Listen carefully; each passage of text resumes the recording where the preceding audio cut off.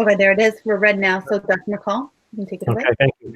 And then Linda and Rebecca, your microphones are on, so just if you can hit those, that'd be great. Thank you. Perfect. So just want to let you, again, just to reiterate for the taping of this, just wanted to thank you on behalf of Dr. Meade Montague for the presentation that we put together the other day and shared. Really appreciated the questions, the comments, and so forth. One of the things that we're looking at is just how we can now move forward with our teachers. I know that was something that we had some questions about, how are we going to get this moving and so forth. We're meeting with our principal leadership team tomorrow morning. We will be going through kind of our next steps associated with how we're helping to support teaching staff through professional development, through some online courses that we're going to be offering up to them in reference to concurrent learning and so forth, which is kind of the model that we've been looking at for the past several months.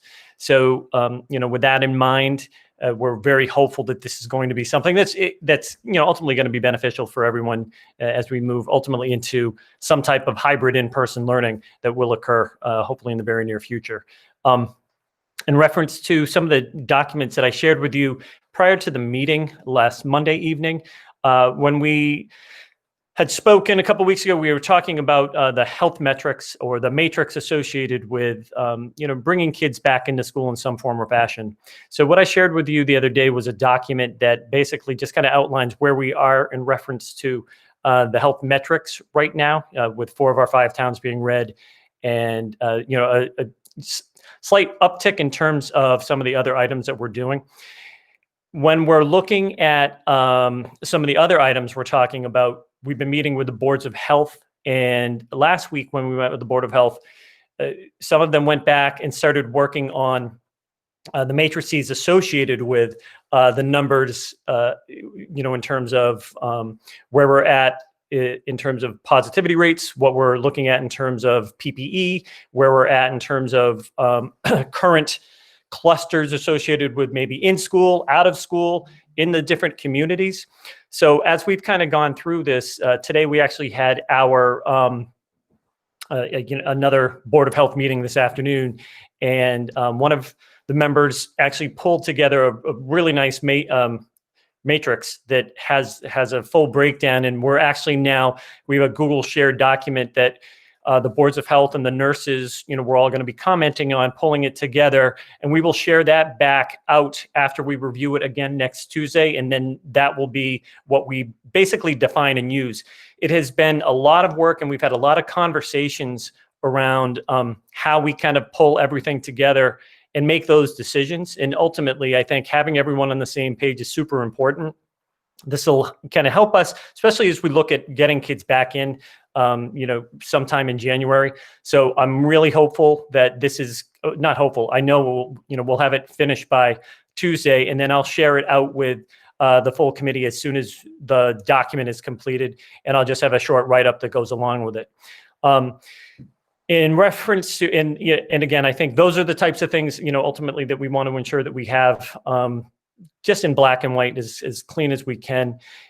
Just to let you know, it all comes down to conversation. That was one thing that the boards of health wanted to stress, is that no matter what, there are numbers that you can kind of tie to, but ultimately it still comes down to having conversations around what's going on in specific communities or specific schools. And that was a very important kind of aspect of ultimately, what we've been talking about and how we've kind of conversed about this over the past several months.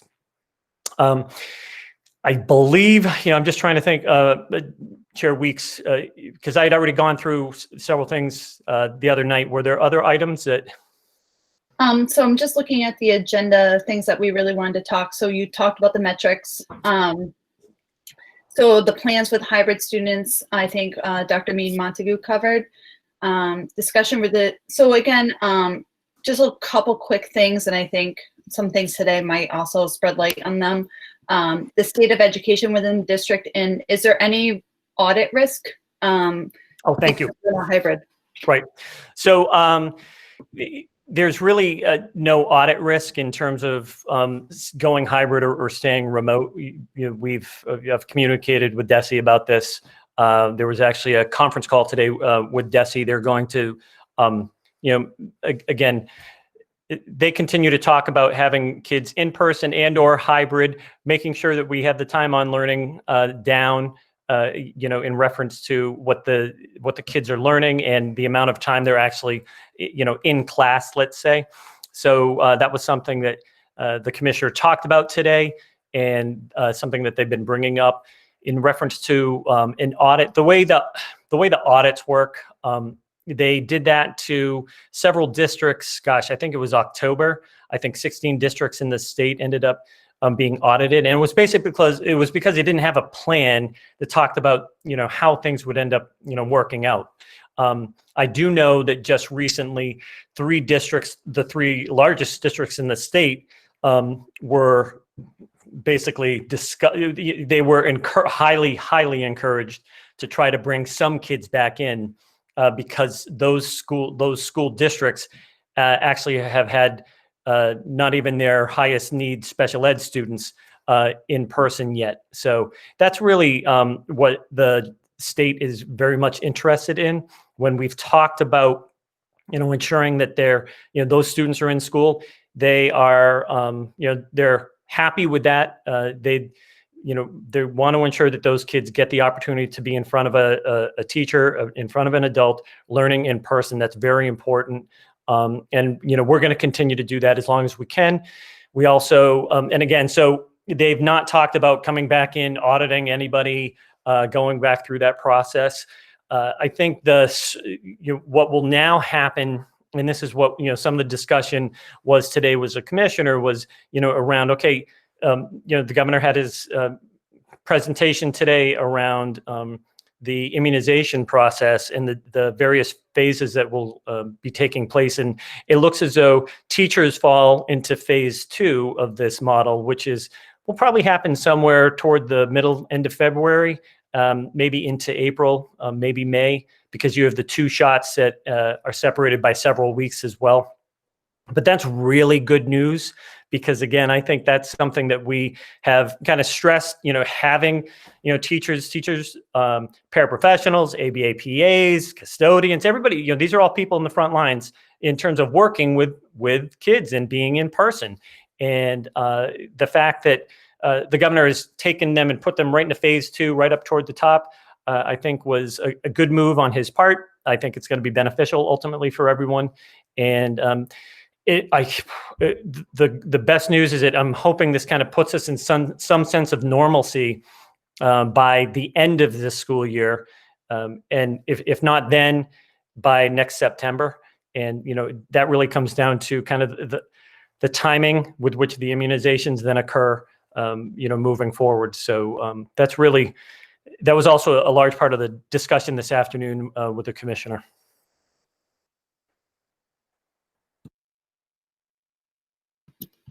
Okay, thank you so much, Superintendent McCall. We now have about 15 to 20 minutes for questions. Mr. Mills is right on the ball tonight. Member Mills, what do you have? So metrics. Just to be honest, I think I'm kind of concerned about what I heard you say. Here's my phrase is data-driven decision making, right? And what I'm kind of hearing is exactly the opposite of that. The document we got, I thought was a good start. It showed what metrics were, but it didn't discuss any threshold, except for one. You talked about a positivity rate. But the rest were data that are publicly available, but no threshold decision points. I've heard today about PPE, and then I heard about conversations and its conversations. And my concern is that the decisions we made last time, good or bad, whatever, we made our decision, were based a little bit on feelings and emotion and not data. And what I think as a committee, just myself, that we need to do is to hear from you and then discuss, not just wait till January, whatever our next meeting is. What are the metrics? What are the numbers that are kids come back, or as you kind of intimated a minute ago, kids go back home if they're the kids we have in the schools right now? What are those numbers so that if it's January 10th and parents are like, wow, McCall told us the numbers were 4% positivity and the school committee agreed to that, and we're at 8%, we know we're not going back next week, or it's looking good, right? So that when we make the decision, we're not making it based on a person's opinion, but we're making it based on data-driven facts that we've pre-talked about, so there's not emotion involved in the decision as much when the actual time comes, right? For that to be made. So that's my concern. I'd like to hear us perhaps talk about this report before January, once we get it, as a committee, so it's not like a couple of days before the decision comes back when we talk about it. Thank you, Member Mills. Yeah. Any hard numbers, Dr. McCall?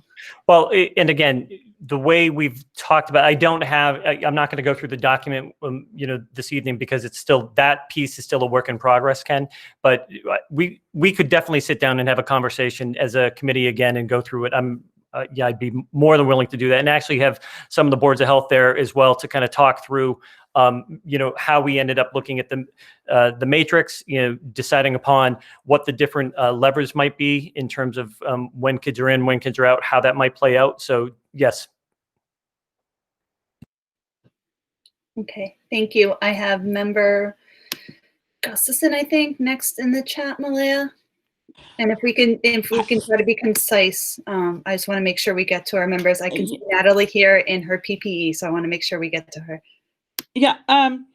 Okay. So my question is about something that Dr. McCall said. Okay. You mentioned the discussion about time on learning and discussions that have been had in the past couple of days around that. And that actually reminds me of something that was not in your report, but it's directly related. Could you speak to changes we've made on time on learning? I know the Wednesday schedule has changed, and that's related, I believe, to what you just referred to. I'd like Sure. if you could clarify that. Sure. And then I'll let you clarify, but my related question is, if what I have heard is correct, then it may not agree with our calendar. So I may have a follow-up, but I'll let you answer first. Yeah, definitely. So, within the MOA that we had put together, that we reviewed with you a couple of weeks ago, the expectation was that when we brought everyone back into school, Wednesdays would become a full day for students. When we were looking at Wednesdays being a full day for students, that was really the expectation ultimately way back when, because we wanted to ensure that we have the proper number of hours built into our time on learning schedule for the entire year. So once that rolled out, Wednesdays have now become an asynchronous afternoon learning time for students in terms of how that kind of plays out. And Malaya did bring this up to my attention the other day, and I talked to another member about this today as well. In terms of the calendar, the way the calendar is actually written right now, Wednesdays are half days for the entire year. So what we should probably do is go back in and take a look at updating the calendar so that it reflects the fact that Wednesdays are going to be full days for students. So, okay. So I appreciate that clarification. I think our community does as well. There were still some questions because they were being told different things by different people. So thank you for that. If it is in conflict with our calendar, is that something that we need to change and address this evening, since students are following this calendar and it's technically in conflict with our calendar? I don't think we can add an agenda item this evening, but that's something we can do in our next meeting. Can I ask why we cannot add it this evening? Because I'm asking because right now we're asking students to do something that's not in our calendar. We can't add an agenda item to an existing agenda that's already been posted per Okay. I'm going to think about that because I don't know if that's accurate. It is. That's fine. Okay. I will think about that. I don't think I'm the only one with this question. No, I agree with you, but it's not on our agenda this evening. Okay. I will state that I think that is inaccurate. I understand you're the chair, but I think we're allowed to discuss things that are timely. We can discuss it, but we can't change the calendar tonight. Okay. Okay. Thank you. Okay.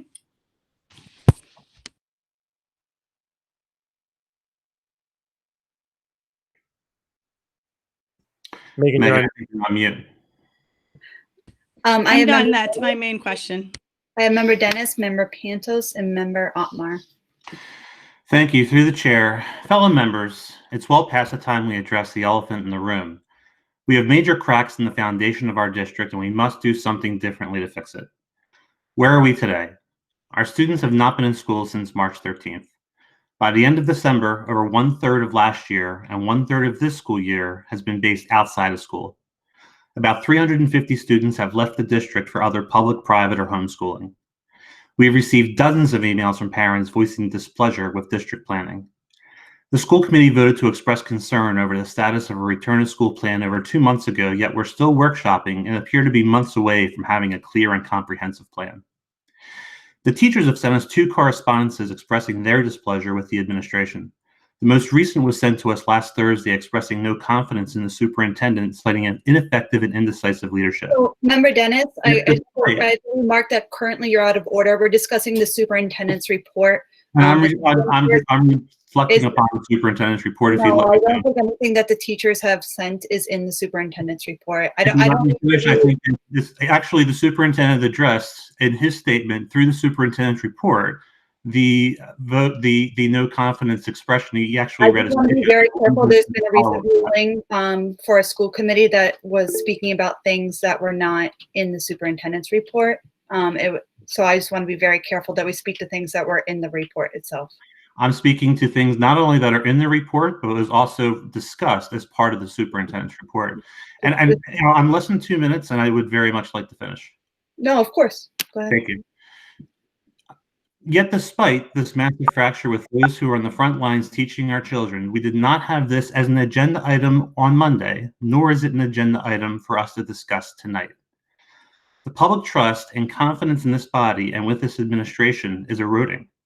We have not and cannot process and deliberate upon the issues in front of us in a collaborative, open, and effective way. Communication from the district to families, teachers, and students has been woefully inadequate.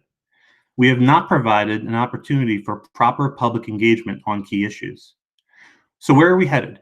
Let's shift our focus for a moment to next year. At this rate, I fear. Again, member Dennis, I feel like you're giving a speech and you're not asking questions regarding the superintendent's report. Like when we start to speak about next year and where we're going, do you have a question for the superintendent to clarify? I don't believe that we have any rule that states that I need to ask a question. I'm simply making a comment based on the superintendent's report. I'm commenting on the superintendent's report. The superintendent's report reflects the status on the status of our return to school plans. I'm making a statement on the superintendent's report on the status of our return to school plan. I don't believe I only have about 30 seconds. I'd like to wrap it up. Thank you. Again, I'd like to shift our focus to next year for a moment and where we're headed. At this rate, I fear we will not have the public support for our school budget for next year. We should anticipate the state reimbursements will be dramatically lower. Programs will need to be cut, resulting in the need to eliminate teachers. Students and families may continue to leave the district in large numbers. The result is that the quality of education will be diminished. I believe that each of us have volunteered to be part of this committee with the best of intentions, to advocate for the over 8,000 students in this district and provide for the best educational experience for all. Sadly, we are watching the quality of our district erode before our eyes. My question is this: what are we, as a body, going to do differently to avoid this outcome? Thank you for letting me complete that. Thank you. So, Chair Weeks, was there a question in there for me? I don't believe there was. I believe there was a speech. So we'll go to member Pantos. Sounds good. Thank you. I believe there was a question through the chair stating what are we doing to position ourselves so that that's not the case with poor planning. We asked that of the school committee, and that's not something we're going to discuss. So member Pantos, you may go with your question. All right. I'm going to, due to limited time, I'm going to donate my time to those who have further questions. Thank you. Member Otmar, please. So my comments really kind of build off of really what Member Mills had stated earlier, especially with regards to trying to pin down this elusive kind of what our metric is going to be. And my concern, similar to his, is that it seems to be it almost seems as though we're chasing the perfect definition for our right criteria for going back to school, or for separating a differentiation between hybrid and remote. And while he had counseled, or while he argued that maybe we shouldn't go this route, I would like to make a motion that we adopt a criteria of 60 weekly cases across the district as our threshold for remote and hybrid. Hold on one second. I just have to make sure your motion's in order at the moment.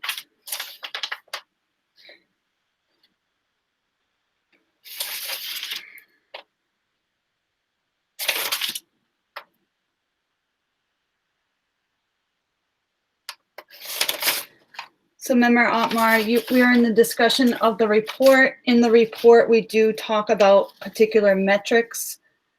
I have never heard a motion come forward during a superintendent's report. So I would believe your motion would be in order within a subcommittee that could be brought to the whole committee. I don't believe your motion is currently in order at this time. I will appeal the decision of the chair. Okay, that is not debatable. Member Otmar is appealing the decision of the chair. Is there a second? I'll second it. It's been made and seconded. So right now, Member Otmar is appealing the decision of the chair, which is to bring forth a motion at this time to have 60. Can you repeat that once more? So the motion would be that our threshold or our benchmark for remote to hybrid would be 60 new cases per week across the district. District-wide in all 5 towns? Combined, yes.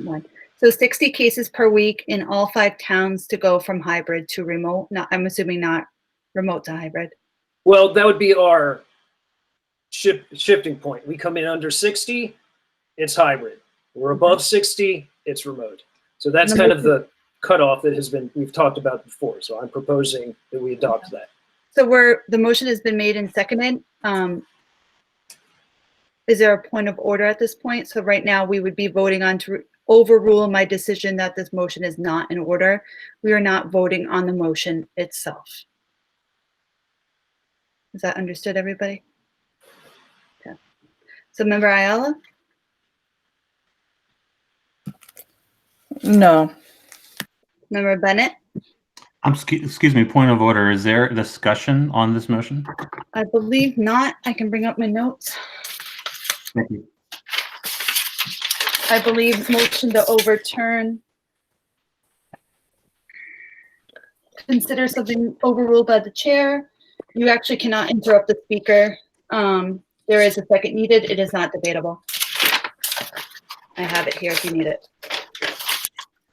Megan, can we please be clear on exactly what we're voting on and what? Yep. You are voting to overrule my ruling that Member Otmar's motion is not in order right now. So a yes vote would overrule my ruling. A no vote would keep the ruling as that we need to keep, that this motion is not in order. Megan, can we clarify if we don't vote on it now, is it something that we can make this motion later? Or is your point that it should be made now during the superintendent's report? It shouldn't be made now during the superintendent's report. It should be made during a more appropriate time where there's something on the agenda that a school committee member can bring forward an agenda item. Bennett, no. Bennett's no. Brown?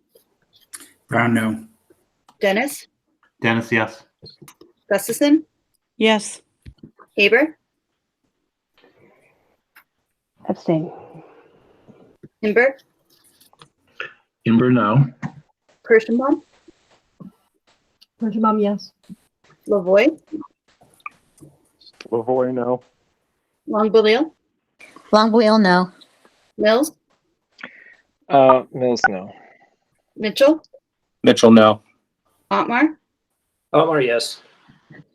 Pantos? Pantos, yes. Shapiro? Shapiro, no. Silva? Silva, no. Smith? Smith, no. Sullivan, Sullivan, no. Williamson, Williamson, no. Woodland, Woodland, no. Young, Young, yes. Chair abstains. Madam Secretary, I believe the motion fails.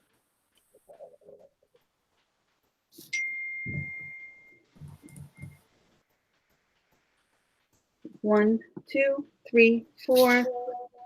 I have 5, 6 yeses, so the motion does fail. All right, well, I've eaten up more than my 2 minutes, so I will cease. Okay, thank you, Member Otmar. Next in my chat, we have, I have Member Ala, Pantos, and Lavoy. Did I make a point of order, Chair Weeks? Of course. It is just about 7:30, and I know that. Absolutely. That's very much on my mind, but I wonder if anybody has anything they want to add or question. Member Ayala? Yeah, it was just one thing in regards to what Member Mills was talking about in the metrics, having that data-based material. But one of the things I'm a little concerned about, and I don't know if it's in that metrics as well, if Dr.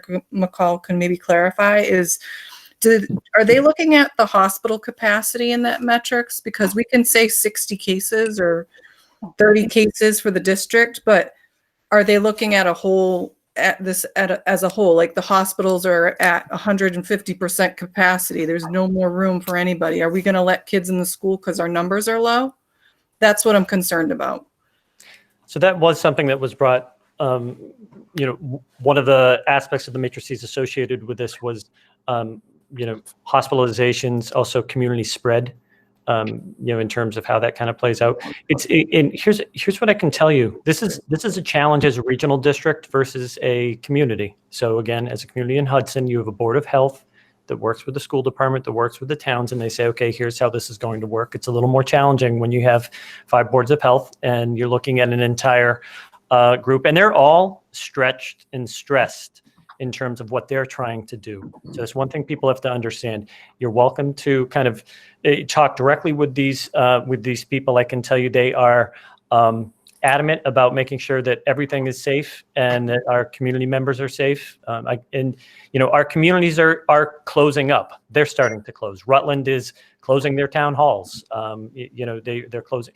So that's where they come from. Some of the other things that are happening are, very different. So, again, what we want to do is we want to just ensure that that's what they're looking at. There are different aspects of what they're kind of tapping into, and then we look at all of those items, because again, you can say, okay, it's Carl's number is basically 1% of the students, but we have to take into consideration what happens if we have staff that we can't.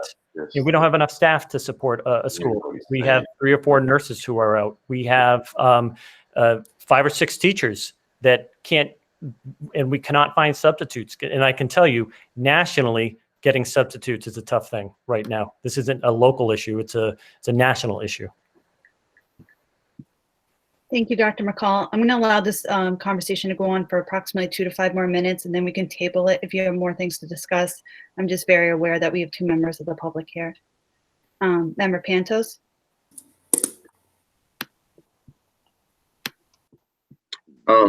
Talking about these metrics, is it possible to do it based on individual schools, or is it too much effort to shut down just one school because of an outbreak and not the whole district?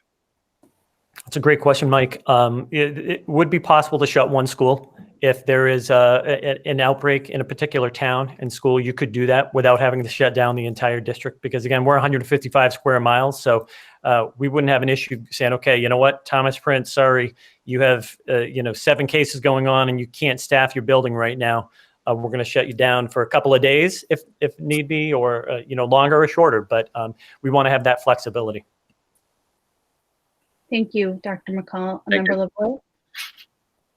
Yeah, Dr. McCall, I had a couple of questions on the data. So in your report, you had provided feedback from constituents in terms of what their experience was with remote. One of the things that I think we're lacking from a metrics experience is, what does the data show us from the educational experience, from achievement, from the we're almost we're a semester and a half through a school year, we're nearly halfway through, and having visibility into years upon years of data in the district, how are we trending from an achievement perspective? And I'll kind of tie that into another thing. One thing that's new to us is full day kindergarten. And one of the reasons why we chose full day kindergarten was the gaps that we would see between learning time from not having a full day in person versus a half day. Have we had an opportunity to look at data on a grade by grade level to see where gaps might exist, where there might be opportunities to say remote is really working for this group or this particular grade level? Thank you, Matt. That's a good question. I can tell you I'm pulling together a more thorough report that goes along with your questions that you had posed to me.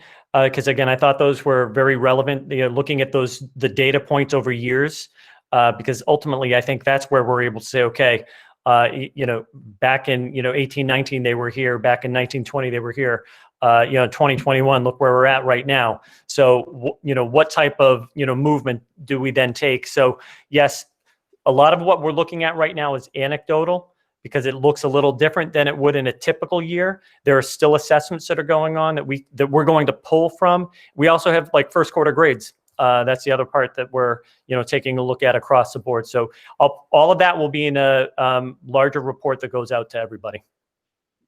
Just a quick follow-up to that. Have you, in your analysis of that, have there been any outliers that you've seen that have thrown either really concerned as you're looking at it, that you've decided to dive deeper into that data? Thank you, Member Lavoie. Anything stand out at this moment, Dr. McCall, I guess? No, it's pretty consistent in terms of what we're looking at. There's definitely a difference in terms of the growth from last year at this time versus this year at this time. So that's what we're focusing on across the board, Matt. Thank you. I'm going to take Member Imber, Member Long-Balil, and then if there's more discussion, we can table it for a time later.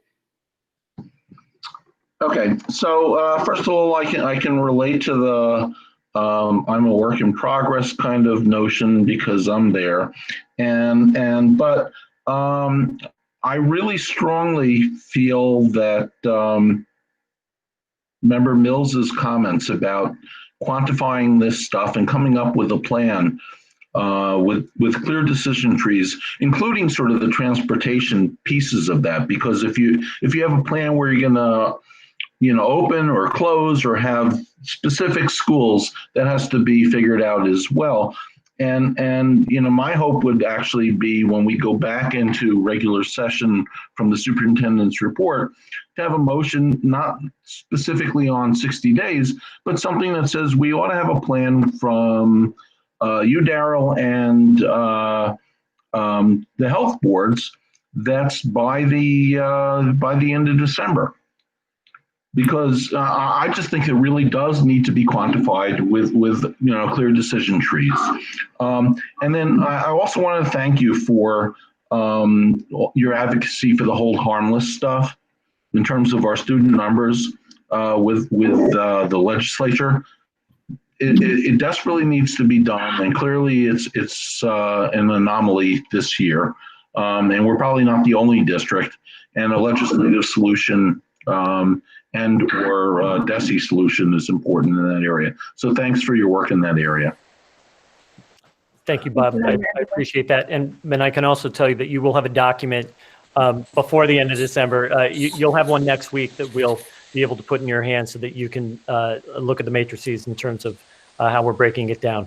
Transportation, Bob, how that kind of plays out, that's easy to do, because we'll have the transportation already established. So it would just be, hey, you know what, we're not going to do the Princeton runs because Thomas Prince is closed. So that's not as much of an issue, because once it's established, we just take away or we add back to that level where we're at.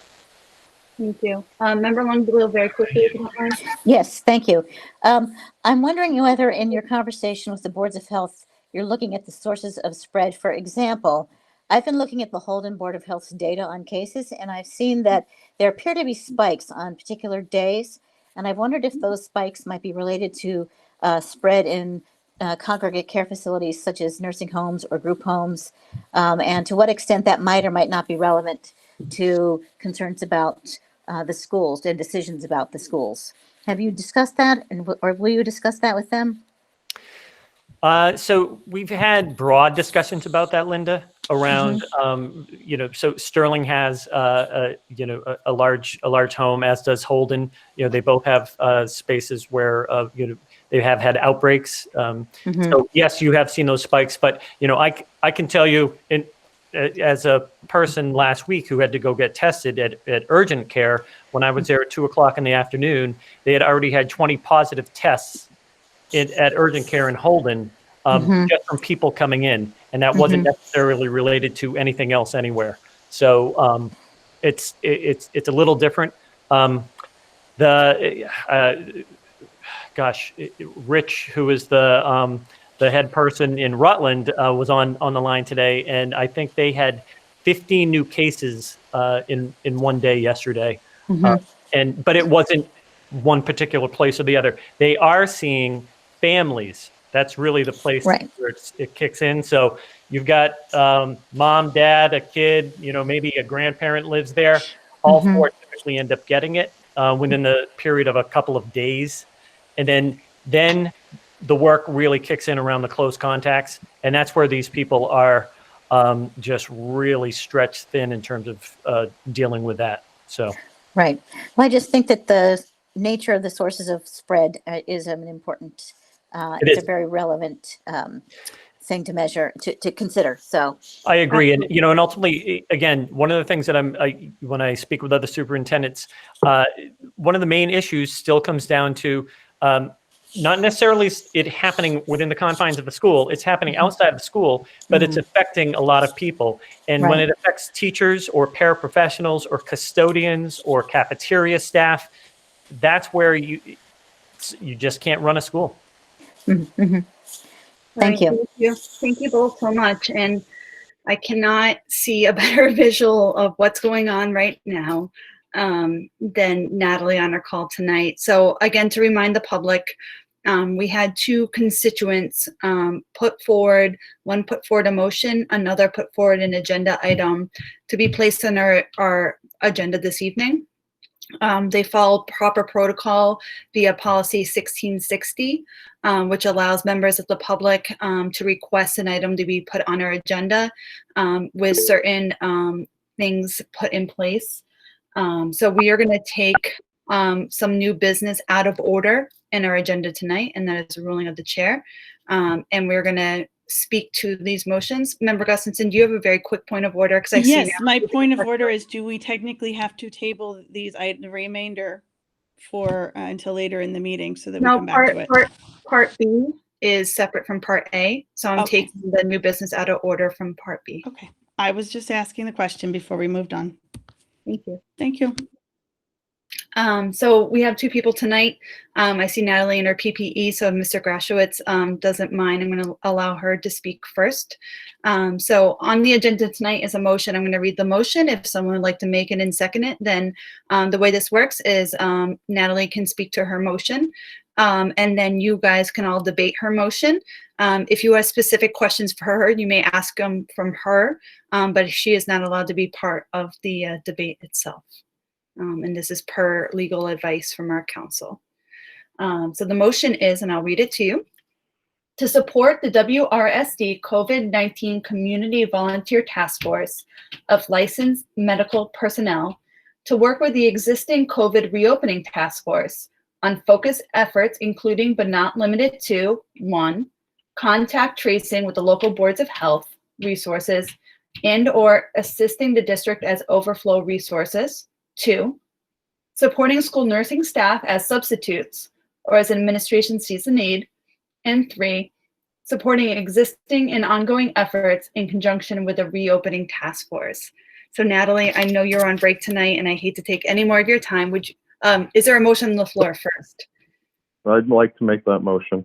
Is there a I'll second? second it. Second. It's been made and seconded. Natalie, the floor is yours. Hi, everybody. Thank you so much for your time. I just want to say thanks. I know these meetings have been long and I appreciate you letting me squeeze in here. I'm fortunate enough to have awesome coworkers that are helping cover the time. I'm at the hospital now, I'm sure, as you can tell, so apologize about the PPE, but so is 2020. Anyway, this specific motion came to fruition as I listened to the last school committee meeting. And even now, I think it was very appropriate that Dr.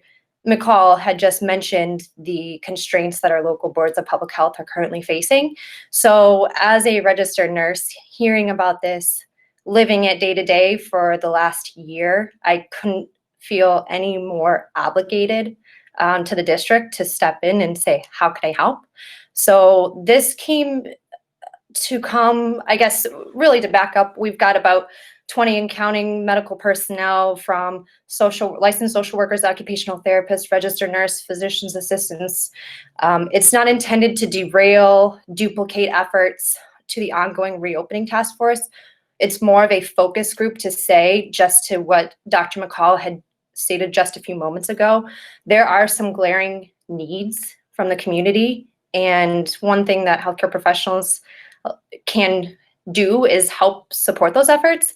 So the Board of Public Health, as Dr. McCall mentioned, the substitute nurses, supporting the nurses as overflow is something that this task force is able to facilitate. Just to let you all know, we've already circulated flyers throughout all the major hospital campuses. So that's, we're getting the word out there. We're trying to support the district. I myself have, applied for the substitute program. So I don't see, like I said, a better value add than our kids in our district.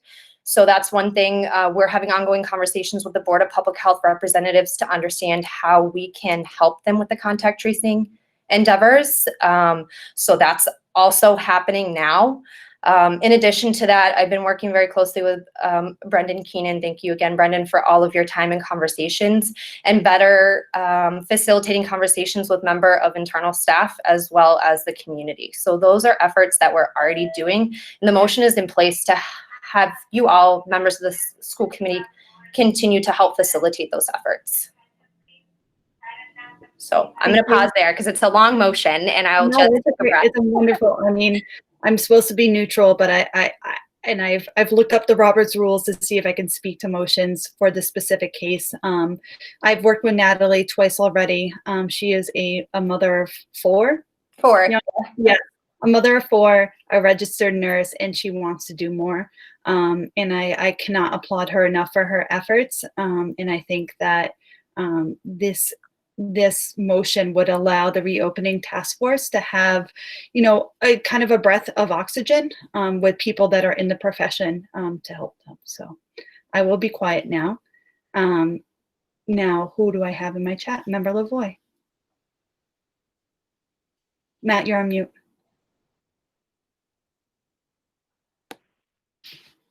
All right, I'd just like to say a couple of things on the motion. I've worked with Natalie on kind of the context of some of this motion, and I think one of the things that is super important is Natalie is probably, of all the people that have spoken to us as a committee, Natalie and the other members of the community have worked in a controlled environment for quite some time dealing with COVID. And I think that as we think about how that might translate to schools and perhaps some of the best practices, I think that there's really no negative or downside to leveraging that expertise to help us as we navigate these troubled times. That's all I really have to say on it right now. I do think that if there are any questions from this constituent in terms of how they've been able to manage a controlled environment, I think right now would be an appropriate place to ask those, because I think for the time that we have with Natalie, she can address those and really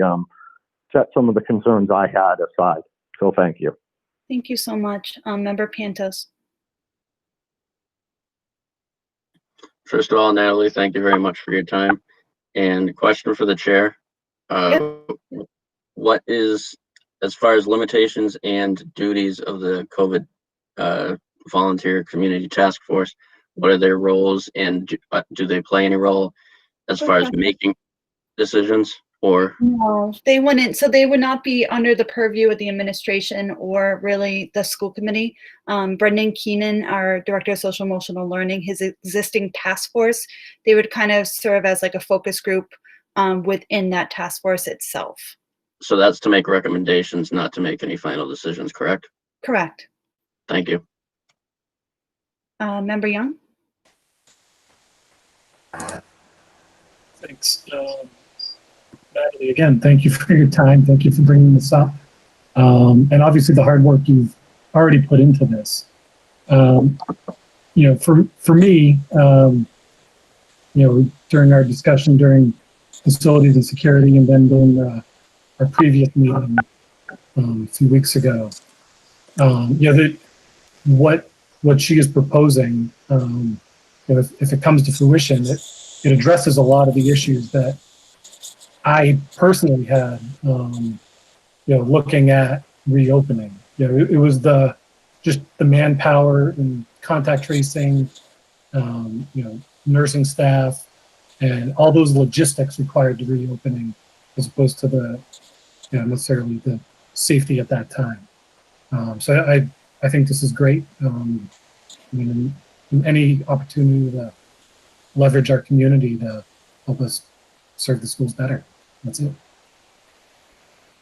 Thank you, Member Young. I have Member Brown, I believe. Nope, I'm sorry. Member Longbelial, then Member Brown. Member Young just raised my points, and I just want to add thank you. This is an important step. Thank you. Member Brown? I love this motion. The Board of Health is definitely stretched very thin. I can't believe Natalie has the time to even volunteer for this, being in the medical field. So I applaud anybody that joins that committee, and I would recommend that we vote yes on it. Thank you, Member Brown. Member Ember? So again, I appreciate gone into it.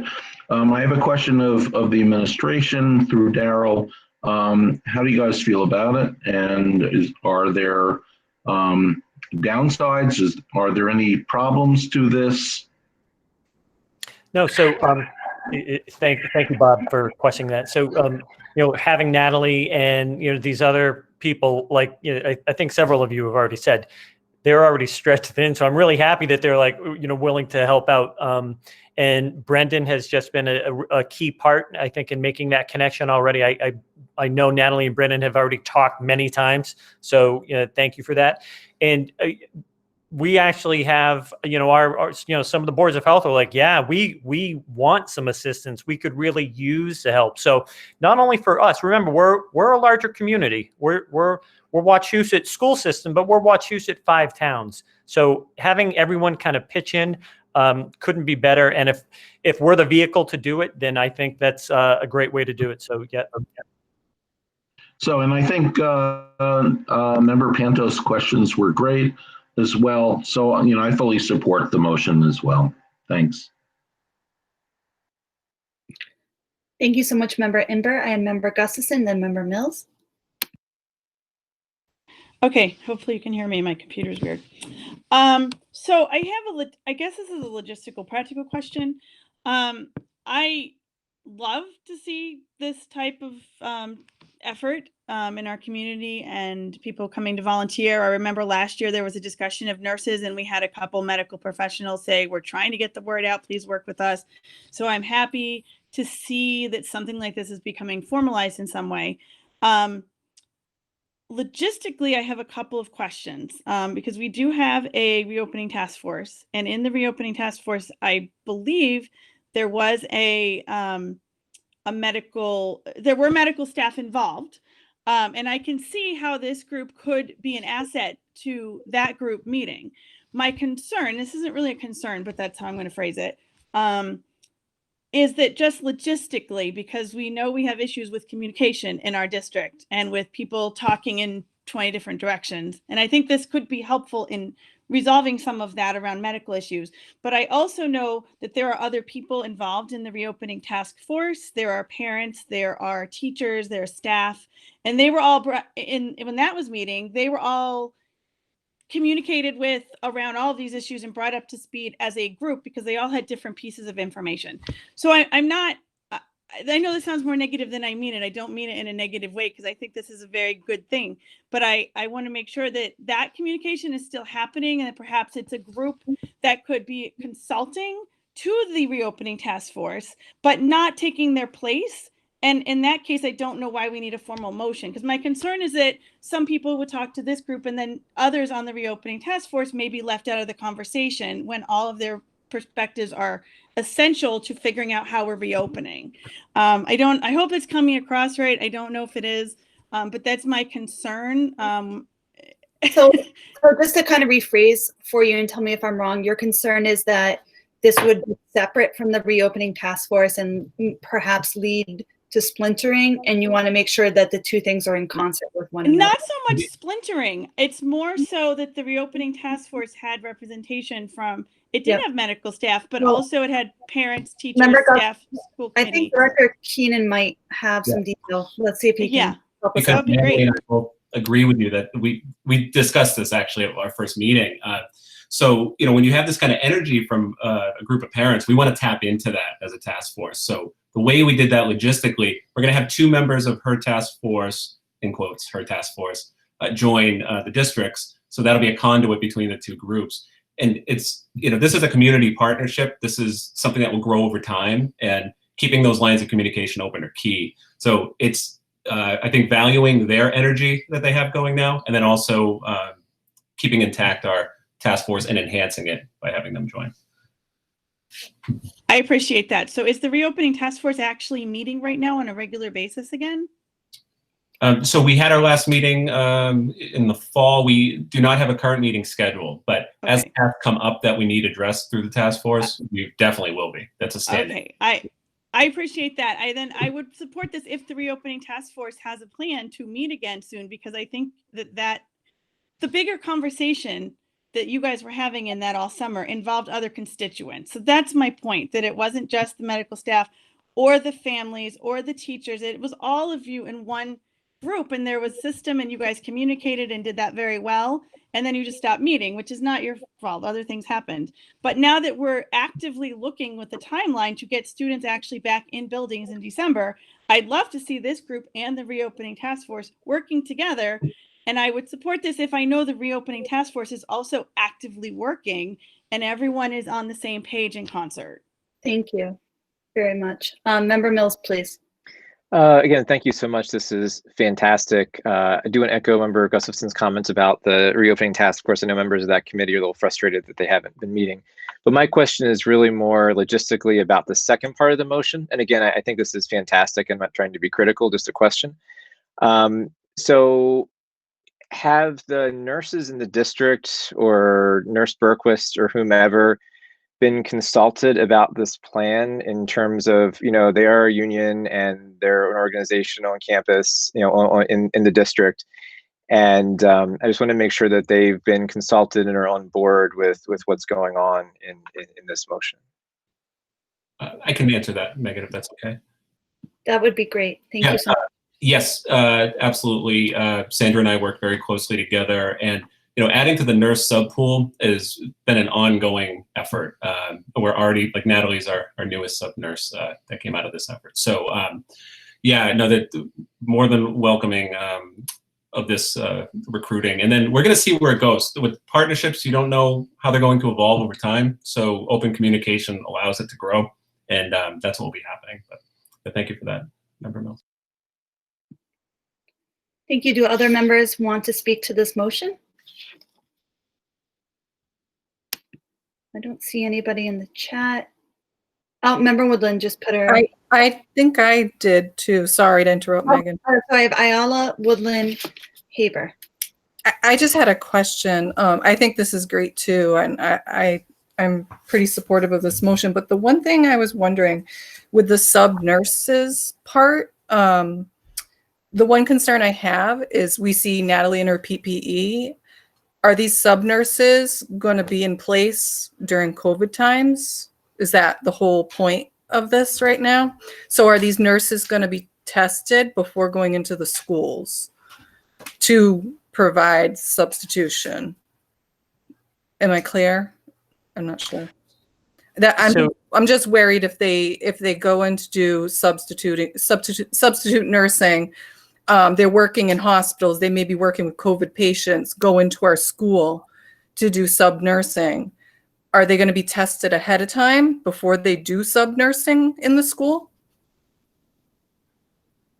So Melissa, that's an interesting question. It's not one that we've actually probably discussed. Brendan or Natalie, if again, is that something that you've had the opportunity to discuss at all? I don't know, Brendan, if you want to speak to it. I don't know if I'm able to. Am I able to now that the question's out there? No, it's a question. Like, are you? Oh, so Brendan and I haven't specifically talked about that as an entry requirement, to your point, Member Ayala, but I can understand the concern and appreciate that. It certainly makes sense. One thing to make of note too is nurses that are all part of here are all different specialty nurses and not necessarily always working on a COVID unit. So the risk for transfer, and back to Dr. McCall's point, Dr. Dixon actually had a virtual town hall at UMass today. We are also seeing very little transmission from positive patients in the hospital. We're seeing a community acquired spread, very similar to how we're taking the vantage point of schools. So while I think that's a great concern and maybe perhaps something Brendan, Sandra, and I can discuss, it may not necessarily be the best appropriate use of time and resources, given too that when I'm covered in PPE, face shields, masks, and gowns, the risk of transmission is extremely small. So, but it is certainly something that I think we could talk about too. And just to add on to that, I find nurses to be the most careful about all of these, about transmission, about potentially carrying. So I know we have nurses being very cognizant of that. And even in selecting to be a sub, nurses who are in high-risk situations, I know of at least one that said, I'd love to, but I am. So I think, we have a group of people that see it on the front lines, and they're going to be very careful to, not increase risk. That's not nurses' role. Thank you both. Member Woodland? Thanks. That was a great answer to know, to hear about, like self-selecting out, because I know a lot of our, we have a not small portion of students who are high risk themselves of COVID. But my question actually is two things. Just to ask if the reopening task force was able to discuss this addition to their work, and then also what is the process for being on this volunteer task force? Because it sounds great. It sounds like it would really help quite a lot of what the burden is for getting schools safely open. So those are my questions. Thank you. I can answer the task force question, the first one. So I did not discuss it with the task force. I also, as we've added people along the way, I haven't done that. So in this case, it's the same. But I think it will be a positive addition of having 2 more medical professionals, and I imagine the task force would agree. Thank you. And I guess the second part of the question, Natalie, I know you've reached out to some people. How do you imagine either growing your group or accepting new members? Sure. So I did have a hunch that after publicly discussing this at the school committee, that there might be some people on the other side saying, how do I get involved, or pick me? So I wanted to have this conversation first, to be candid, to keep the momentum going and garner support from you all. In order to volunteer specifically, I have children in one school, so I do realize that's a small subset of the many schools that Wachusett is, but I dipped my toe with the PTA there, and that's how this all started. So it was a question of, hey, I'm in healthcare, who else is? Our district needs us. really it was a social media effort, soliciting people, and I got a really large response, and shout out to the people who have. You guys are awesome. I hope that answers your question, but right now we do have people who are either healthcare business operations managers and work very closely with nurse practitioners, nurses. We have a respiratory therapist on board. We also have a licensed occupational therapist and a licensed social worker. So there's people from all avenues of healthcare so far, and I only imagine that number will grow after this conversation tonight. So there wasn't like a huge entry criteria other than medical focus and a strong position of support for the district. Does I'm going to go with Member Haber, then I'm going to cut discussion so I can let Natalie get back to work as well.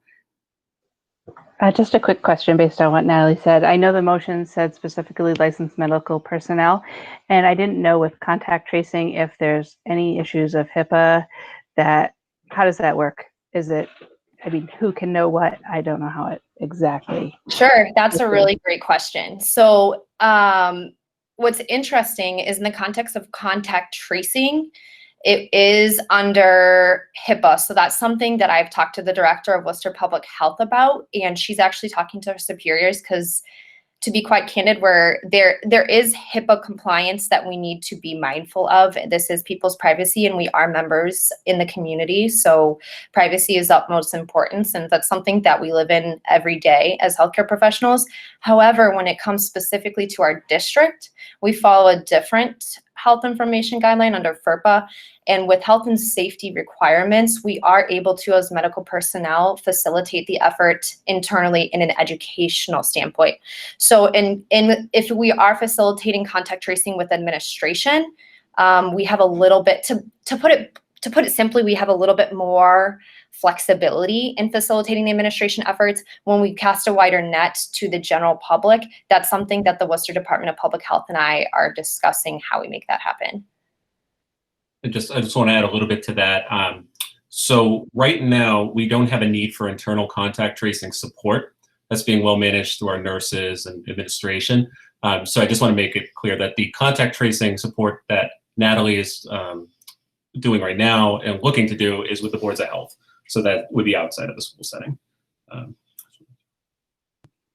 Thank you, Director Keenan. With no other questions or comments, I want to go to a roll call vote. Okay, let me double check the chat. Okay, looks good. All right, we're going to start with Member Ayala. Ayala, yes. Member Bennett. Bennett, yes. Member Brown. Brown, yes. Member Dennis. Dennis, yes. Member Gustafson. Gustafson, yes. Member Haber. Haber, yes. Member Imber. Imber, yes. Member Kirschenbaum. Kirschenbaum, yes. Member Lavoy. Lavoy, yes. Member Longbaliel. Longbaliel, yes. Member Mills. Mills, yes. Member Mitchell. Mitchell, yes. Member Otmar. Otmar, yes. Member Pantos. Pantos, yes. Member Shapiro. Shapiro, yes. Member Silva. Silva, yes. Member Smith. Smith, yes. Member Sullivan. Thank you, Natalie. Sullivan, yes. Member Williamson. Williamson, yes. Member Woodland. Woodland, yes. Member Young. Young, yes. And the chair votes yes. Natalie, your motion passes unanimously. Thank you so much for your efforts. We appreciate it so much. Thank you all for your time. I appreciate it. Thank you. We appreciate it more. Okay, next on the agenda tonight, we have an agenda item, which is reopening WRSD for hybrid learning grades K through 2, no later than December 14th, 2020. This agenda item was presented by Princeton resident Philip Grasowich, who I believe is using his kindergartner's Google Meets account tonight. I don't believe you are Alexa, but welcome, Phil, and you have the floor. Thank you. I'd like to welcome you to my kindergartner's classroom today, as you can see from the background. I've got a statement I will read here. Good evening, members of the Wachusett Regional School District School Committee and district administrators. I would like to first thank all of you, as well as the superintendent and his staff, for all of the hard work during these very difficult times. I would especially like to thank all of the very dedicated teachers in our district for the truly valiant effort they are making on a daily basis to educate our children during these very difficult times. I have witnessed firsthand for over 50 days now their dedication and professionalism as they try to make the best of a bad situation. I, like so many other parents and children in the district, was very surprised and disappointed with the school committee's last-minute decision to delay the reopening of our schools for hybrid learning on November 18th. The new reopening date of not sooner than January 19th, 2021 is a minimum of another 2-month delay, and maybe more. As I watched the school committee discuss and debate this decision, I was further dismayed at the lack of recognition that some of the very youngest students were receiving with regards to their unique educational requirements. Kindergartners, first and second graders require far more than older students, as many are just learning the alphabet, how to pronounce letters and words, and learning how to read. I can assure you, there is no such thing as asynchronous or independent learning for a kindergartner, unless an adult is by their side, just as would be the case in school.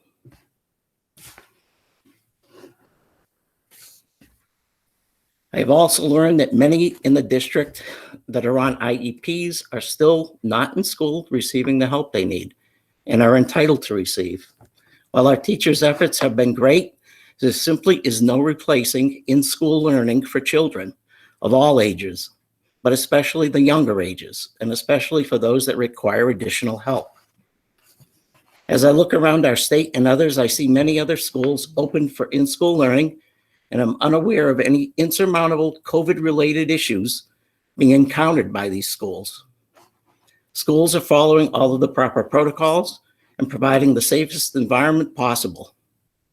On December 10, New York City, the largest city in this country with over 8.5 million people, is set to reopen some of its schools for in-person learning.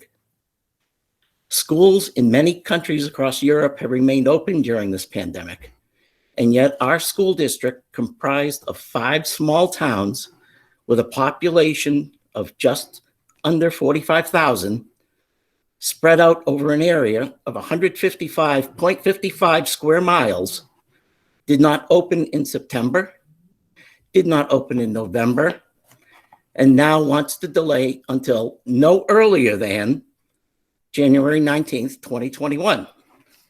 This would now mean that more than half of our school year is lost in school learning for our children. I believe most parents in this district find this to be unacceptable and would prefer in-school hybrid learning over remote learning. I believe well over 200 parents signed an online petition calling for the immediate move to in-school hybrid learning. I have researched our own district's preparation and plans, spoken to many people concerning the readiness to open, and to date have found that our school administrators have done everything required in order to open for hybrid learning. I have heard of stockpiles of PPE. I have seen presentations showing schools with desks being distanced. I have seen those presentations, hallways marked off and with signage. We are given bus schedules, arrival and departure plans, student requirements. If there is anything lacking in preparation at this point, I would like to request that any state of unreadiness be disclosed as part of this discussion. After watching the November 17th school committee meeting, I was left with the impression that facts, data, and science were somewhat lacking in the discussion. My impression was that some might be basing decisions on fear, and the words of health professionals present during the discussion certainly added to that fear, in my opinion. Speculation about what might happen over the next few months was added to the discussion. Speculation is not fact. Many predictions concerning this virus have turned out to be wrong, resulting in poor decisions being made. In addition, there was a lot of information that was left out of the discussion. I would like to add some facts to this discussion that were omitted. Our 5 towns have a combined population of roughly 45,000 people from current census data. Of that population, Massachusetts reports positive test results for a total of 102 from 12-3, 12-4, and 12-5. This total even assumes 4 positive tests when the state reports less than 5. So the 102 total may be on the high side. While positive tests may be increasing, their numbers remain extremely low in our towns. In terms of our total population, slightly less than 0.25% of the population in our district are testing positive in the district over the last 3 days. The worst case data for each town is Holden, 0.1761 of 1%. Rutland, 0.2014%. Sterling, 2.936. That's about 0.25%. Paxton, 26.9, about 0.25%. And Princeton, which again is going to be pretty high because most of their figures were less than 5. So I rounded them, I made them 4. That figure is 36.81. It is my position that these percentages do not warrant the closing of all of our schools and the very real damage these closings will cause thousands of our children.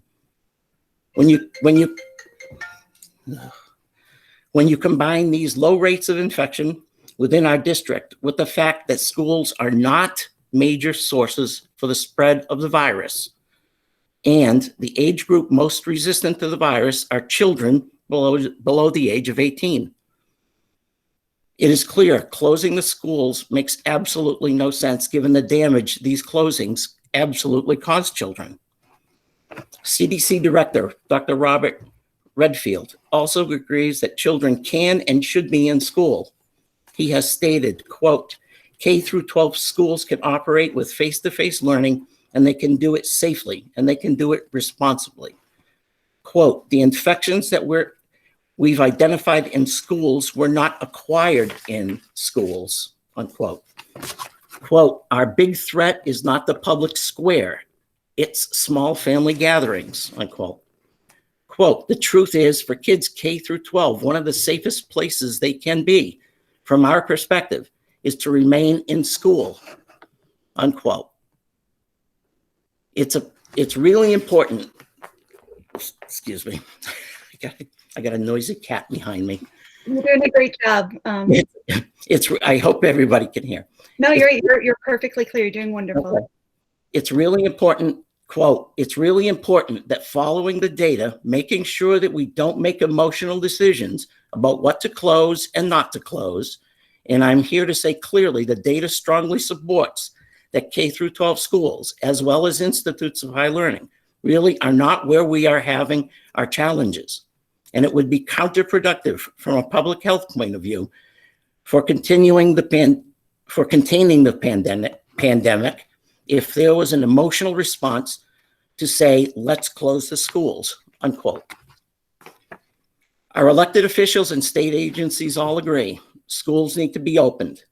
From President Trump to President-elect Biden to Governor Baker to DESE to the CDC, the direction is clear. Open the schools. We must acknowledge the fact that our children are being adversely affected by not being back in school. Some of these negative side effects are added stress, anxiety, depression, loneliness, social isolation, suicide attempts, more failing grades, ineffective learning from some that may set them back for years. I'm sure there are more that could be added to this list. In summary, if you look at the facts, the data, the science, and listen to the experts, our schools should have been open by now. Delaying their opening by even one day more is one more day our children are not getting the education they need and deserve. That is why I'm advocating for January 4th, 2021 opening for all K-2 students in the WRSD. Yes, it will only be a few days in school, but those days will allow WRSD to evaluate their readiness without all students flooding into the schools at once and get the youngest students most in need back to school. Between now and January 19th, phases could have schools operating in full hybrid mode for all grade levels. Our schools should now be even readier than they were on November 18th. Parents that prefer to keep their children learning remotely can do so, but parents that would prefer in-school learning for their children have no choice right now. All we need to do is follow the facts, the data, the science, the experts, and not our emotions. Let's do the right thing for the children and get them back in school where they belong. Thank you for your time and consideration. I would like to submit this document for inclusion in the minutes of this meeting. Yes, please do so. Okay. At this time, I would like to make a motion that WRSD open for hybrid learning. Yeah, it's not a, Mr. Grashowitz, it's not a motion, it's an agenda item. So my members will speak to it at this point. So if you would email me those comments, I will add them to the minutes, and we really thank you. I'm going to open the floor to members to have discussion. So again, same thing with Natalie. You're not going to be part of actually the debate, but if they have specific questions to yourself, they may ask them to you, and of course you're free to answer them. If they wish to make a motion, they can, but only members of the committee can make motions.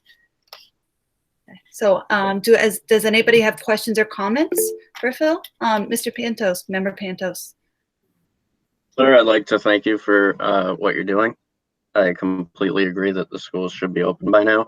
I'm a little bit disappointed that this was not added as a motion. And I'd just like to set for the record for the school committee, if this were to be a motion that would be voted on, I feel as though I would have to abstain, given that I don't have enough knowledge as to what is and is not ready in the schools. However, I do feel as though, like you said, Sarah, this could be a form of a beta test for the schools. Thank you. Thank you so much. Member Mitchell, please. Yeah, thank you. Thank you very much for the information and the letter. You know, I actually have a child in first grade. Luckily, she is doing well, but as you said, there is no such thing as asynchronous learning. You know, many questions do come out as they are progressing. I actually have a question for the chair. So this was a statement. I'm not sure what we're doing with this. It's an agenda item on our agenda tonight to speak to. So members have the right to speak to this agenda item. And that's how it was presented to myself. And so that's how I put it on the agenda. Okay. Member Gustafson? Sorry. So I have a question related to this, but are we allowed to make motions, or are we not allowed to make motions in this discussion yet? So that's $1 million question. Okay. I mean, I think we are. My understanding is I believe you are. If you Yes, would like to make a motion that is in line with the agenda item, you may do. I will make a comment first and say that I think we voted the way we did in November, at least I did, based on data right now. And I don't know if December 14th makes logistical sense. But one thing that has troubled me throughout this, and that I think I would like to propose as a motion, is that our original plan that we passed in August 10th, had 3 phases of groups of students coming back. Phase 1 is essentially what's back now. Phase 2 was about 2 weeks later, included all of the other IEP students, other high need students, ELL, homeless students, all of students who couldn't access. Phase 3 included specific grades 1 and 2, or K and 1, I think. So we'd have pre-K through 1, and then certain specific grades at different schools that were designated as key grades. I thought that method made sense to bring students back in a phased in manner and not overwhelm the numbers, but also bring back the highest need students. And that is what we approved in August. So what I would like to move is that we, starting January 4th, when we come back to school, that we begin to phase in the phasing that we or at least continue to phase in the phasing that we began So- in our original plan. For Member Gustafson, I would need that motion to be more clear. I know. I would say we've already done most of phase one, I believe. But So I who would like, who would you like to return to school on January 4th? Give me a I would specific. like to make a motion that we return to school on January 4th, continuing the phasing that we passed in August. So I would propose starting with phase two because phase one is already there. So specific, because we can't, I need a specific. I know. word. If So someone has better language, please help. But that's what I'm so trying who to is do. phase two? Read to me I verbatim. guess I would like to propose that we return to school January 4th, implementing the phasing from the August plan. I don't know. That's what I would say, but at least I would say with phase two in January, because I think phase one has been done. So Okay. I think beginning with phase two, January 4th. I just want to say who phase two is for the public, because I'm sure that. I will read what our reopening plan says. I pulled it up. Our reopening plan said phase one, in-person sessions for some preschool students and students with significant and complex needs as defined by their IEP and PL3. Just phase two. Phase two says phase one students would increase duration and begin in-person sessions for the rest of preschool and students with moderate needs as defined by their IEP and PL3 and other high needs students as defined by DESE. Okay, moderate needs and high needs. Okay. As defined by DESE, which is a much longer group. I did not pull up that language, but it includes homeless students, students who can't access the whole list we've been talking about. Phase three. So wait, your motion is phase two though. My motion is to begin phase two on January. Okay, so that's what the motion needs to be. Okay. Okay, that's fine. But I would want to make sure phase three is then following that. Okay.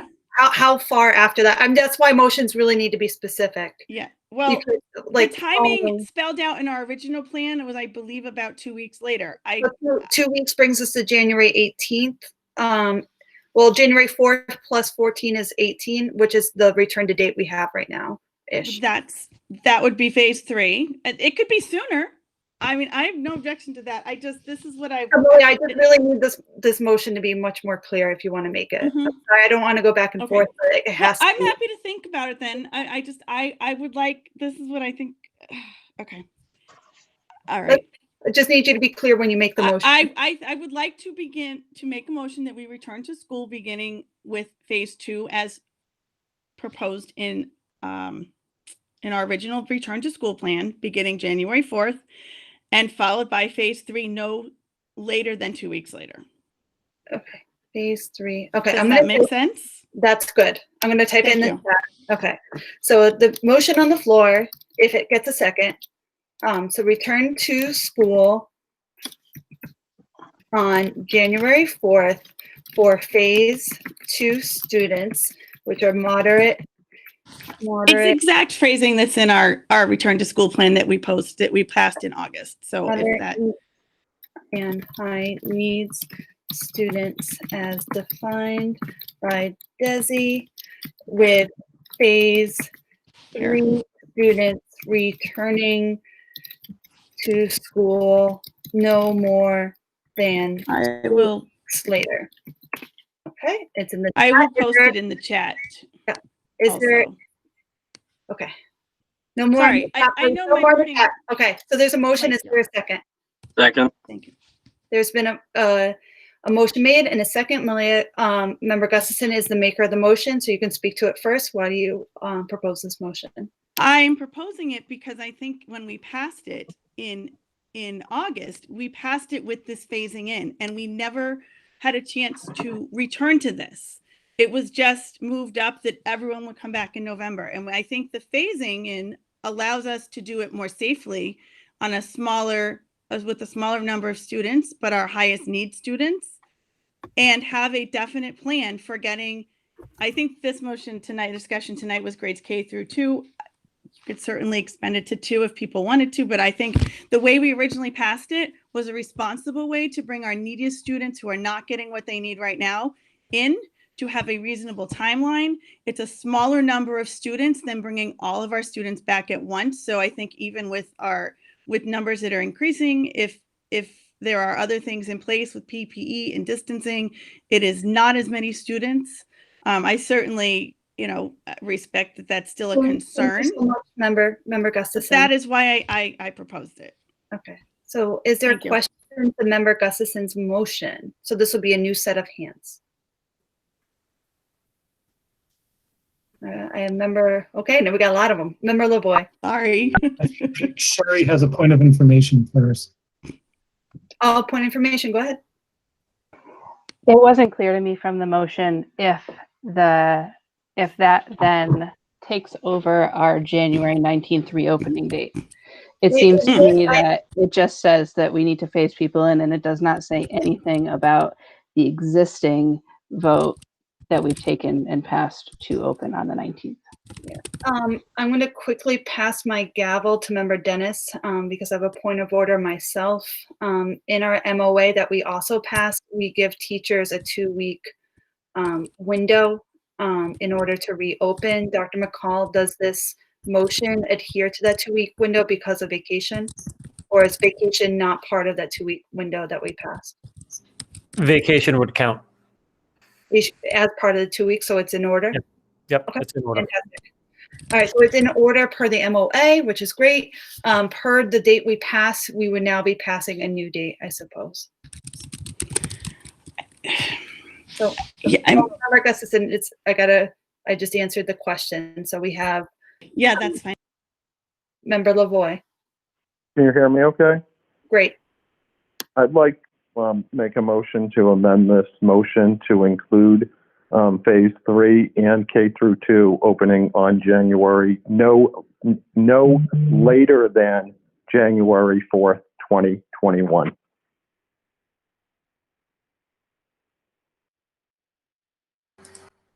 Megan, you're muted. There's a motion to amend the motion to say phase 3 students and K through 2 students no later than January 4th, 2021. Is that correct, Member LaVoy?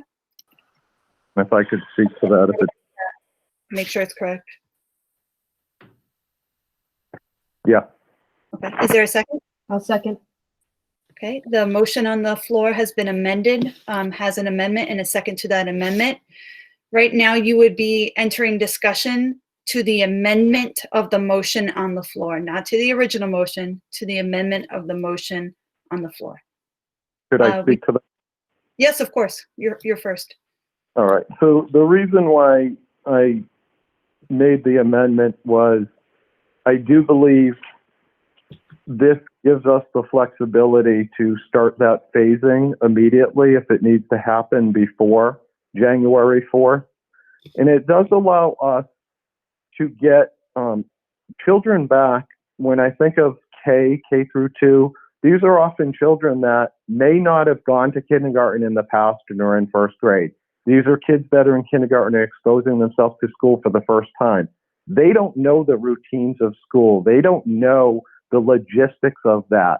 And I think it's really beneficial when we think of our district, and we have some schools that are mainly K through 2. We have others that are all the way to 8th grade, and it allows us to better assimilate and allow these children to get back. Needier kids that require services as well. And it also allows our teachers, our administration to have a better handle for when January 19th comes along. So I think that when we look at the logistics behind this, Dr. McCall's pointed out that it does not interfere with any obligations. I think Mr. Granuit's made really valid points that we'll have nearly 2 months from the last time we were supposed to open, November 18th, nearly 2 months. So there has been no compelling reason why schools are not ready to open. It's really just putting the plan in place and starting it, and we have to start somewhere. Thank you so much, Member Lowe.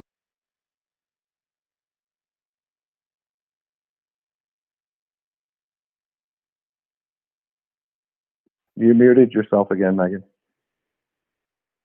I did because you guys were so quick on the draw. I think every member of the committee has their hand up. Member Haber, please. My hand was up to the original motion. That's where it gets confusing. All right, Member Woodland then, is that it? Yeah, I think so. Okay.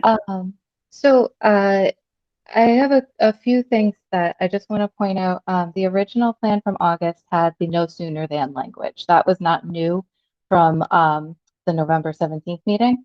That and I think that was built in from the original plan, just so that there would be that time to consult with boards of health and other things like that, so that we would be able to advise our community about any new information as it comes along.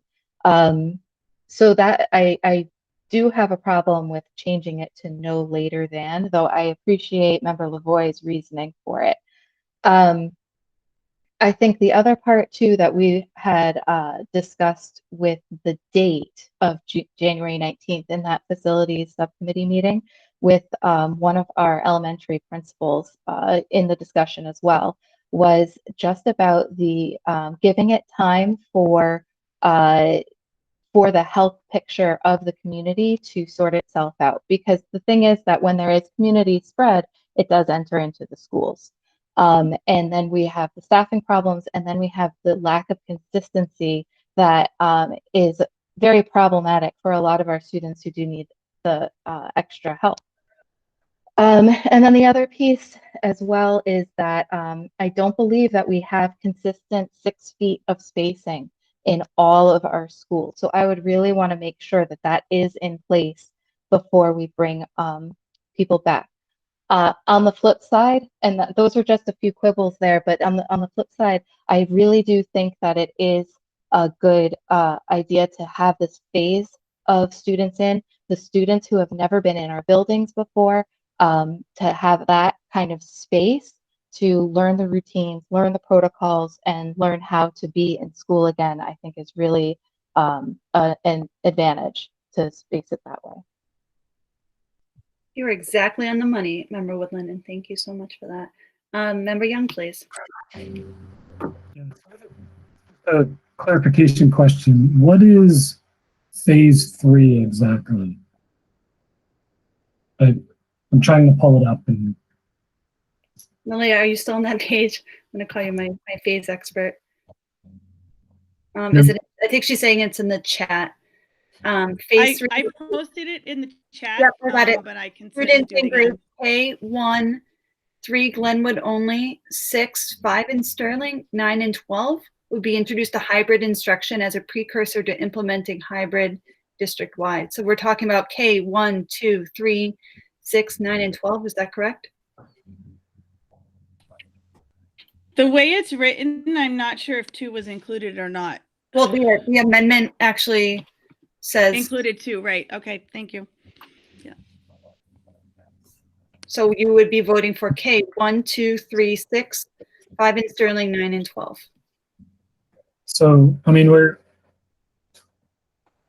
if I'm just looking at it quickly, 5 or 6 grades, I mean, that's a significant portion to be starting January 4th. I mean, it's doable, it's possible. It's just, we're adding more to it. That was just my concern. Looking K1, 2, I think that's a good idea. Just looking at all the others, especially 9 and 12, when we're looking at the high school that really doesn't have the spacing everywhere. That's the big concern. But I'd like to see what we're doing to get that as well. That's it. Thank you so much. There's a point of order, I believe, in the chat from Member Lavoie. No, you're all set? Okay, thank you. Next, we have Member Pantos.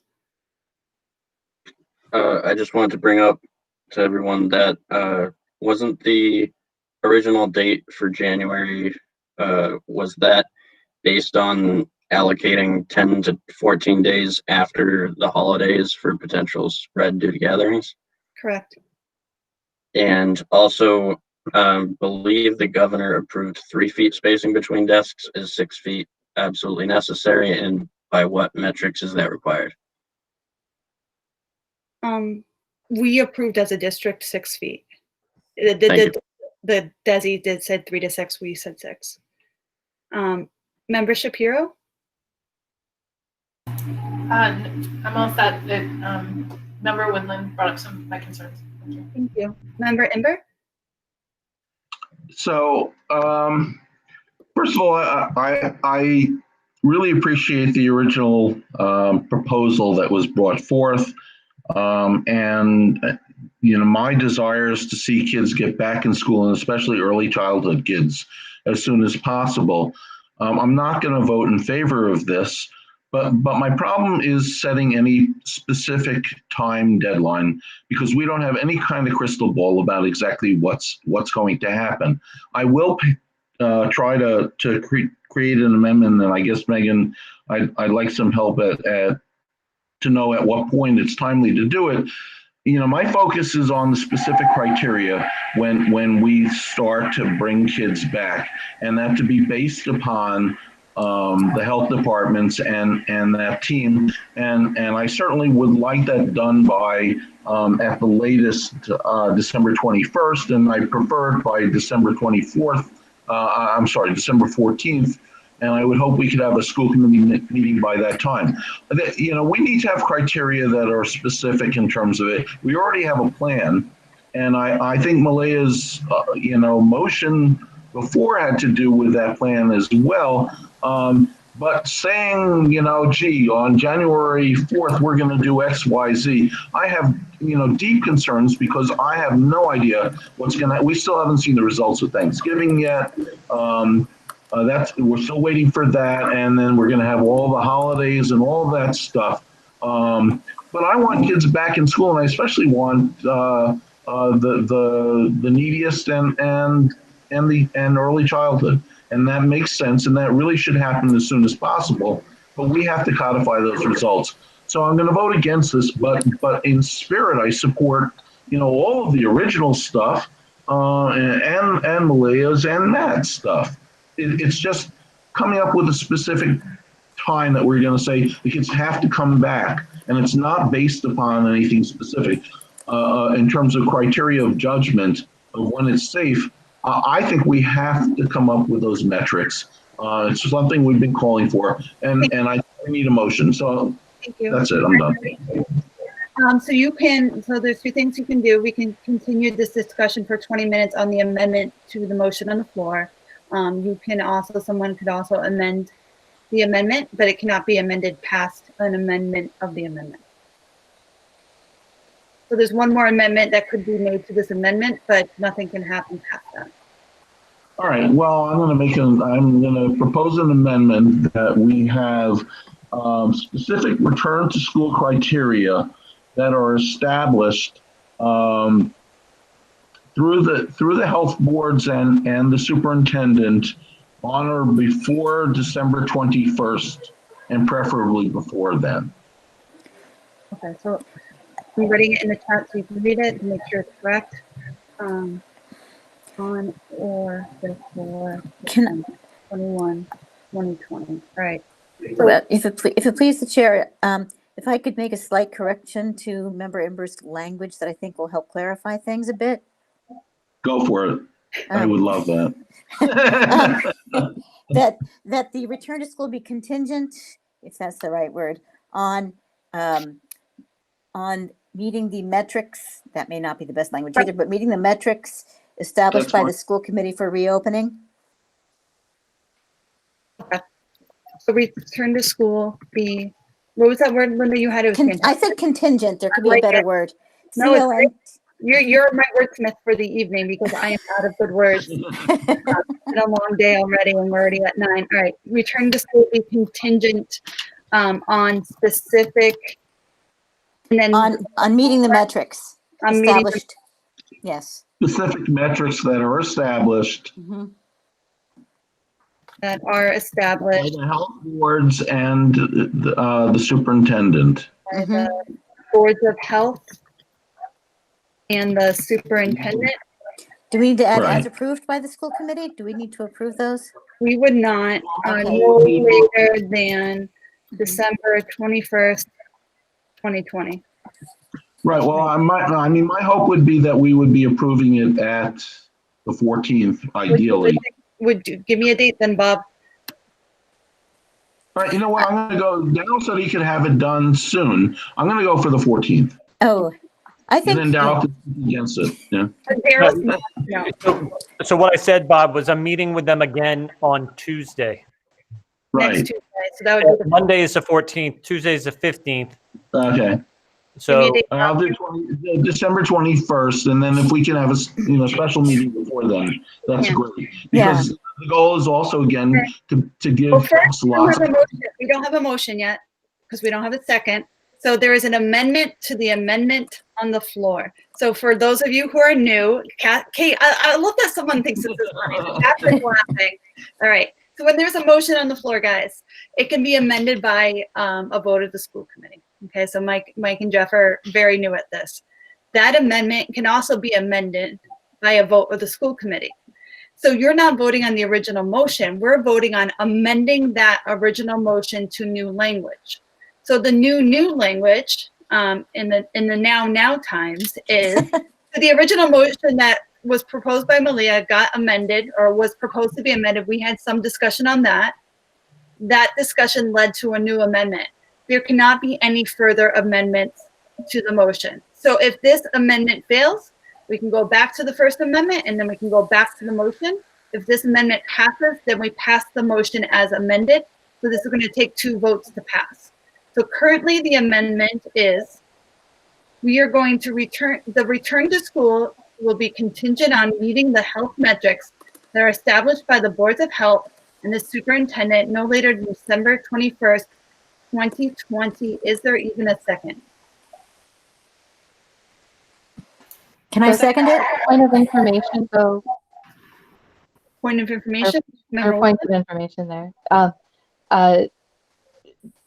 Is this just being added and added and added to the previous amendment, or something being struck out? It's being changed. This is the new motion. So completely strike none of the wording from Elias, none of the wording from Matt. I'm sorry, Correct. from Member Gustafson, Member Lavoie, and Yep. only this wording. Correct. And Megan, I want to add one last piece to my motion that Linda crafted, which is You guys are going to send me to an early grave, but go ahead. and as approved by the school committee. So by December 21st, we have to approve it also. Okay. Because Daryl and the district shouldn't be free-floating. Because Linda interrupted the seconding, so I will allow it. No other words, Bob. You have no other words. Okay. Now it's in here. There's points of information, so it does not have a second yet. We went to Woodland Mills. Second. No, don't second it. Mills has a point of information. Sorry.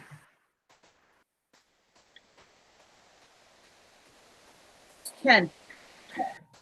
You may have answered my question. I admit being confused. You and both. So my impression of the amendment of the motion is that we're adding or subtracting things to the motion. It strikes me, I don't know if this is the point of order, this is a completely different motion. So I wonder if it's out of order. That's your call, but No, that would be correct. So would this would then be added to the original motion. So the original motion can take place contingent upon this new phraseology. So could you write what actually we're voting on and the full length of what the result of this vote would be in the chat? Because I'm confused as to what it is right now. I'm on it. In 20 minutes, you guys went through 4 pages of chat. All right, here we go. Okay, and then that's this. Okay. It's going to sound really clunky right now. But that's the way it is.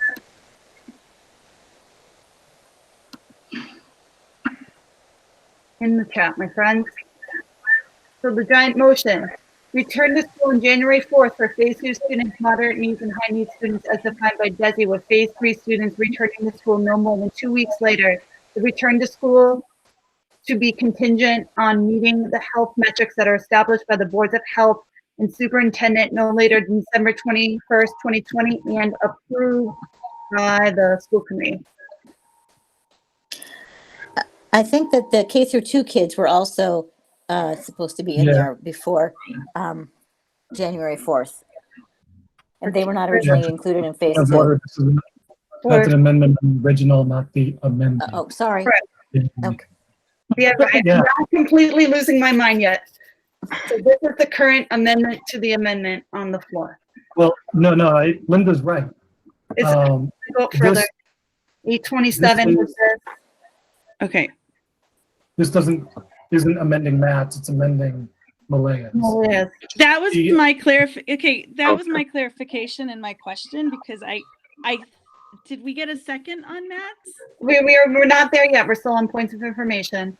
Okay, well, it's related, so okay.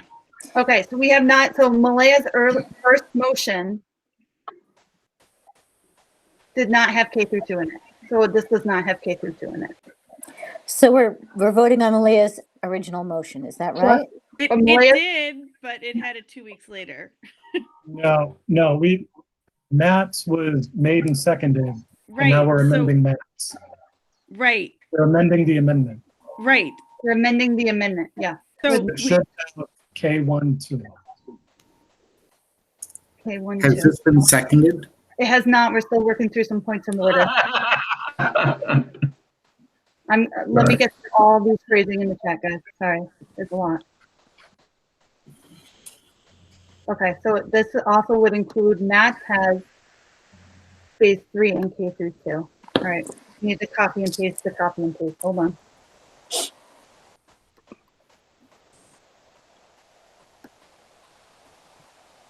All right, it's going to get a little clunkier, but this should be complete, and I thank you for your patience. Oh, this gets cut, this gets pasted. Hold on. One question about the approved by the school committee. We're approving what metrics, correct? I just want to. Correct. Okay. Are we approving the metrics, Bob? Can you nod? Or are we approving the return to school? He's nodding yes. Right. He's not allowed to speak anymore. Okay, here it goes. All right. My intent is to have us have metrics in place. Okay. So return to school for January 4th for phase 2 students, moderate needs and high needs, with phase 3 students returning no more than 2 weeks later. That was to be amended, but the amendment, the problem is Matt's amendment did not pass. So we're supposed to be amending the amendment. So Matt, so let me just go through a little bit of Robert's rules. Matt made an amendment to the original motion. This is the original motion, the first part that Malia put into place. Matt was amending that motion. That was seconded. Matt's motion did not pass. So we were amending Matt's motion. We're amending the amendment on the floor. So member Imber, when you are amending the amendment on the floor, so you're not amending Malia's motion, you were amending Matt's motion. So was your intent in amending the amendment? So the amendment on the floor from member Lavoie was that phase 3 students in K through 2 students would return no later than January 4th, 2021. So does your amendment add to that or strike anything out? Just to be 100% clear.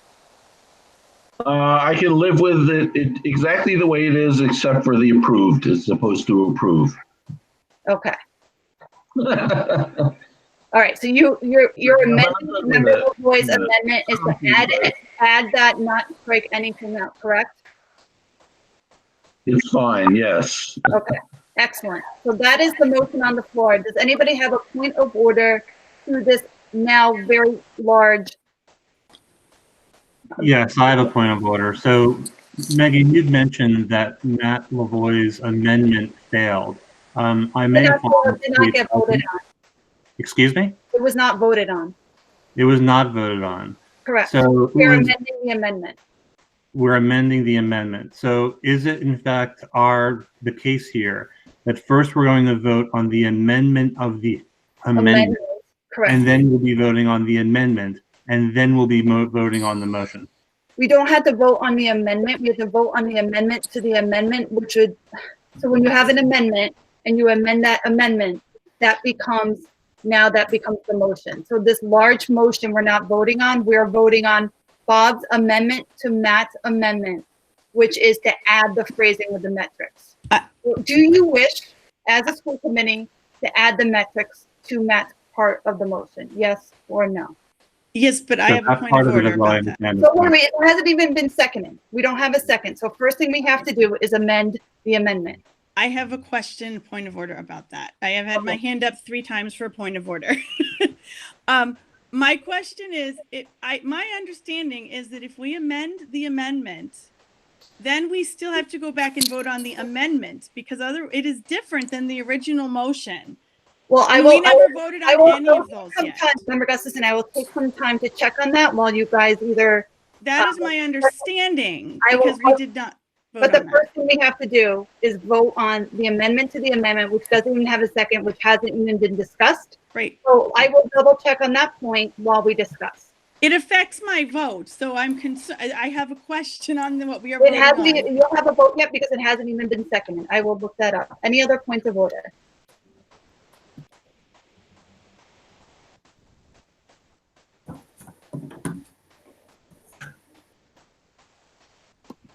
I'm going to second if I can. You may. Okay. It's now open for discussion. Would anybody like to discuss Member Imber's amendment to the amendment?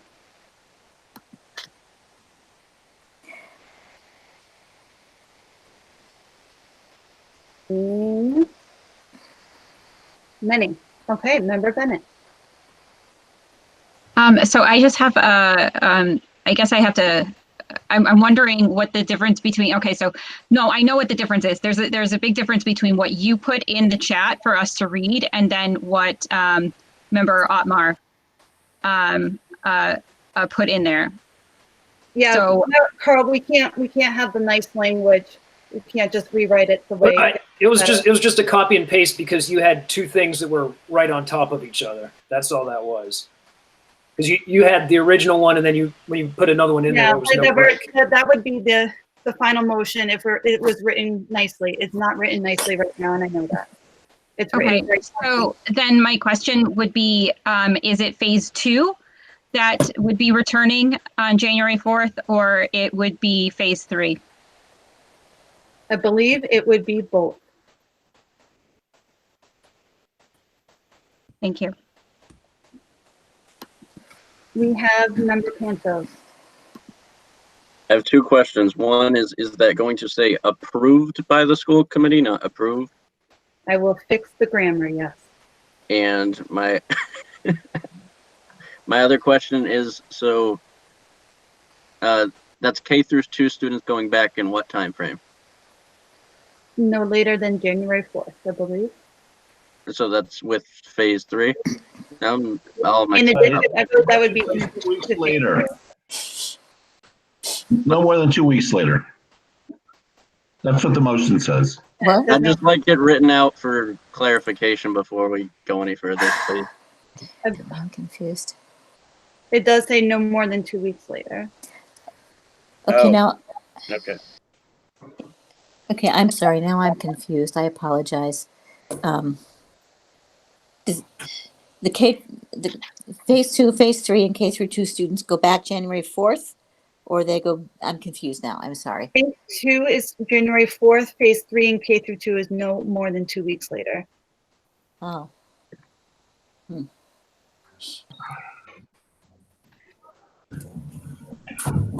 Sorry, I thought the amendment of the amendment. I thought Matt's amendment was to have K through 2 going back on January 4th. So did I. With the amendment to the amendment, right? Yeah. So I thought so too. I thought K through 2 went back on January 4th. Phase 3, K through 2. Yep. So that changed Malia's original. Oh my God, this is hard. My amendment. Point of order. My amendment was K through 2 no later than January 4th, as well as phase 3. So that's what you are going to change in the original motion. That was my original amendment. And when Member made an amendment to that. He did not strike or change that language. He added Right. it. He added the part about contingent on metrics. Correct. That's right. I'm concerned we're now changing what my amendment was. No, we're not, Matt. You're right. So phase 2, phase 3, and K through 2 would go back no later than January 4th. Is that right? Correct. Okay. Yes. Okay, thank you. Okay, we now have Member Gustafson. Okay, I have to think of if I'm speaking to the amendment or the amendment to the amendment.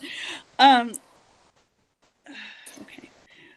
All right, I agree with the amendment to the amendment. I think that makes logical sense.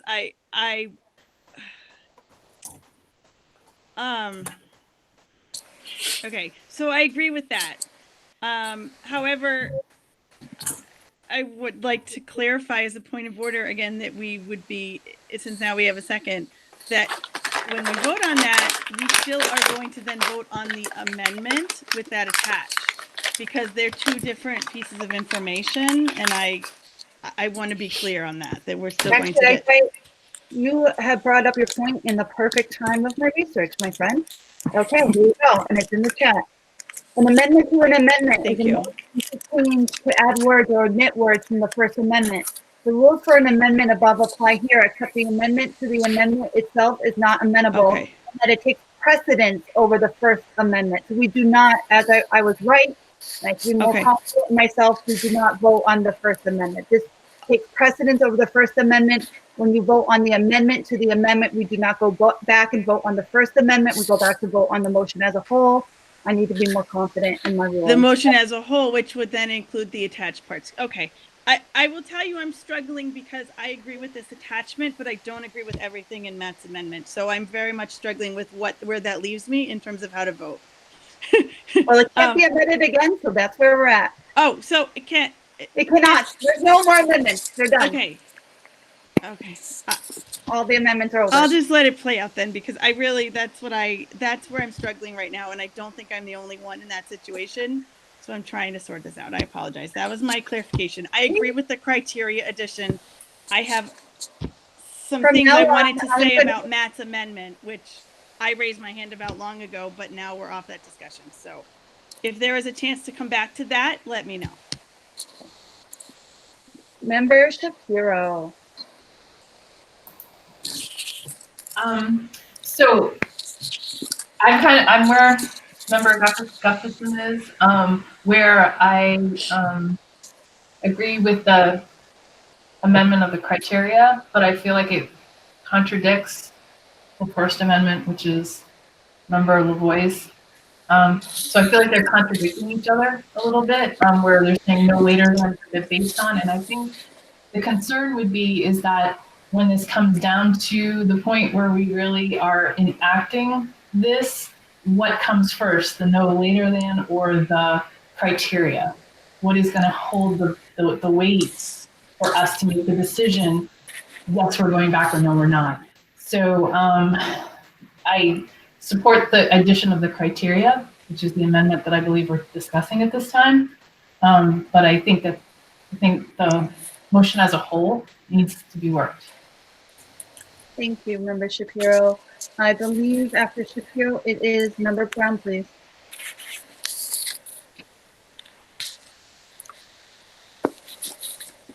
Linda, could you mute? It's pretty loud. Sorry. That's okay. And Scott, I can't hear you at all. Oh, can you hear me now? Yep, gotcha. Okay. So these amendments are kind of getting crazy.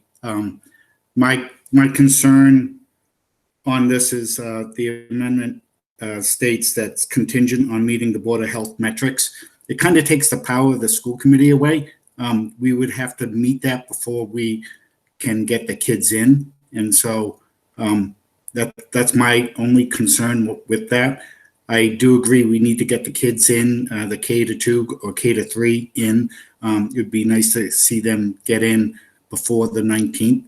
And so we've voted on this already to bring all the kids back on the 19th, but to bring the kids in, the younger kids, especially the ones learning to read, would be good.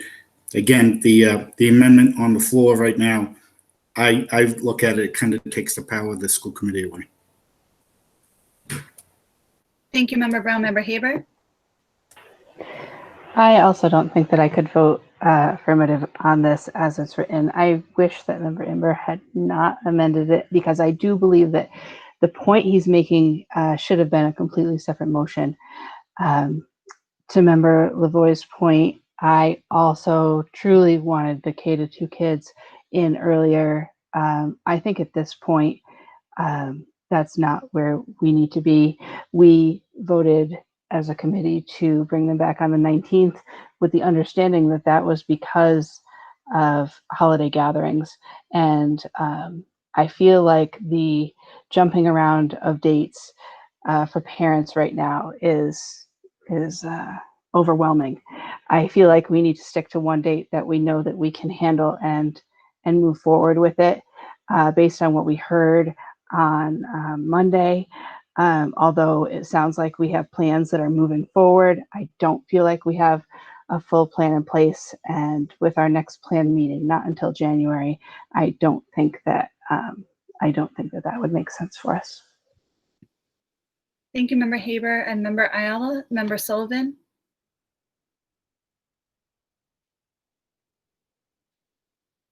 Melissa, you're muted.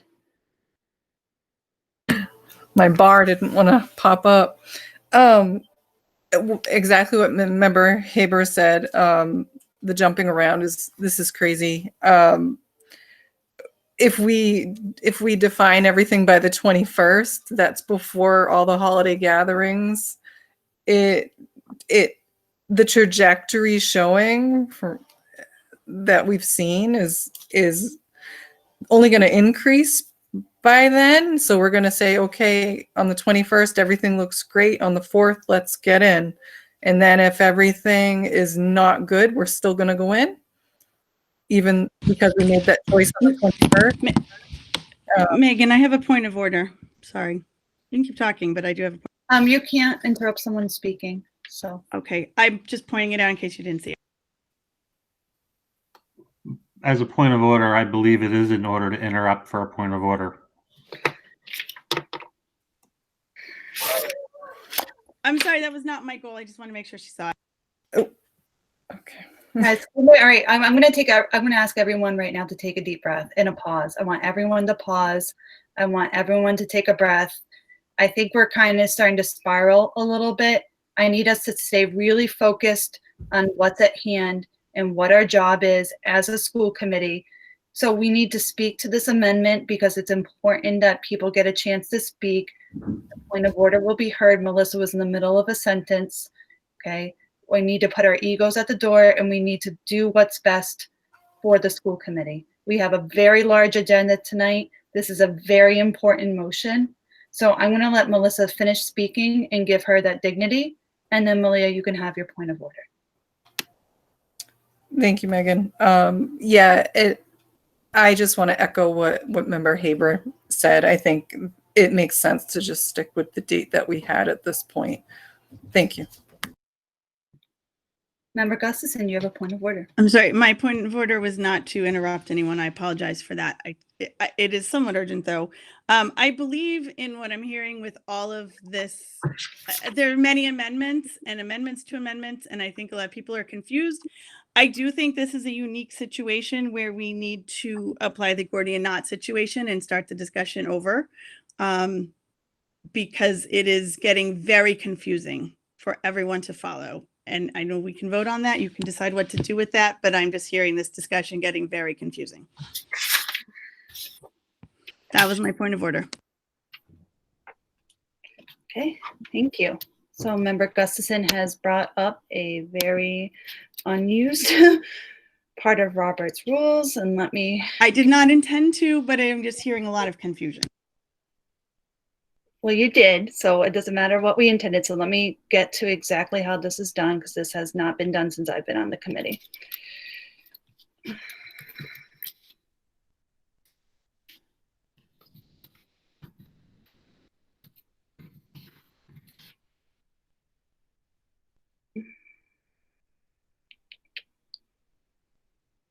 I'm not even sure if it's a point of order. I don't have my book. Megan, I have the motion amendment and amended amendment. Okay. Yep, I have it as well. There's a certain Roberts rule that if the discussion is getting confusing, we can stop our discussion and then untie the knot to go back to the original motion. It's part of parliamentary procedure. It really I've never used it, so I want to make sure I'm using it correctly. Megan, it's my understanding that that is used when either the chair or the members can't untangle what's going on, and I feel like we should be able to figure it out based on what we have written in the chat. Yeah, that's why it's typically not used. The motion That is fine. In the chat.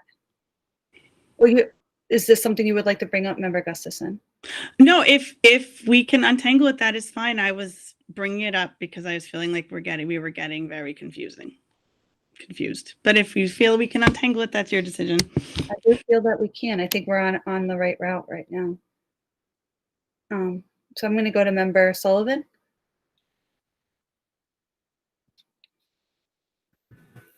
What I wanted to say actually was to sort of clarify what I understood to be the amendment, and then also ask if there was a contradiction in if it was phase 2, phase 3, as well as grade 2 by January 4th. Did the December 21st date still allow for 14 days notice to the teachers? I guess I'm asking that question. Yeah, Member Sullivan, I believe the December 21st date is to get the metrics. It's not to open the schools. That we would have the metrics by that date, so we would know whether or not to open the schools on January 4th. Right, understood. But if that would be a date. If we decide on December 24th, no, it does not. It would not. So it would not give teachers enough time. You are Exactly. So either that date needs to get moved up, or right. So Yeah, or that or we need. I think you've ended our conversation. So if we were to vote to approve this amendment, we would not be in compliance with the MOU, and thus teachers could not return. So I think it's pretty much. Well, that wasn't my intention. I just wanted. I didn't know if. I don't know. You're 100% correct though. I didn't know if I don't know if that event, the December 21st date was sort of arbitrary and just placed to give us enough time, but not considering the January 4th date. That's all. Yeah, I don't think things are kind of lining up the way that everyone intended. I think everyone had very good intentions with the dates that they chose, but it's not. If you do 21 plus 7, you get to December 28th. December 28th plus 7, you get to January 5th. So no, this does not give teachers the time. So just to follow up, my suggestion isn't to. I guess it would be to move that 21st date up would be my suggestion, but. Yep. But we can't do that at this point. I have no idea where we are in this. Megan, with all due respect, I think your math might not be quite right. And here's why I say that. Because, okay, you're right that the 21st to the 28th is 7 days. And then you have the 29th, the 30th, the 31st, 1, 2, 3, 4. And that makes 7 more days. And that's 7 plus 7 is 14. So I think actually it does. I don't want to wordsmith, and I'll let you guys decide. You guys get to make this vote on this motion. If we approve this at whatever 8 p.m. on the 21st, it would go to 8 p.m. on the 4th. It's up to you guys. Oh, okay. But like, it's not 14. It's not like we're giving teachers the 21st to plan. So it's up to you guys if you want to vote. I have a point of order and a point of information. So the way that I see this amendment to the amendment is, if this were passed tonight, the teachers would be notified that they would be going back to school. No, Member LeBeau, that's not true. Please, Member Weeks. No, because you don't have the floor right now. You just started speaking. You don't have the floor. I raised a point of clarification on that. It's not. But you're putting. No, you don't have the floor right now. You were not called on. Okay, I'll wait for. I called a point of order and a point of clarification. let me make sure that there's not something that supersedes that. So Member Haber called the question, which supersedes a point of order. So Member She Haber called that after my point of order. I called the point of order at 9:10. She called the question at 9:11.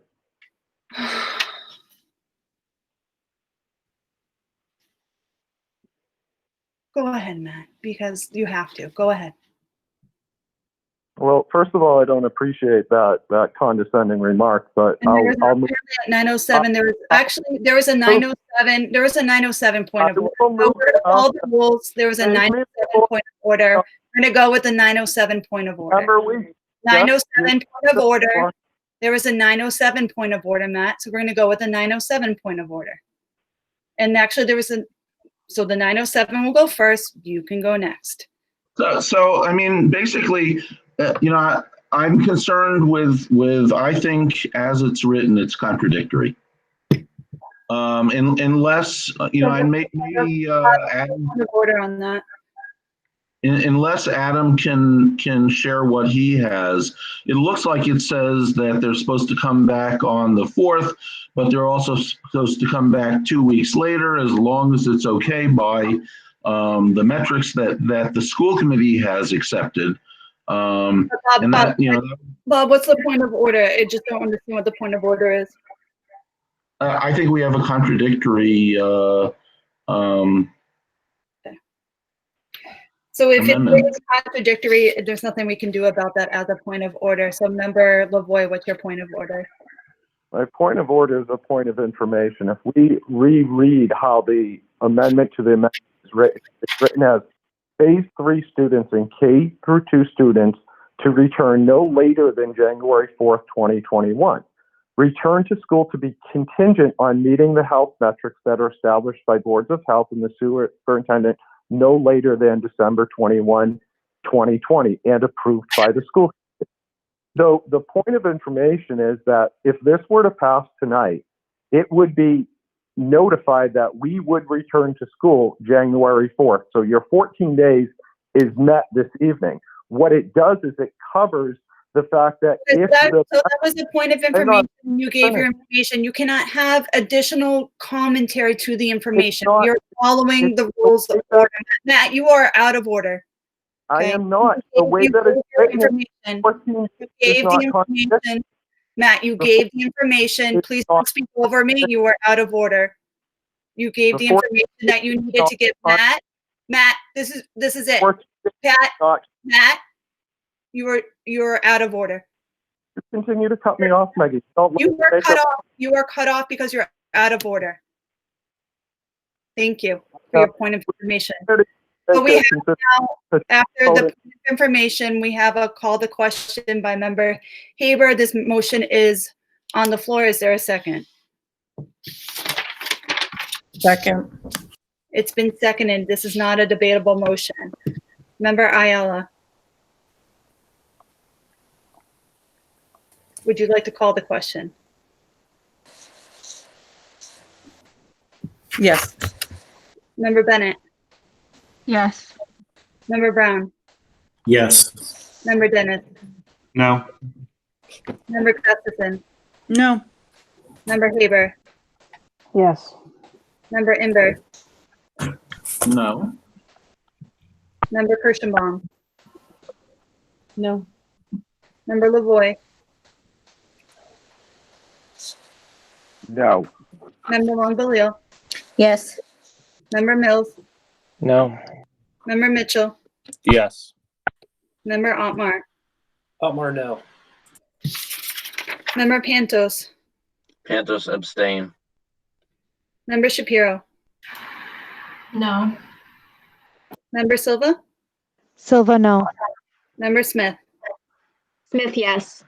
Member Sullivan? Sullivan, no. Member Williamson? Williamson, yes. Member Woodland? Woodland, no. Member Young? No. And the chair abstains. The motion fails. Okay.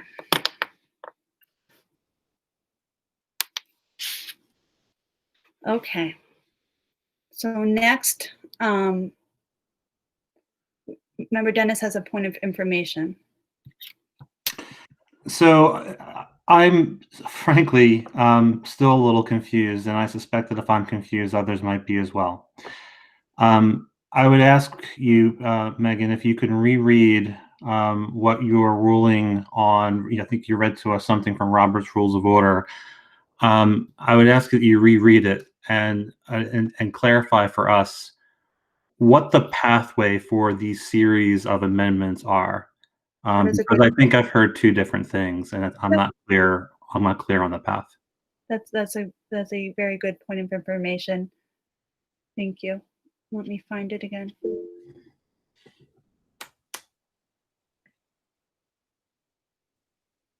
Let's see. I'm sorry. This is a long chat.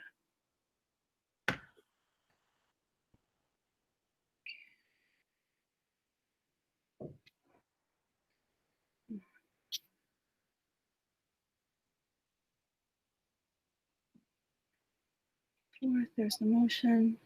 There's the motion.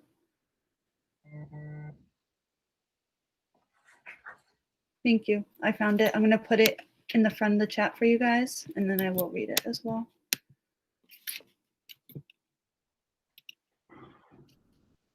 So it states that an amendment to an amendment is a motion to change, add words to, or omit words from the first amendment. So in this particular case, we had an amendment, and the intent was to add words to. The rules for an amendment above apply here, except that the amendment to an amendment is not itself amendable, so we can't amend this again, and it takes precedence over the first amendment. So when you vote in favor, if you choose to vote in favor of the amendment to the amendment, it takes precedence over the first amendment. So we do not go back and vote on Member Lavoie's original amendment. This is going to take precedent. If it fails, however, we go back to Member Lavoie's amendment. So if it passes, it takes precedence over and it amends the motion as such. If it fails, we go back to Member Lavoie's original amendment.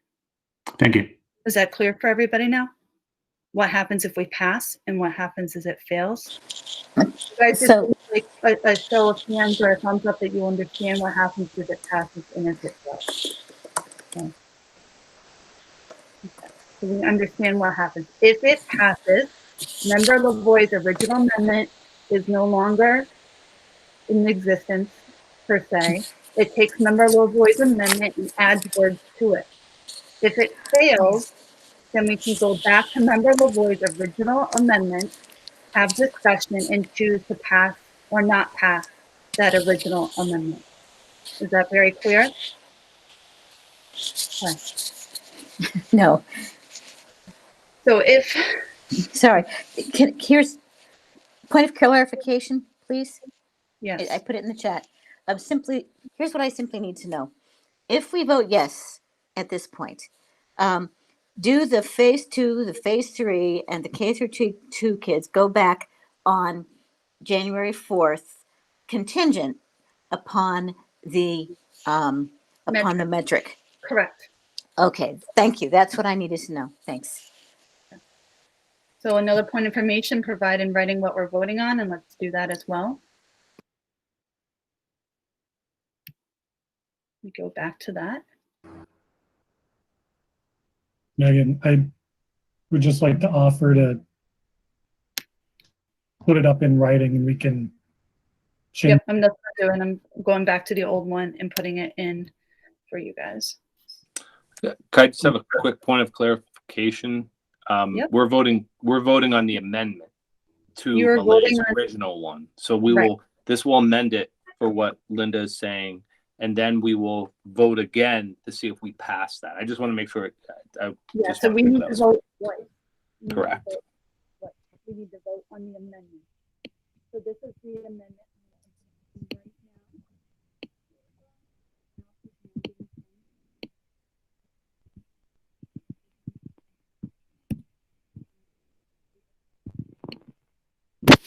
Right, so it's Matt's amendment plus Bob's amendment married together, okay?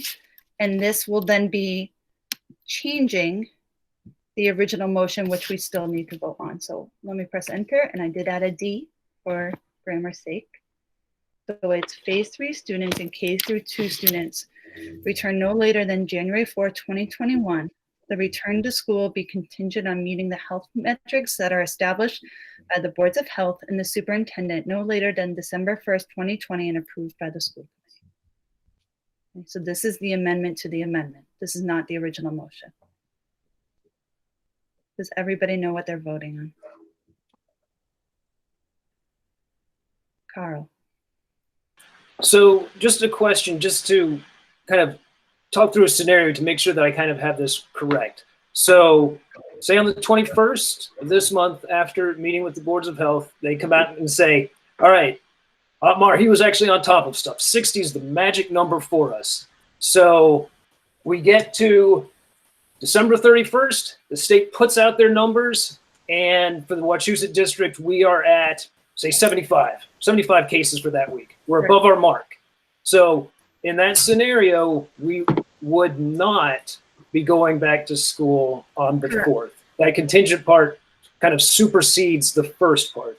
Correct. Just so that kind of we understand, that I have that understanding correct of how that second part relays with the first part. If on the 31st we're at early November numbers and we're at 37, green light, we go.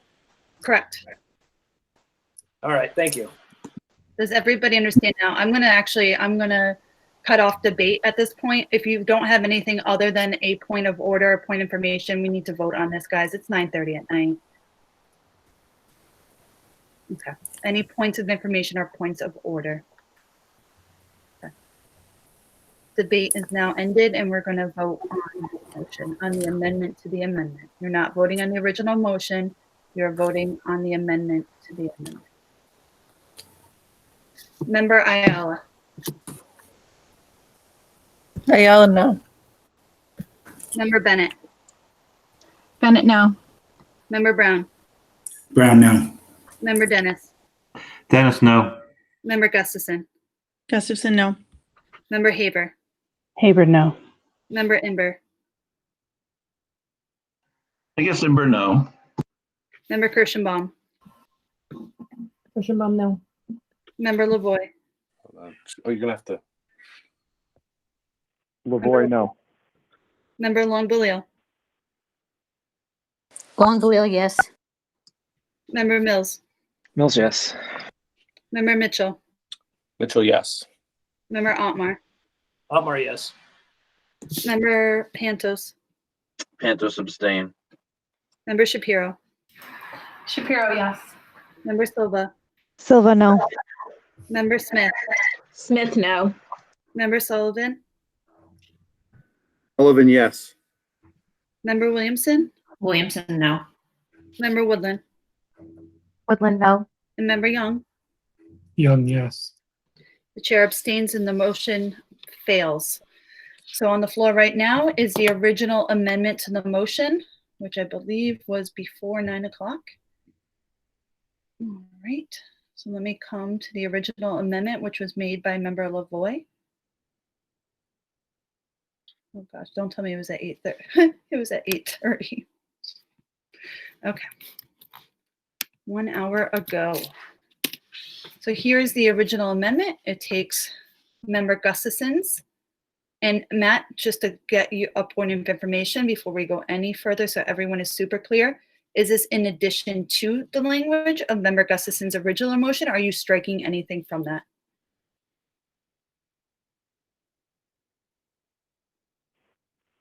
The motion's already been made and seconded, and I did not strike any language from Member Gustafson's motion. So this is in addition to her language. I'm making it clear for all our members. It is to the original motion I made for With this added? to no later than January 4th. Correct. I understand that part. Are you adding this to her motion, or is there any change to her motion? No, I'm adding that to her. Okay, thank you. That's it. Okay. Clarify that. Okay. So now, guys, we are only voting on this amendment. So what you are voting on right now is not the original motion. The original motion is still out there somewhere at 8:10, okay? This motion adds this language to the earlier motion. The earlier motion speaks of phase 2, students coming back, and then phase 3 students coming back 2 weeks later. This motion, and actually remember, Lavoy, you are changing language because he has phase 3 students coming back 2 weeks later. You were saying that phase 3 students and phase 2 students come back on January 4th. So there would be striking the 2 weeks later part of phase 3 students and then adding that phase 3 students in K through 2 in addition to phase 2 would come back on January 4th. So this is the amendment on the floor. We've discussed it. It's been seconded. We've discussed it at length. So does anybody have a point of clarification, a point of order? And then I'll allow 1 or 2 comments, and then we're going to move on a vote. Member Longbelio, point of clarification. So I think you may have clarified it, but just phase 2, phase 3, and K through 2 would come back on January 4th. Right. Okay, thank you. Without any concern for the metrics, so to speak. Correct. Okay, thank you. Member Otmar. So I'm asking because I think if we wanted to, we could amend this because the amendment that Bob made, once we voted it down, it's like it doesn't exist anymore. No, we're and not. So we're only one level deep. We're not amending this amendment again. No. All right. Member Gustafson, a point of to speak.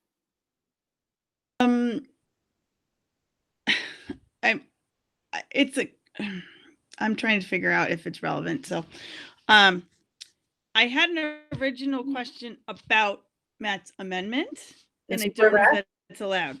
Yep, that's where we're talking right now. So my clarification, I mean, it was speaking about it. It wasn't clarifying. It was more speaking about my opinion of it. So I don't know if that's appropriate. If it's appropriate, Go ahead. then I will say that my concern is that while I very much do want all of those students to come back as soon as possible, my concern is with bringing that many students back on one day versus spreading it out over a couple of weeks, which I think is a more of a middle ground in terms of risk and in terms of the things we talked about in November. So that is why my original motion was to stick to the original phasing. So that was my concern with, and why I did not personally choose to bring back everyone at once and thought, I still think that. And also as a point of order, if we vote no on his amendment, then we do get to consider the original motion again, correct? And we could make additional amendments if we so choose. I don't. Logistically, I'm not saying logistically, and as the maker of the motion, I will look that up. I don't believe we've ever done that before as well. Okay. If we want to get the maker of the motion, I'm asking. So thank you. Okay. If we want to go into my 2 questions after an hour and a half, then we could. Those are my 2 questions because I would, if I'm allowed to, I would amend it if I was allowed to. But that's why I'm asking since I made it. Research that at the moment. But first, we have to deal with Matt's amendment. So let's do that. Okay. I am going to close debate on this because I think we've spoken at it at length. So right now you're voting on the amendment of the floor, which would be to add phase 3 students and K through 2 students on January 4th. Does everybody know what they're voting on? Does anybody not know what they're voting on? Clarification, wouldn't phase 2 students be involved as well? Go back as well? But that's not the amendment. The amendment is to add these things. Okay, thank you. Megan, can you say what phase 3 students are? Phase 3. One more time.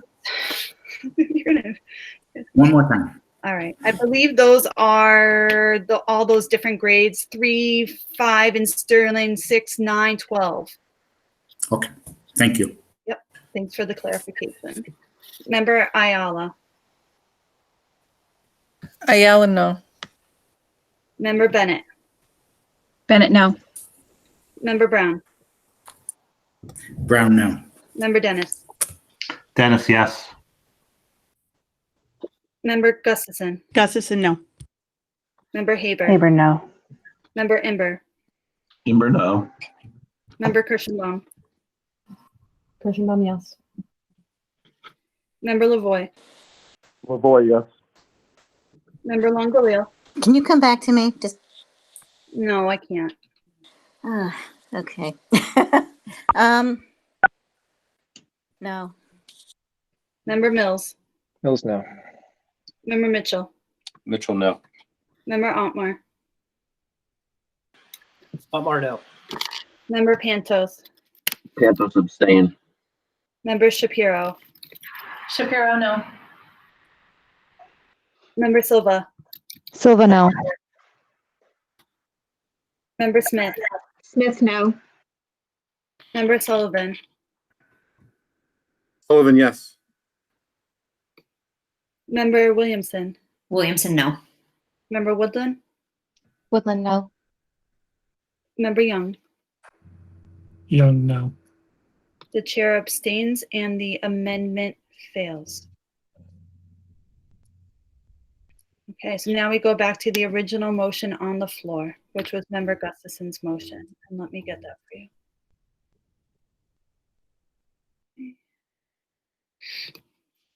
Okay.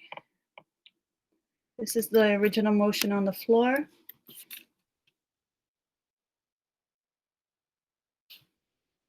That Member Gustafson made. Return to school on January 4th for phase 2 students, which are moderate needs and high needs students as defined by DESE, with phase 3 students returning to school no more than 2 weeks later. Are there any further comments on this motion? Hand by Member Dennis. Thank you. So as I understand this motion that's on the floor, what this effectively does is it indicates that phase two students will come back on January 4th. Phase 3 students will come back 2 weeks after that. So let's call it the 18th. And everyone else comes back sometime after that. I think the intent of the speaker tonight and what was trying to be put forward was to get K-2 students back as soon as possible. And I'm not sure why that last exercise was as arduous as it was, but I would offer to make an amendment to include K-2 in this group, so that the K-2 students are included in the return to school January 2nd, with all other students returning no later than January 19th. Okay, so we need to decide what you're taking out of the original motion and what you're putting in. So what are you taking out? So what I'm putting in is the audience is phase 2 students plus K-2 Plus K-2, okay. to return no later than January 4th. Students. And all other students to return no later than January 19th. So you're striking the second part. I'm restating it just the way that I'm stating it. Well, I need to know that you're striking it because it makes a difference. Are you taking out the high needs in the phase 3? You're saying all students instead of phase 3. I'm saying all other students returning on January 19th. That's important.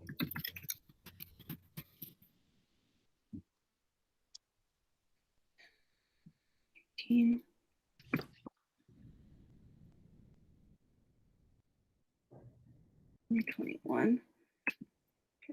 So the amendment on the floor would keep the original phrase, return to school on January 4th for phase 2 students.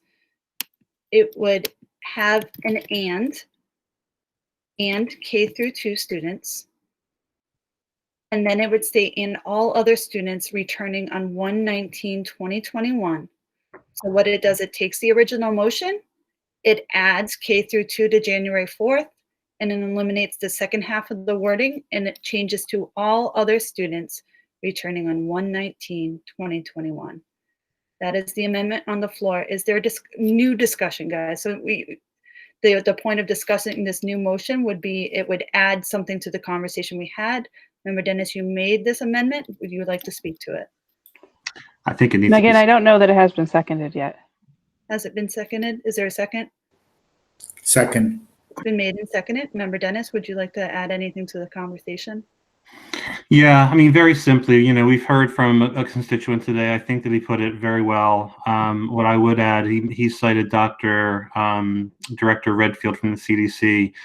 I would add that Dr. Fauci, Dr. Tanya Altman of AAP, Dr. Dimitri Christakis, Dr. Ashish Jha, Dr. Sanjay Gupta, Harvard epidemiologist Mark Lipschutz, infectious disease expert Dr. Amesh Adalja, and the president of the Mass Chapter of American Academy of Pediatrics, Dr. Lloyd Fisher, have all said we need to get our kids back in school. They didn't say this in June or July or August. They've said it in the past couple of weeks. All of those points I think that our constituent mentioned before, I think are spot on. There's no evidence of in-school spread as being the predominant source of the infections that people have seen. And I think we need to do whatever we can to get our most youngest and our most vulnerable students in school as soon as possible. Thank you. Thank you. Member Woodland and Member Kirschenbaum, something new to add to this conversation? I'll try to be really brief. So I appreciate all of the lists of those citations of people who have talked about making sure that we close down restaurants and other sources of community spread and open our schools. We have not done the first part. The governor's rollback to phases, it closes laser tag? I mean, it doesn't really do anything. It's pretty toothless. And then the other part too that is frustrating me to no end in the public discourse about schools reopening. It's not that we don't have evidence, no evidence of school transmission. And in fact, in Wachusett, we do have evidence of at least one time of in-school transmission. It's that we have no data. We have no data on the students, the kids getting tested. They're not getting tested at nearly the same rates. And yet you're still seeing that segment of the population growing and growing. So I interpret that as you will. I am not an expert. I do my best as a member of the public and as a member of this committee. But I am extremely frustrated at calling one thing by one name when it's actually something else. This is just no data. And so that's what I have a big problem with when we're going into this school season, very data poor. And so I don't want to just create dates out of nowhere. I want to see where the spikes are on the end. Sorry. The other thing I want to just find out is, can we handle that kind of influx with the community numbers as they are? I don't believe we're ready to. I don't know. I think that we should hear from the administration, and that's. Thank you, Member Woodland. Good. Member Kirschenbaum, again, something new to add to the conversation, everyone. Thank you. I appreciate all the comments and the conversation that we've had tonight. I'm sorry that it's taken this long to get to this point, but I would say that in answering the question, what's changed since a couple of weeks ago? For me, we've traversed a major holiday, and that's one hurdle. We have new information that's come out about school transmission, and the state has been perfectly clear to me that getting schools back up and running is important. And then finally, this amendment speaks to the phasing in, which I think allows us a more prudent approach to getting kids back in school. So for me, those are the three things that have changed recently that are making me want to support this movement. Thank you. Thank you. Member Otmar. I just think we're setting ourselves up for trouble when we're trying to stick to dates on the calendar. I mean, I look over at my calendar right now, and I don't see setting up field hospital phase of the pandemic on there anywhere, but that's where we are. And so I think by trying, while it's admirable to try and set time deadlines for us, I think that in the absence of, again, measures of community spread and seeing where we are. I think the odds are we're going to end up setting a deadline, having a meeting right beforehand, just to push things off again, because some criterias that we still don't know, that especially member Dennis has been pushing for half a year now, we don't have these criteria even to compare against. And the public don't know. They don't know what's our decision point yet. And so putting these dates out there without that information, I just think we're setting ourselves up to have another meeting at short notice and cancel things on short notice again, because coronavirus does what the coronavirus is going to want to do. And so we've only got so much in our control for it. So I think we're going to do ourselves a disservice on this. Thank you. Member Longbulio, do you have a point of clarification and a quick comment? Yes, I do. Member, my comment is that the original date I thought previous to this meeting was November 18th. Member Dennis mentioned the 19th. I don't know if he was intending to move it back one day or if I'm just mixed up. So that was my point of clarification. I think his amendment does say the 19th, and the 19th is the original date. I was wondering if that was his intention to move it back a day. I didn't think he said 2 weeks. He just said 1/19/2021. So from the 18th to the 19th then? It is the 19th in his amendment. Okay, all right. All right, so my comment is quickly that we talked earlier tonight about the importance of a metric to make this decision, but we just voted down our decision, making our decision contingent on a metric. The phase 2 kids are more vulnerable, and there is evidence that the K through 2 kids are less likely to spread COVID, but I'm torn because I understand that, but I'm still frustrated by the lack of a metric. So that's all I want to say. Thank you. We'll have a few more comments, and then I'm going to cut off discussion. Let's see, Member Pantos. I'd like to emphasize an opinion that schools opening should be independent of the variables of how business is operating and whether or not there's a vaccine available. Those should be independent variables of schools opening. Thank you. Thank you. Member Bob, you can't use the hand raised thing.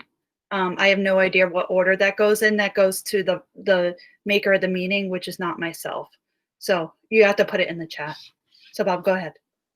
Okay, well, I have been putting it in the chat, but I just want to speak against, I support the general idea, but I think as Member Ottenmeyer pointed out, being without metrics is really a problem to me. And, ultimately, I'd like to clean up. I voted against, my own amendment because I thought it was too unclean and the dates were problematic. And I'd like to bring something forward that's, later that's tied to a metric. But I support the general notion, but I have to vote this down because it's just, we don't know what's going to happen. Thank you. Thank you, Member Ember. Member Mills, a new point.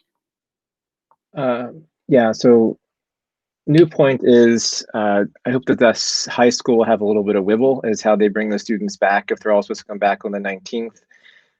They may still want to have freshmen come back or a day or two early to phase, and they're also do start their second quarter on the 29th of January, so it's kind of weird timing for the high school when they're going to have a completely different cohort that'll have to be built, including busing and who's in what A, B, and C like 10 days later.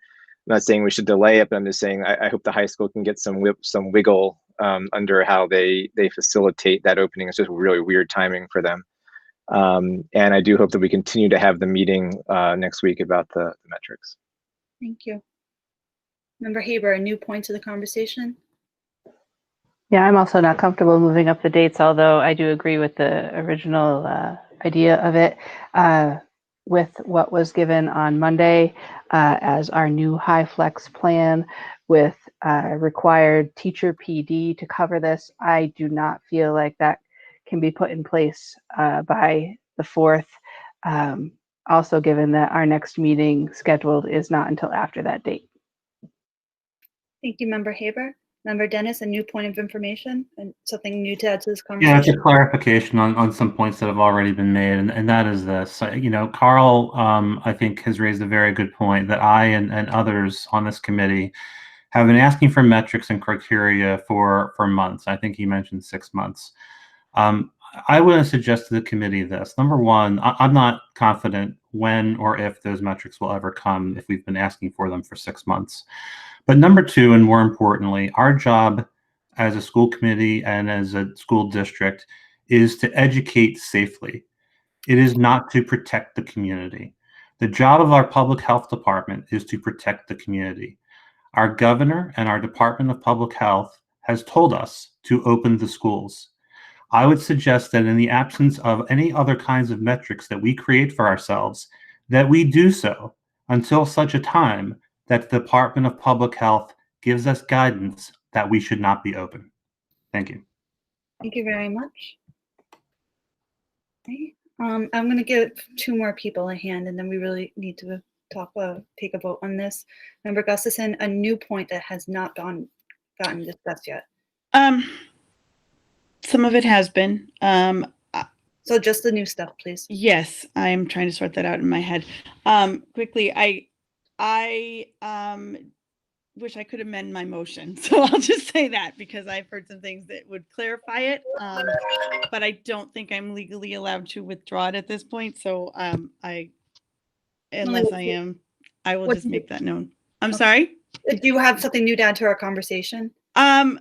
No, I think metrics are important, and I think that piece is important. And I voted against the previous amendment because of the middle part, not because of the metrics. So I would, as I said, parliamentary, I wish I could redo my motion, but I can't until we vote on this. So thank you.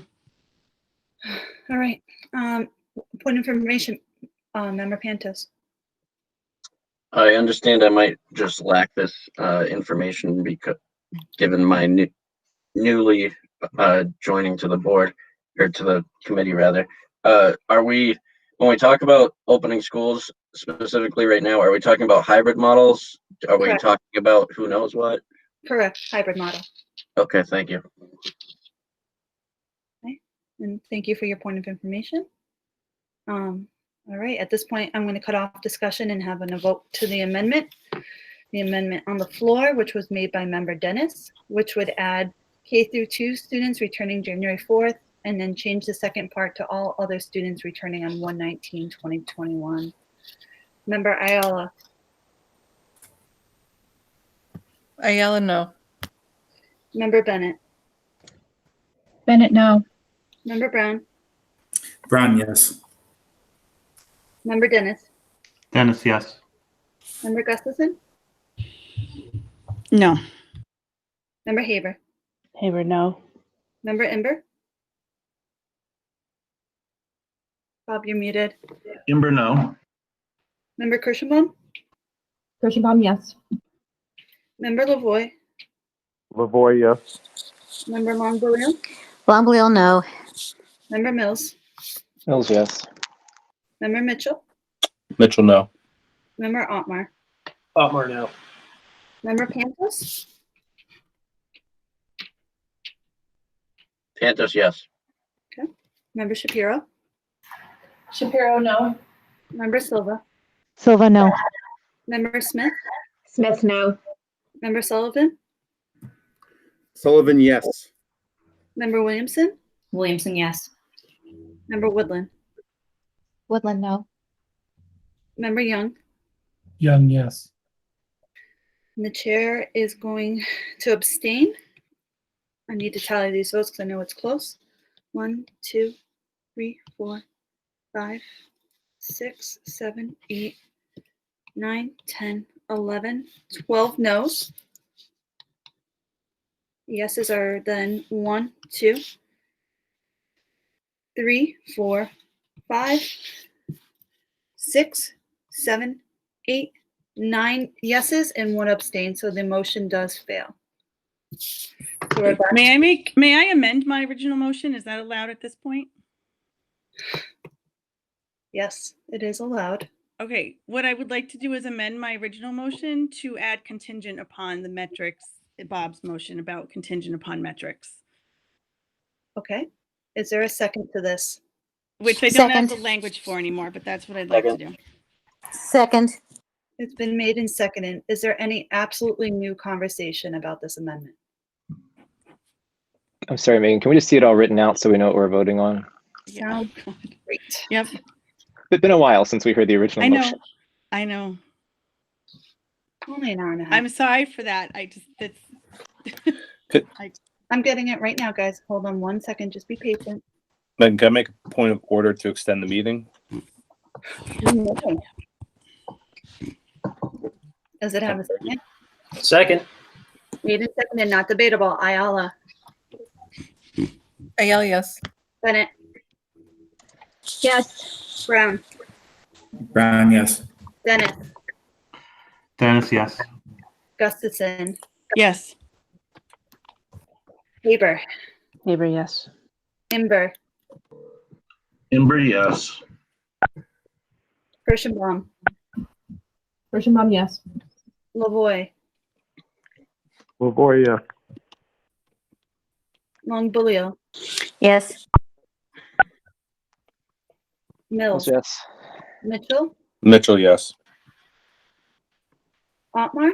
Otmar, yes. Pintos. Pantos, yes. Shapiro. Shapiro, yes. Silva. Silva, yes. Smith. Sorry, I'm multitasking. Smith, yes. Sullivan. Sullivan, yes. Williamson. Williamson, yes. Woodland. Woodland, yes. Young. Young, yes. And the chair votes yes. We're extended to 10:30. The motion is in your chat with the new amendment. Return to school on January 4th. So again, what we're doing is the amendment. So all you're voting on, so that's the whole motion all put together. You are voting on the amendment. So the amendment to the original motion is the second half here.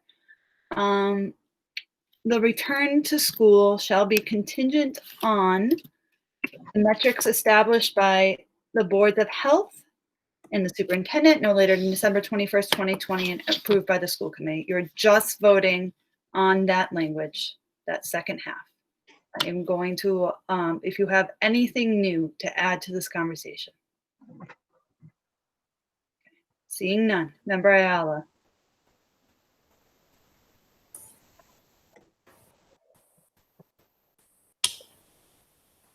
Melissa? Yep, sorry, my bar again. Ayala, no. Bennett. Bennett, yes. Brown. Brown, yes. Dennis. Dennis, no. Gustafson. Yes. Haber. No. Imber. Yes, yes. Kirschenbaum. Yes. Roy. No. Longbulio. Yes. Mills. Yes. Mitchell. Yes. Otmar. Otmar, yes. Pantos. Pantos, yes. Shapiro. Shapiro, yes. Silva. Silva, no. Smith. Smith, no. Sullivan. Sullivan, no. Williamson. Williamson, yes. Woodland. Woodland, yes. Young. Young, yes. The chair abstains and the motion passes. So now we have to vote on the motion as amended, which is the giant chunk. Return to school on January 4th for phase 2 students, which are moderate needs and high needs students as defined by DESE, with phase 3 students returning to school no more than 2 weeks later. The return to school shall be contingent on meeting health metrics that are established by the boards of health and the superintendent no later than December 21st, 2020, and approved by the school committee. Is there anything new to add to this conversation? You have something new, Member Dennis? Yes, I do. So the bottom line for me is that this motion, in effect, pushes out the return to school for some students, period. It could be all students, it could be some students. And if you boil it down to that simplistic of a level, I think that we're working in the wrong direction. I think we need to be figuring out how to get them in sooner, not later. I can't support the motion. Thank you. Thank you. Something new, Member Haber. Yes, just that it doesn't speak to the rest of the students. I can't support it. Member Longbulio, something new. trying to think if it's new. Sorry, I'm just getting mixed up. I guess I just don't understand why we can't include the K2 through 2 students in the January 4th with the metric provision. I'm tempted to make a motion to do that. This motion is a little different than the motion that we voted down earlier. I just think if we have the right metric, we can bring those K through 2 kids in, and that's what I'd like to do. So I'd like to make a motion that it should read return to school on January 4th for phase 2 students. We can't amend it again. You can't amend it. Okay. All right. Thank you. Something new, Member Young. I'd actually like to submit a question through the chair to Member Dennis. To clarify his comment that some students were getting pushed out from what the current plan is. Sure, through the chair to Adam. If I understand this motion correctly, what's saying is that phase 2 students, which is a classification of some special needs students, they'll come in on January 4th, and I think we were originally trying to expand that to K to 2. There will be phase 3, which is a subset of all the remaining students. So prior to this motion, right, we had we passed a motion of the school committee that said we were going to bring students back on January 19th. What this motion does is it says, subject to some metrics that have yet to be defined, we may bring students back if everything works out okay in phase 2 on January 4th, phase 3, which is a subset of the remaining students, 2 weeks after that, which is January 19th, and unclear when everyone else will come back. That's what I meant by my statement. Thank you for that clarification, and thank you, Member Young, for asking. So I guess my comment is that I don't see this changing what we've already voted on. No, it doesn't change what we voted on. All students return on January 9th, no earlier than January 19th. So it doesn't change that. Right. Okay. Linda, could you mute, please? Sorry. Member Shapiro, something new. I think I'm looking for a clarification that the phase 3 students includes K through 2. That's the way I understood it. No, that includes high needs and moderate disabilities. For the phase 3 students, I thought they were broken up by the elementary and then the transitioning students into the high school. The phase 3 is like a strange subset of K1, 3, 5 in some schools, 6 in others, 9 and 12. So it's K1, 5, 6. I believe it's the transition grades. I think that was it. Okay, so it's not K2. No. It's K1. Okay. And we're going to be going back one day earlier. Okay. That was just a question. Point information, Member Haber. Do you have a question? Just a question. Yeah. You said earlier when I asked for with the first motion, I believe that was made, if it affected the existing date of the 19th, and you said that this would supersede the motion, supersede the vote that would bring everyone back on the 19th. No, the amendment supersedes the original amendment. The only thing that was superseded was the amendment, the original amendment. The amending amendment supersedes. I understand what you're saying. I believe that I made my question when Malaya first made her motion, because my question was specifically the vote. So this would add the earlier people to the existing date. It doesn't state that no one else goes back on January 19th. Nothing in here says no one goes back on January 19th. Okay. Point information, Member Lavoie.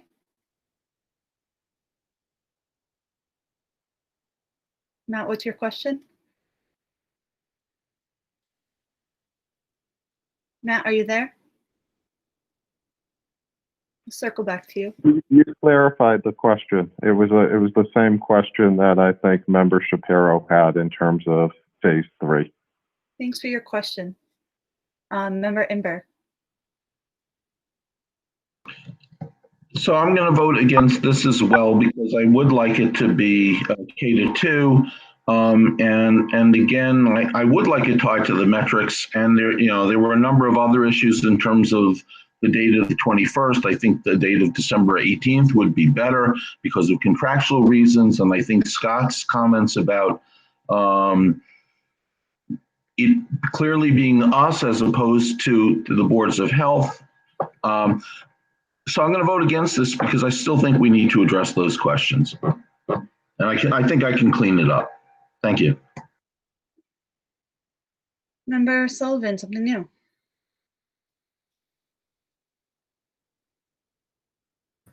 I don't know that it's necessarily new. I feel like we're struggling over the metric piece, and I don't know that until it's established, until we figure that out, I think we're just kind of spinning our wheels here. And I know that's just stating the obvious, but I think that's where we're getting stuck. Thanks. All right, guys. So we're going to go to the vote. The motion on the floor is the large motion. It's the whole motion. So you're voting on the kit and caboodle now. Return to school on January 4th for phase 2 students who are moderate and high needs, as defined by DESE, with phase 3 students, which are those transition grades, returning to school no more than 2 weeks later. And that this return will be contingent on meeting health metrics that are established by boards of health, superintendent no later on December 21st, 2020, and approved by school committee. Megan, can I ask a point of order? Sure. Before we vote, since you just clarified, we're actually voting on the main motion now, correct? Yes. Okay, you're gonna kill me. But I've cut out discussion. We're done. We're done. There's nothing. No, I was going to request, based on Bob's comment, permission to consent to withdraw the motion so that he may revise whatever his language was. Well, there's the I was the original maker of the motion, correct. So I believe I can. Your motion, which means there would be no motion to talk about, and discussion is over. Right. So that's my okay. I'll let people vote then, because if either way the discussion is over. Correct. So I will let people vote then. Thank you. Sorry. Member Ayala. Ayala, no. Member Bennett. Bennett, no. Member Brown. Brown, no. Member Dennis. Dennis, no. Member Gustafson. Can I vote against my own motion? You can do whatever you would like. I guess no. No, I'm Member sorry. Haber. Haber, no.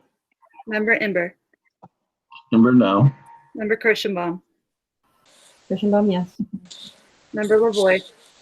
Lavoy, no. Member Longueville. Longueville, no. Member Mills. Mills, yes. Member Mitchell. Mitchell, yes. Member Otmar. Otmar, yes. Member Pantos. Pantos, yes. Member Shapiro. I'm sorry. No. Okay. Member Silva. Silva, no. Member Smith. Smith, no. Member Sullivan. Sullivan, yes. Member Williamson. Williamson, no. Member Woodland. Woodland, yes. Okay. And Member Young. Young, yes. The chair abstains. Mr. Grashowitz, I thank you so much for coming to speak to us tonight. I'm sure this is not what you thought would be occurring. Your advocacy for the children in our district, the research that you did in order to put together such a thoughtful presentation is commended immensely. The time that you took to research how to get this motion on your agenda item on our agenda is intensely and immensely appreciated. I hope this is not the last we hear from you. And I truly thank you for your civic duty that you did tonight in the late hour you stayed with us. So can we also give Mr. Grashowitz a round of applause for everything he's done for us tonight. Thank you so much. From the bottom of my heart, truly. Thank you. Sure. Thank you. All right. We had taken a lot out of order of our agenda in order to discuss this evening. So we are going to, this agenda item is done. We are going to move to recommendations requiring action by the school committee. Number 1, upon the recommendation of the Legal Affairs Subcommittee, the WRSDC accept the agreement between AA Transportation and the WRSD as written. Chair Weeks, I would like to table this.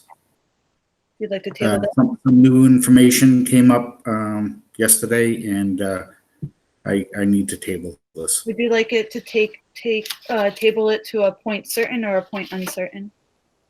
Uncertain right now. Uncertain. Okay, thank you. There is not a motion on the floor. Point of clarification, Member Longolia. What was the outcome of the vote that we just had? No. Okay, thank you. Thank you. Member Imber, it's not a time to make a motion if we get to a time that agenda item is passed now. The second item requiring action by the school committee is to accept bullying prevention and intervention plan revised 12/1/2020. Is there a motion? So moved. Second. Been moved and seconded. I believe this was work by the diversity subcommittee. Does Chair Silva or Director Keenan wish to speak to this first? Sure. So we met and we talked about, I'm just trying to look at my notes just a second. We went through some more policies and we believe we went, Brendan, do you have your notes? I'm looking for mine. Sure, I'll start us off, Asima. Yeah, so this work to revise this plan began last winter, so last January. We had a committee come together to rework the original plan. This should be done periodically, and I wrote in my report, we had a good mixture of parents, administrators, teachers, a lot of people contributing to that. So we pretty significantly changed the plan. We aligned it with the DESE recommended structure, and we included investigation procedure that I think is a lot more robust than our previous one, with some checks and balances in there to have more eyes on the completed reports. So really confident in what we submitted. We also did have the equity subcommittee take it up as an additional review. That was a subcommittee that didn't exist when we started the review last winter. And we added a public comment portion as well. So we had 2 weeks of public comment, reviewed that at the subcommittee, and made revisions there. So I just have to add, the public comments were extremely helpful, very insightful, especially from, we had participation from teachers, students, administrators, so all different parts of our school community. And that really helped us have conversation and form our discussion and make the edits. Right. And just the last piece, there's definitely a focus on skill building in this plan, which is really important when looking at these complex issues, that it's not just a solely punitive approach. There's also a skill building educational aspect. Yeah, we took the approach of more prevention and education rather than just punitive. Do members have questions for either Chair Silva or Director Keenan?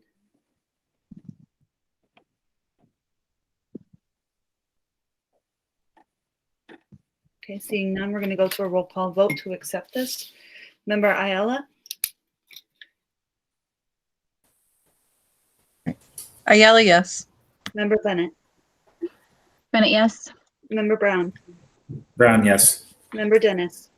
Dennis, yes. Member Gustafson? Gustafson, yes. Member Haber? Haber, yes. Member Imber? Kimber, yes. Member Kirschenbaum? Kirschenbaum, yes. Member Lavoy? Lavoy, yes. Member Longolia? Longolia, yes. Member Mills? Yes. Member Mitchell? Mitchell, yes. Member Otmar? Otmar, yes. Member Pantos? Pantos, yes. Member Shapiro? Shapiro, yes. Member Silva? Silva, yes. Member Smith? Christina, are you with us? Sorry, wrong button. Smith, yes. Member Sullivan? Sullivan, yes. Member Williamson? Williamson, yes. Member Woodland? Woodland, yes. Member Young? Yes. And the chair votes yes, the motion passes. Next on our agenda tonight is to support a resolution, MCAS and high stakes testing. This was included in your packets. I'm going to share my screen so that the public can see it briefly. Hold on 1 second. I got to get my bar back. Present now. A window. So it's this.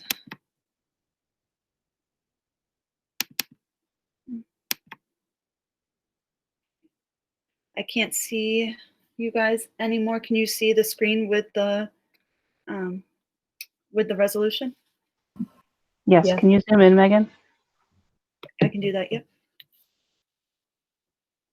Hold on 1 second. Is that better? Yes. So as we typically do with a resolution, I'm going to read the resolution out loud. Whereas the Wachusett Regional School District Committee has previously and repeatedly taken the position opposing high-stakes testing, including MCAS, and whereas the COVID-19 remote learning model has negatively and disproportionately affected students with learning disabilities, students of lower socioeconomic status, ELL students, and students who identify as minorities, and whereas the social and emotional trauma, both individually and collectively, has yet to be truly realized in students who have experienced the shutdown of their local school buildings and separations from their peers and supportive adults, and whereas the students of the Commonwealth have already missed valuable face-to-face instructional opportunities with their teachers and would benefit from focusing on these important instructional opportunities and social emotional supports. Therefore, let it be resolved that the Wachusett Regional School District Committee rejects the calls for the students of 2022 who missed their 10th grade MCAS testing to be required to make it up during the 2021-2022 school year or ever. We demand these students be held harmless for not taking the MCAS and that their graduation requirements shall be determined by locally controlled voices of the school committee and school administration within the remaining graduation requirements of the Commonwealth of Massachusetts. Additionally, we reiterate our call for a moratorium on all high-stakes testing for 2020-2021 school year so that all students can benefit from their time being focused on direct instruction, and we urge the legislature to enact a moratorium on high-stakes testing of 3 years. That is the resolution on the floor. Would anybody like to comment on this? So, Member Mills, I believe you have a hand. Yes, I like the heart of this, but I can't support it for a couple of reasons. One, I don't think it's true that we've repeatedly, whatever the words are at the beginning, come out against high stakes testing. It's a federal requirement. Asking for, I think it's asking the wrong people the wrong things. We can't have a moratorium for 3 years on a federal requirement without federal action to do that. So I feel it's in the right place, but I just feel it's asking the wrong people the wrong things and making claims about discussions we've never really had as a body. So I don't disagree with it at heart, but I just think the way it's worded doesn't seem like it's coming from us, and it's something we should discuss in depth at some point, not at 10:17, and maybe come up with our own resolution that's worded differently. So I will not make a motion to amend, but I think we should come back to it at some other time. Thank you for your thoughtful comment and for your consistency to amend this at the moment when we're tired and our wordsmithing capabilities may not be strong. Would anyone else like to comment? Would we need a motion to table this to a future meeting? I can rescind the agenda item. I would agree with Member Mills, that we should postpone this to a future meeting, and if rescinding it makes that happen, that's great. All right, I will rescind it and work on some wordsmithing. So the item on the agenda, it's on a motion. It's a resolution. I'm rescinding the resolution at this point. Member Lavoie. To Member Mills' point, rather than re-wordsmithing it, could we put it on the agenda to have a discussion about it and perhaps think of a resolution that we would come up as a body before voting on it? I believe that might be a nice work of a subcommittee to bring it to the full committee, and I would consider that. Thank you for your suggestion. Okay. Next on our agenda this evening is another resolution to support a resolution which is the reopening of schools for in-person instruction. I'm going to read this aloud. Let me share my screen a second time with you guys tonight.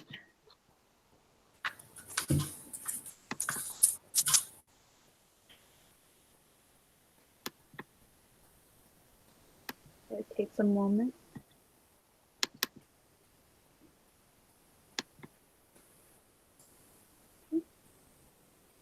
Do you see it now? Yes. Okay. Is the resolution okay? Whereas the Massachusetts Department of Elementary and Secondary Ed, in the decision of the administration to have each school determine its return to school plan for the better part of spring and summer 2020, is sent by local districts to develop plans, negotiate agreements with local unions, and abide by health and safety protocols. Whereas superintendents have been strong advocates for as much in-school learning as possible. Whoever is not on mute, please. There have been several realities require the governor's help before many months of planning can be altered. 1, convincing evidence that less than 6 feet of distance is safe. We need medical experts to explicitly coalesce around safe distancing, which allows for increased student capacity in classrooms. Student bus transportation must allow for significantly larger student bus capacity. We are limited right now with bus availability and a significant cost to expand bus usage. 3, help with collective bargaining provisions, since there is no way to make unilateral changes in previous agreements with local unions. Superintendents have already negotiated extensively and returned to school plans. Therefore, let it be resolved that the Wachusett Regional School District Committee would welcome any statewide efforts to address these issues that are beyond a local community's power to impact. With that assistance and support, we will look forward to the time where more in-school learning is more feasible and achievable. Is there discussion on this resolution?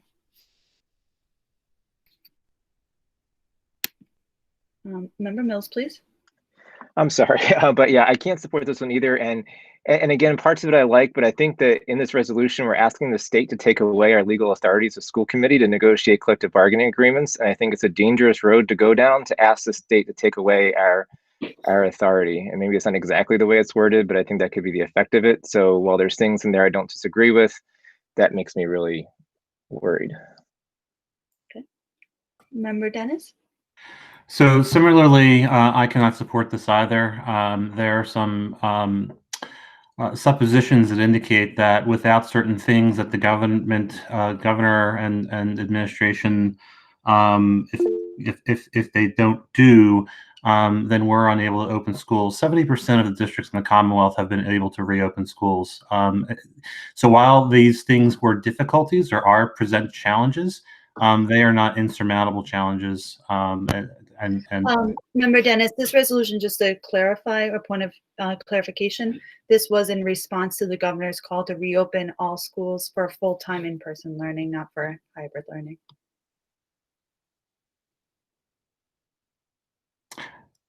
That was what this was in response to from the MASC. So I don't think 70% are open full-time.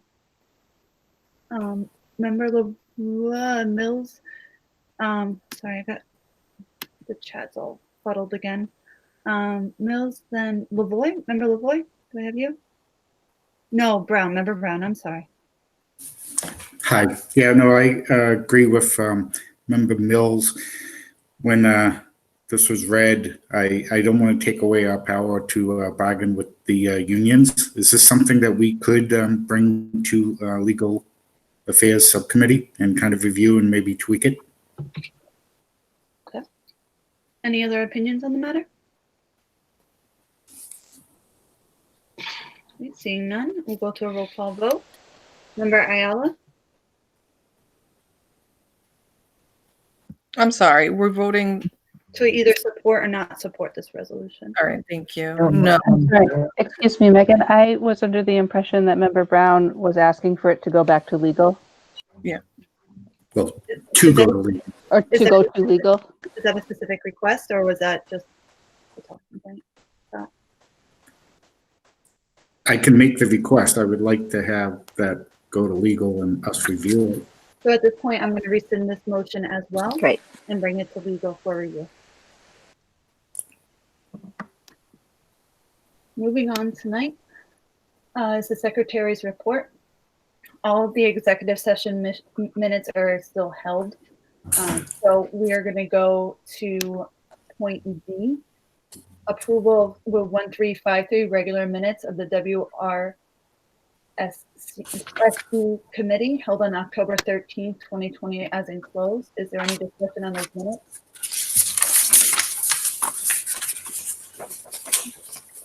Can we make sure we're still muted, guys? Seeing none, roll call vote. Member Ayala? Ayala, yes. Bennett? Bennett, yes. Brown? Brown, yes. Dennis? Dennis, yes. Gustafson? Yes. Haber? Haber, yes. Imber? Abstains. Kirschenbaum? Yes. Lavoy? Lavoy, yes. Longbeliel? Yes. Mills? Mills, yes. Mitchell? Mitchell, yes. Otmar? Otmar, yes. Cantos? Mike still with us? Mike? Take your time. Control D is your friend. Okay. Control D. Pantos abstain. Okay. Shapiro? Shapiro, yes. Silva? I'm sorry, Megan, can you tell me what we're voting on? I got called away a minute ago. I have a family member who's diagnosed with COVID and in the hospital. So I was Okay, getting an update. Approval of minutes. Yes. Smith? Smith, yes. Sullivan? Sullivan abstain. Williamson? Williamson, yes. Woodland? Woodland, yes. Young? Yes. And the chair votes yes. Next on the agenda tonight is the approval of the 1354 regular minutes of the Wachusett Regional School District Committee held on November 9, 2020 as a close. Is that a motion? So moved. Is there a second? Second. Is there any discussion or changes to those minutes? Seeing none. Member Ayala? Ayala, yes. Bennett? Bennett, yes. Brown? Brown, yes. Dennis? Dennis, yes. Gustafson? Yes. Haber? Sorry. Haber, yes. Imber? Imber, yes. Kirschenbaum? Kirschenbaum, yes. Lavoy? Lavoy, yes. Longbeliel? Yes. Mills? Mills, yes. Mitchell? Mitchell abstain. Otmar? Otmar, yes. Pantos? Pantos abstain. Shapiro? Shapiro, yes. Silva? Silva, yes. Smith? Smith, yes. Sullivan? Sullivan abstain. Williamson? Wilson, yes. Woodland? Woodland, yes. Young? Young, yes. Next on the agenda is the approval of the 327 special meeting minutes of the Wachusett Regional School District Committee held on November 17, 2020 as enclosed. Is there a motion? So moved. Is there a Second. It's been moved and seconded. Is there any discussion on these minutes? I did have a quick question, Chair. On this, the members attending, and I wasn't here at that moment, there's a member listed as district physician. Is that a formal position in the district? Because if it's not, I don't think it should be solicited in the minutes. I believe it is so. Dr. McCall, yes? It is. That's so we hire a physician to be our doctor. Does that answer your question, Member Mills? Yeah, I guess it was just not in the listing on the district's website as an employee. So, thank you. Okay. So I wouldn't call him an employee, Ken. We contract with him, so I think it would look different than that. Point of order, Member Gustafson? I wish to extend the meeting until 11 o'clock. Is there a second? Second. Second. Okay, it's not debatable. Member Ayala? Yes. Bennett? Yes. Brown? Brown, no. Dennis? Dennis, yes. Gustafson? Yes. Haber? Yes. Imber? Yes. Kirschenbaum? No. Lavoy? No. Montaleo? Yes. Mills? Mills, yes. Mitchell? Mitchell, no. Otmar? Otmar, yes. Santos? Pantos, no. Shapiro? Shapiro, yes. Silva? Silva, no. Smith? Smith, yes. Sullivan? Sullivan, yes. Williamson? Williamson, yes. Woodland? Woodland, yes. Young?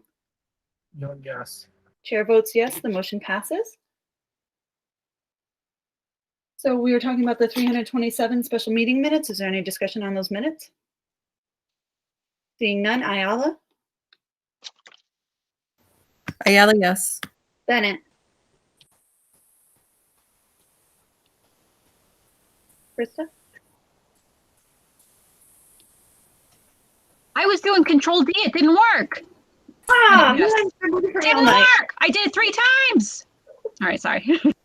I needed that comedic relief. Thank you, ma'am. Brown? Brown, yes. Dennis? Dennis, yes. Gustafson? Yes. Haber? Haber, yes. Imper? Abstains. Kirschbaum? Yes. Lavoy? Lavoy, yes. Montaleo? Yes. Mills? Mills, yes. Mitchell? Mitchell, yes. Otmar? Otmar, yes. Santos? Pantos, abstain. Shapiro? Shapiro, yes. Silva? Silva, yes. Smith? Smith, yes. Sullivan? Sullivan, abstain. Williamson? Williamson, yes. Woodland? Woodland, yes. Young? Young, yes. Chair votes yes, motion passes. Next on the agenda tonight are treasurer's reports and financial statements. Please direct those comments to Director Didi. Next is committee reports. Management got pushed off again due to a special town meeting, and it's getting pushed off again due to mediation. So we will be meeting on the 15th, I believe, at 6:30. Ed Sub, Chair Smith. Good evening, everyone. So we did meet on Monday, December 7th, and at Education Subcommittee, we spent the majority of our meeting ascertaining what we might consider as district indicators as they relate to education in the district. The crux of our discussion was trying to determine what we might consider as these indicators. For example, would we consider something broad, such as graduation rates, or would we want to consider more specific information, such as finding mechanisms to measure course-specific outcomes and assessments? So we're still grappling with this, and we'll continue this at our next meeting.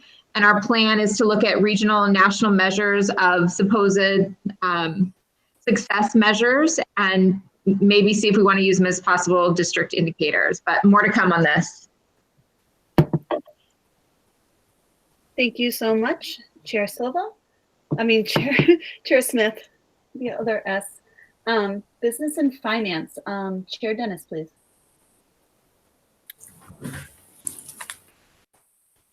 Sure. Actually, Ken Mills chaired the last meeting, so I'll ask if he'll be kind enough to provide a summary. Sure. So we talked about E&D certification. We talked about the audit. We talked about the bus settlement briefly, which then was going to go to legal and then come to us. More substantive things we haven't previously talked about: school lunches. We talked about this in quite some length, that we have a potential $100,000 to $460,000 exposure to the general fund with respect if we're not reopening. We also asked the director to give us an analysis for next time about whether giving out more free lunches or not is actually beneficial to us financially. Are we better off giving out more lunches or not, given that this year it's paid for, it's reimbursed at a pretty high rate. We talked about revenue in there, and I think Dan mentioned this briefly, lost track of when. He did file the EOR. Of course, since we haven't had the bus settlement, that EOR is not reflective of that payment. The end of year report is EOR, by the way, not the donkey. And because of that, that could result in up to an $800,000 exposure this year, worst case scenario, in terms of reimbursements, because our reimbursement, is based on last year, and last year we didn't pay. So that is a huge potential problem, not a problem, but as Dan would say, fluid, a big fluid. We talked about, we talked about COVID expenses and the fact that he'll be transferring money from, I believe, the general fund to grants very soon. We talked about athletic fees, and we talked about how, again, the loss of student count is going to affect us next year, and asked for clarification about PK students, which were really down in PK, whether that's half or full counters, and we'll hear more about that at our next meeting. So a number of big numbers that are fluid, but yet out there. Thank you so much, Vice Chair Mills. I believe Member Longbillio had a question for business finance. Yes, this may not be, are we voting on the bus contract tonight? No, that's been tabled for a time yet to be determined. Thank you. I believe we also have a motion on tonight. I don't know if Member Dennis or Member Mills would like to speak to that, or let me read it first and see if it's going to go on. So it's amended policy 4323.2, policy relating to budget finance, bidding requirements, second reading. Is there a motion? So moved. Second. Been moved and seconded. So would someone from business finance like to speak to this? This is the second reading, so I think we've already talked about it before. Okay. Are there any questions? I wondered if you could just give a quick overview because we have 2 new members. So I'm here, Ken, I can do that. Just very quickly, this aligns our procurement thresholds with the revised figures on Chapter 30B. We were about 15 years past due in making adjustments here.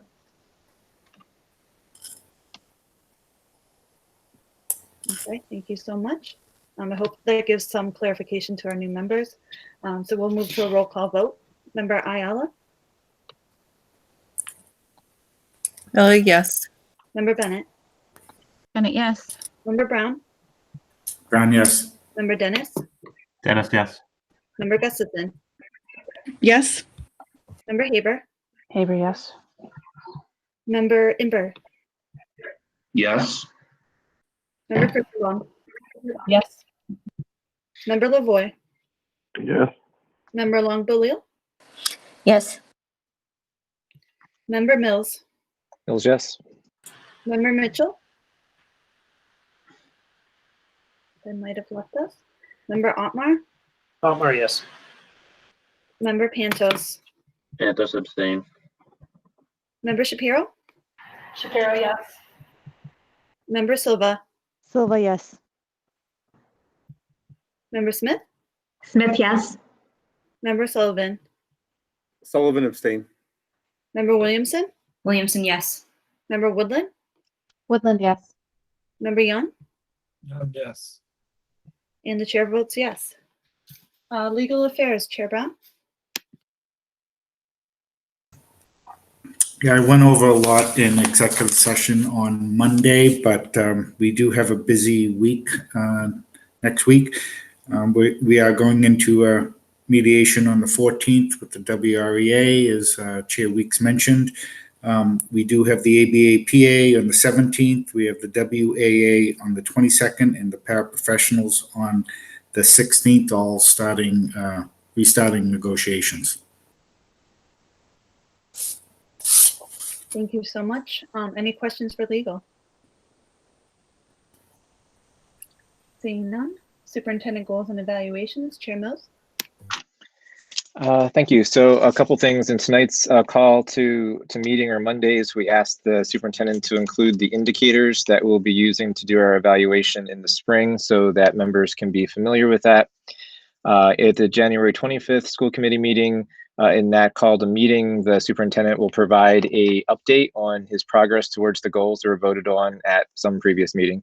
I'm getting to lose track, so that we can give him feedback at that meeting on his progress towards the goals. We will meet in March to discuss the 360-degree evaluation process, to look at questions and decide if this is going to be a pilot this year or just a process development year if we get a 360-degree feedback. And then we talked about a schedule of events, and just for the new members, in that spirit, in April, you will be given the rubric, which is on the online right now. The indicators are included in today's meeting's minutes, so you can see how we will be evaluating the superintendent on those indicators and on his goals. There will be a presentation by the superintendent in April, a written presentation on those indicators and goals. There'll be a Google form that you will fill out with the rubric attached. You'll have roughly a week to fill that out.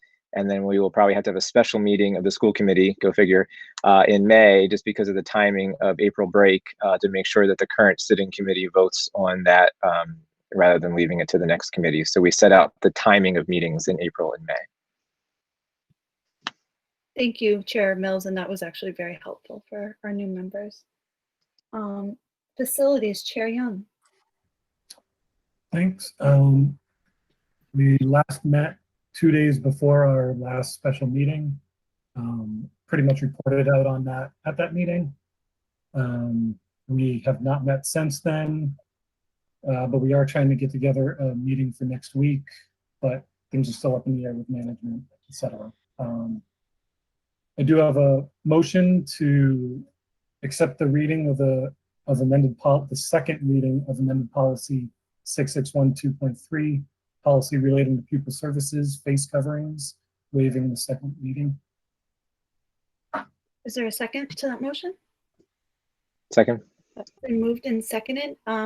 Chair Young, do you mind just giving a brief overview for our new members?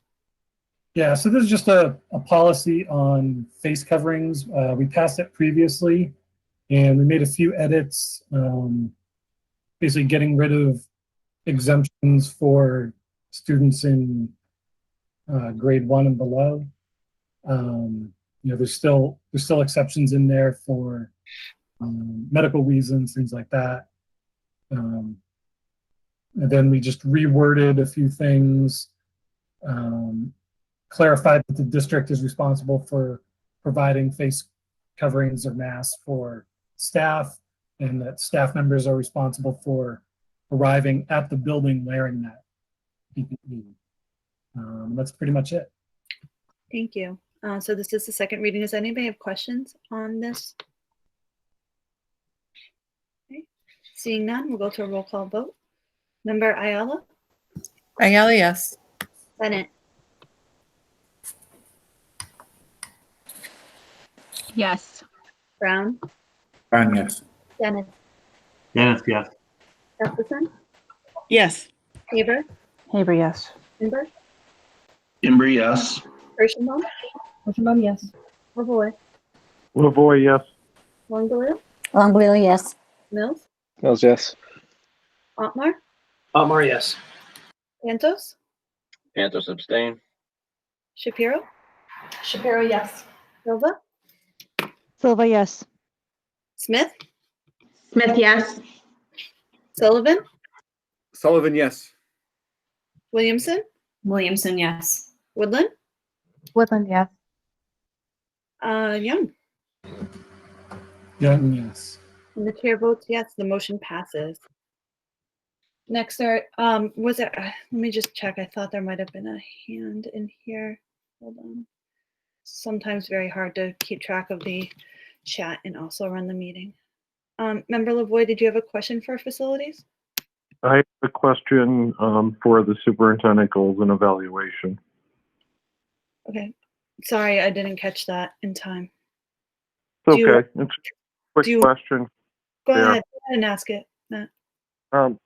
I believe Chair Mills had mentioned a meeting in March to talk about 360 evaluation, and knowing that the evaluation happens in April, is there a possibility of potentially moving that up so there's ample time to gather potentially 360 feedback for that evaluation? The majority of the subcommittee, felt that the 360 evaluation should happen in the summer as a part of preparing for goals for next year, which is why we decided to talk about it in March rather than sooner. So that's what the majority of the subcommittee's preference was. Is there a possibility of moving that up further? I know that's the superintendent's new contract with negotiations to have in time for the evaluation. I mean, as subcommittee chair, I'm always willing to take the committee's input into, we're doing the work of the committee. So, Thank you. I just wanted to make this brief because we did move on. Member Haber, did you have a hand to this committee or to facilities? To this committee, I would agree with Member Lavoie. I feel like at our last evaluation, there was significant lacking information, and I didn't feel comfortable with the evaluation, and I would appreciate more information this time around. Thank you. So that's a message to that subcommittee. Next on our agenda tonight is the Diversity, Equity, and Anti-Racism Subcommittee. Chair Silva, an update? Yes, we gave you an update on our last meeting, and we will be meeting again, I believe. When is the next date? I think we chose it. Let me see the calendar. Does anybody else have it on hand? I think it was I think it's January 7th. January, yes. January 7th is what we decided, Thursday night at 7 p.m. And we'll be continuing doing some more policies.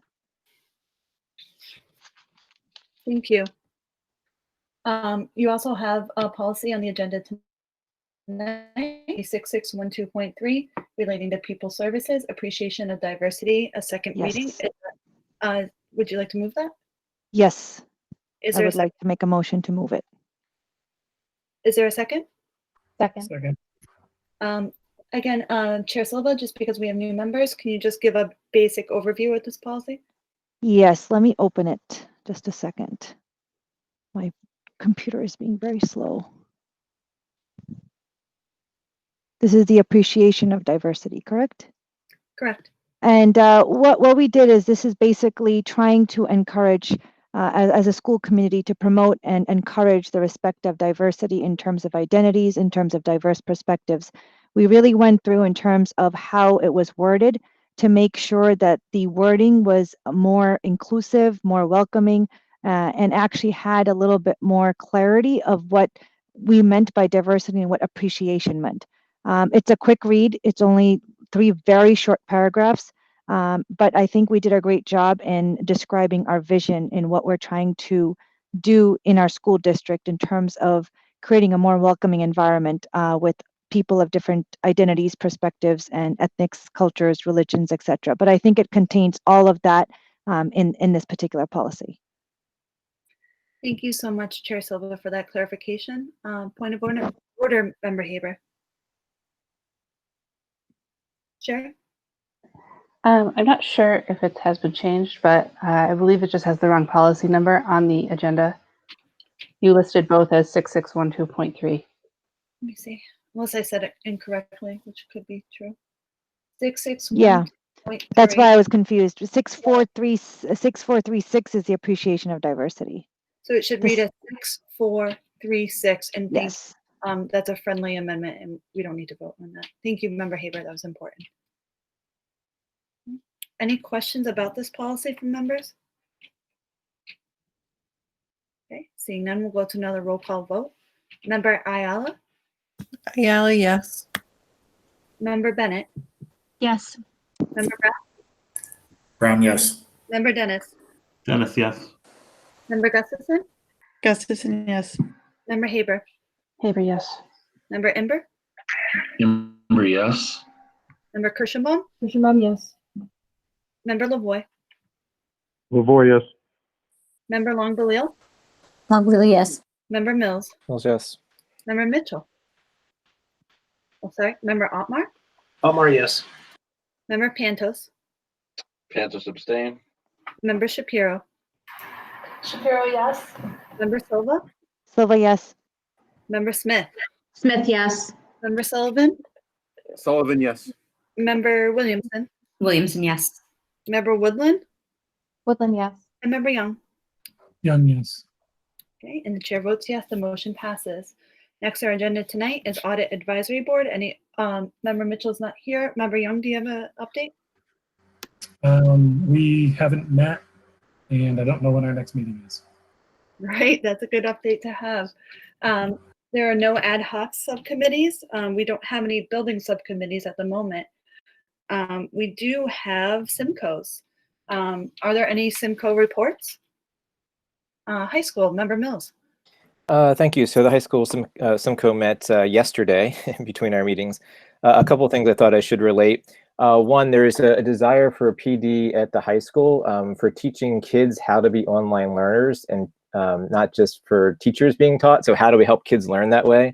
And it was brought up that Auburn had brought in people from the state online school to talk about how they were successful. So that was encouraged. There was discussion about how the school is doing a very good job reaching out to kids who are sort of dropping out, right? Like from their lessons, and some small number of them being brought back to try and address that issue. And again, there was a discussion of the timing, as I mentioned earlier in the meeting, of the fact that second semester starts on January 29th, and new cohorts will need to be built for that because about half of the kids have different classes in the spring than they had in the fall. So whatever attention we pay to our dates, we should probably give the high school some wiggle in terms of how they're facilitating that. If it's like 3 days before the 29th, like, does that make sense? And how do we do that? So we just want to keep that date in mind as we move forward. Thank you from the high school. I think we have a few others. The chat somehow is disappearing on me right now. So can someone just jump in with theirs, please? Megan, I have a report from NAQUAG. With a K1 and 2 grades, there was a lot of discussion. We've had 2 meetings since our last discussion. A lot of discussion about how teachers are coping with remote and how they're stepping up with terrific response. They are continuing to send home packets, but they have now gone more in depth, tailoring each packet to students' reading levels, providing them with books and more information. Yeah, just they're doing a great job. Singing, dancing, catching butterflies. They're really pushing. That sounds awesome. Can we do that our next meeting? All right, Member Woodland. I've got my chat back up. Like Member Haber said, with NAQUAG, the ECC SIMCO has met twice since we last met, or got to this part of our agenda. And so the first meeting was mostly about working on the school improvement plan and adjusting and talking about the changes to pick up and drop off, because that's a pretty big challenge for that building and that age and population of students for our district. In yesterday's meeting, the biggest points were that the kids seem to be really doing a great job in the building, getting a lot of benefit out of it, and the staff is pulling out all the stops to make it happen. But that there are a lot of stressors with having to cover for when staff need to quarantine. And so they've been very creative in how they use paras and remote. The other issue that is going to be more down the road and also impacting the elementary schools after them is that since early intervention isn't really doing in-person services like you would expect, the cases getting referred up to the ECC are a lot more intense, and so that requires a lot more of related services and whatnot. And then the other part that we talked about was just the age of the building, that it's hard to fit in these students in this way, in the way that these students need to use the building. So that was what we covered in 2 meetings. Thanks. Thank you so much. Member Shapiro for Houghton. Yeah, hi. So yes, we met twice also, and first meeting was kind of more of a get to know you, but Principal Cipro was really wanted to hear from the parents and the teachers how the hybrid learning was going, and so we all kind of gave our feedback on that. The second meeting was focused pretty much on the same. Soliciting, sharing feedback that we've heard from people in the school about how things are going. And Principal Cipro also scheduled tours for the members to come into the school to see what he's prepared, so that when hybrid does start, that the school is prepared, and to get kind of that outside view also of how he's preparing the school for students. And that's happening this week. Awesome. Thank you so much. And Member Kirschenbaum for Dawson. Hi, thank you. I just wanted to let everybody know that Dawson teachers continue to rock it. They're putting in their best efforts despite all the challenges, and the community certainly appreciates it. They're working together to problem solve, and so that level of collaboration is commendable. Resource packets continue to be put outside in an organized fashion for students to pick up, and newsletters are going out regularly as well.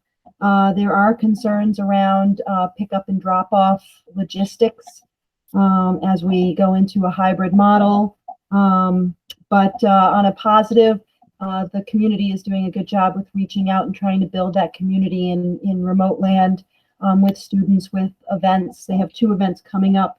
A bingo game happening in the evening where families are zooming in for those, or Google Meets as you will, as it were, and then also a gingerbread house building gathering. So just some fun ways to keep kids engaged and do something other than math. Math can be fun too. It can be fun, yes, for some. Next meeting is December 12th from 4 to 5. I think Member Otmar prefers the math. He got a double thumbs up on that one. All right, guys. Thank you for those reports. Next on our agenda is our public hearing, and I did actually have one member of the public submit comments to me tonight, so I'd like to read that out loud. This is from Diana Yares from 187 Mason Road.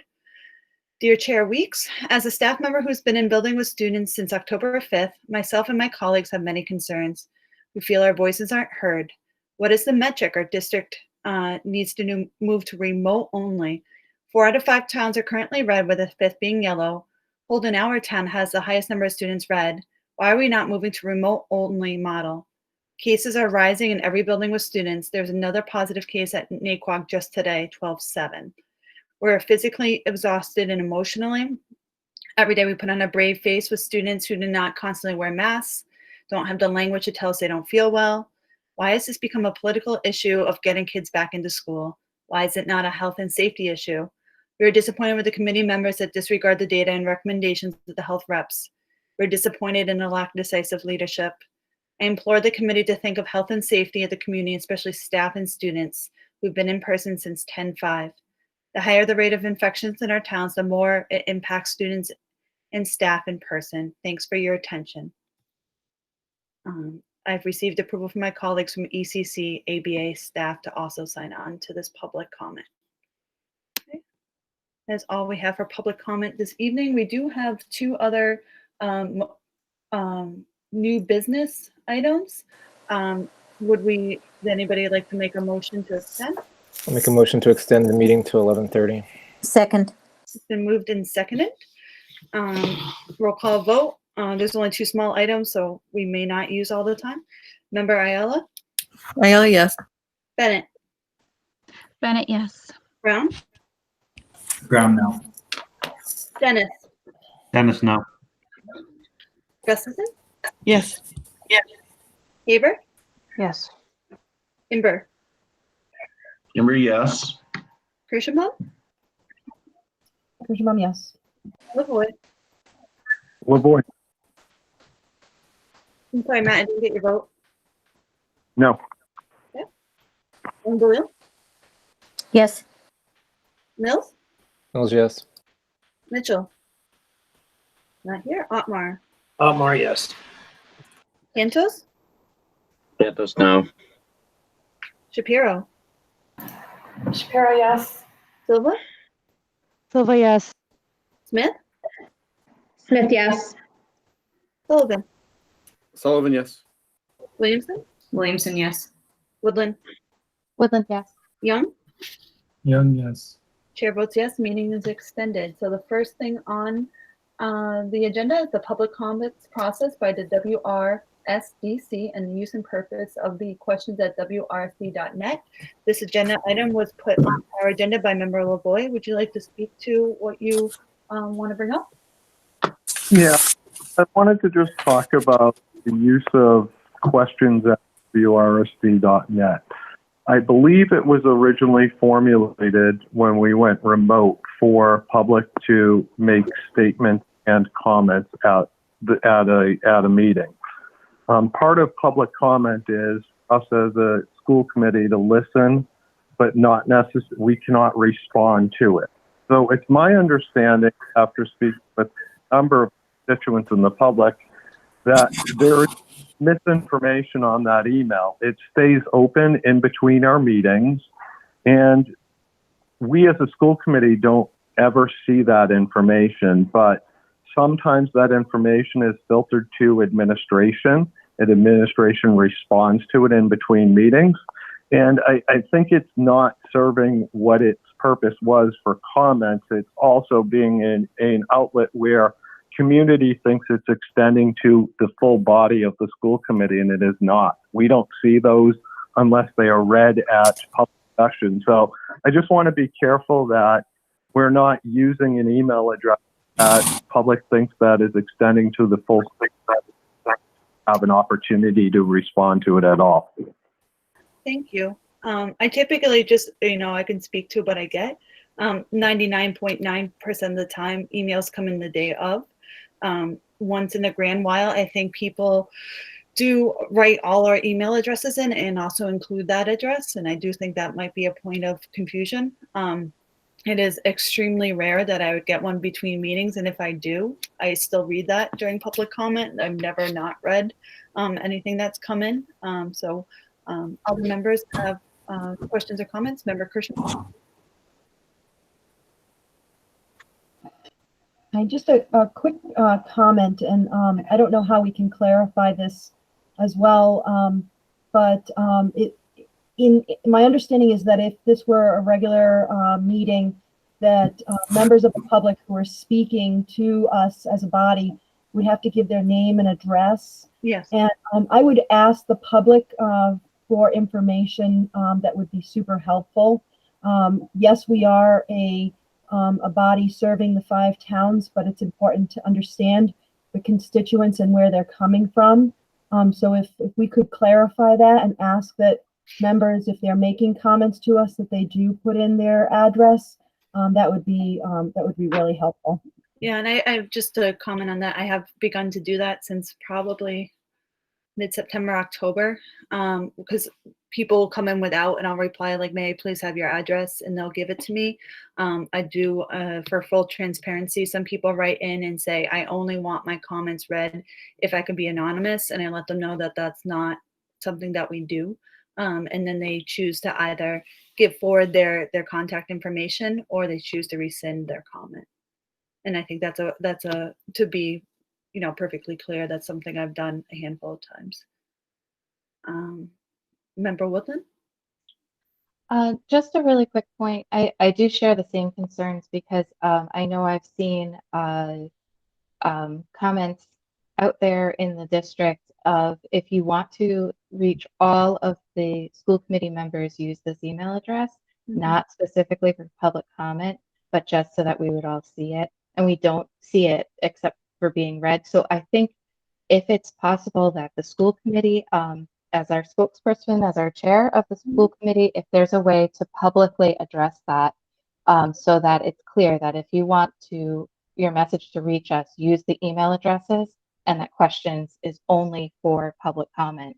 I think rather than individually putting out those fires as they come into the email address, Yeah, it would that's be a good idea. really helpful, really transparent to do it that way. Thank you. I will ask the administration if I could have access to just kind of send the public a general information email regarding just how to access us in general. I think that's a great point. Thank you, Linda. Member Gustafson. So I share this concern. My related concern is that I wonder, I don't know if we can shut off the email, but the members of the public can reach us at any time through regular email. And I think we need to be very clear about that. And my thought when this was created was that it was really intended, and maybe former Chair Mills can speak to this since he created it, to be within like a couple hours of the meeting and some immediacy. I don't know if there's a way we can set a time frame and say it, because in a in-person meeting, these people would need to be standing in front of us. Or if we could request that if you have a public comment, you sign up and then we send you request that within a few hours of the meeting. We send you a link to the meeting and you can speak to us for whatever the time limit is, just like you would at a regular meeting. So then we're sharing the link with people who would like to be present at the meeting as we would in person. I just wonder if there's some better way to do it. My question would be then, is this link unique every time? I just don't want to have like any Zoom bombing of our meeting. I honestly, I don't know, but that was another way I've considered maybe we could do this, because the intent, a slippery slope with the Zoom bombing. I don't know. As I said, I don't know if it's a different link. I was just raising the question, but if we do keep it as an email comment, I wonder if there's some time frame we can specify, like within an hour of the meeting, if you email us, or 2 hours if people have work schedules, because the point was to be a public comment. Yeah. And I don't want to keep them from sharing thoughts, but they can do don't that through either. our emails.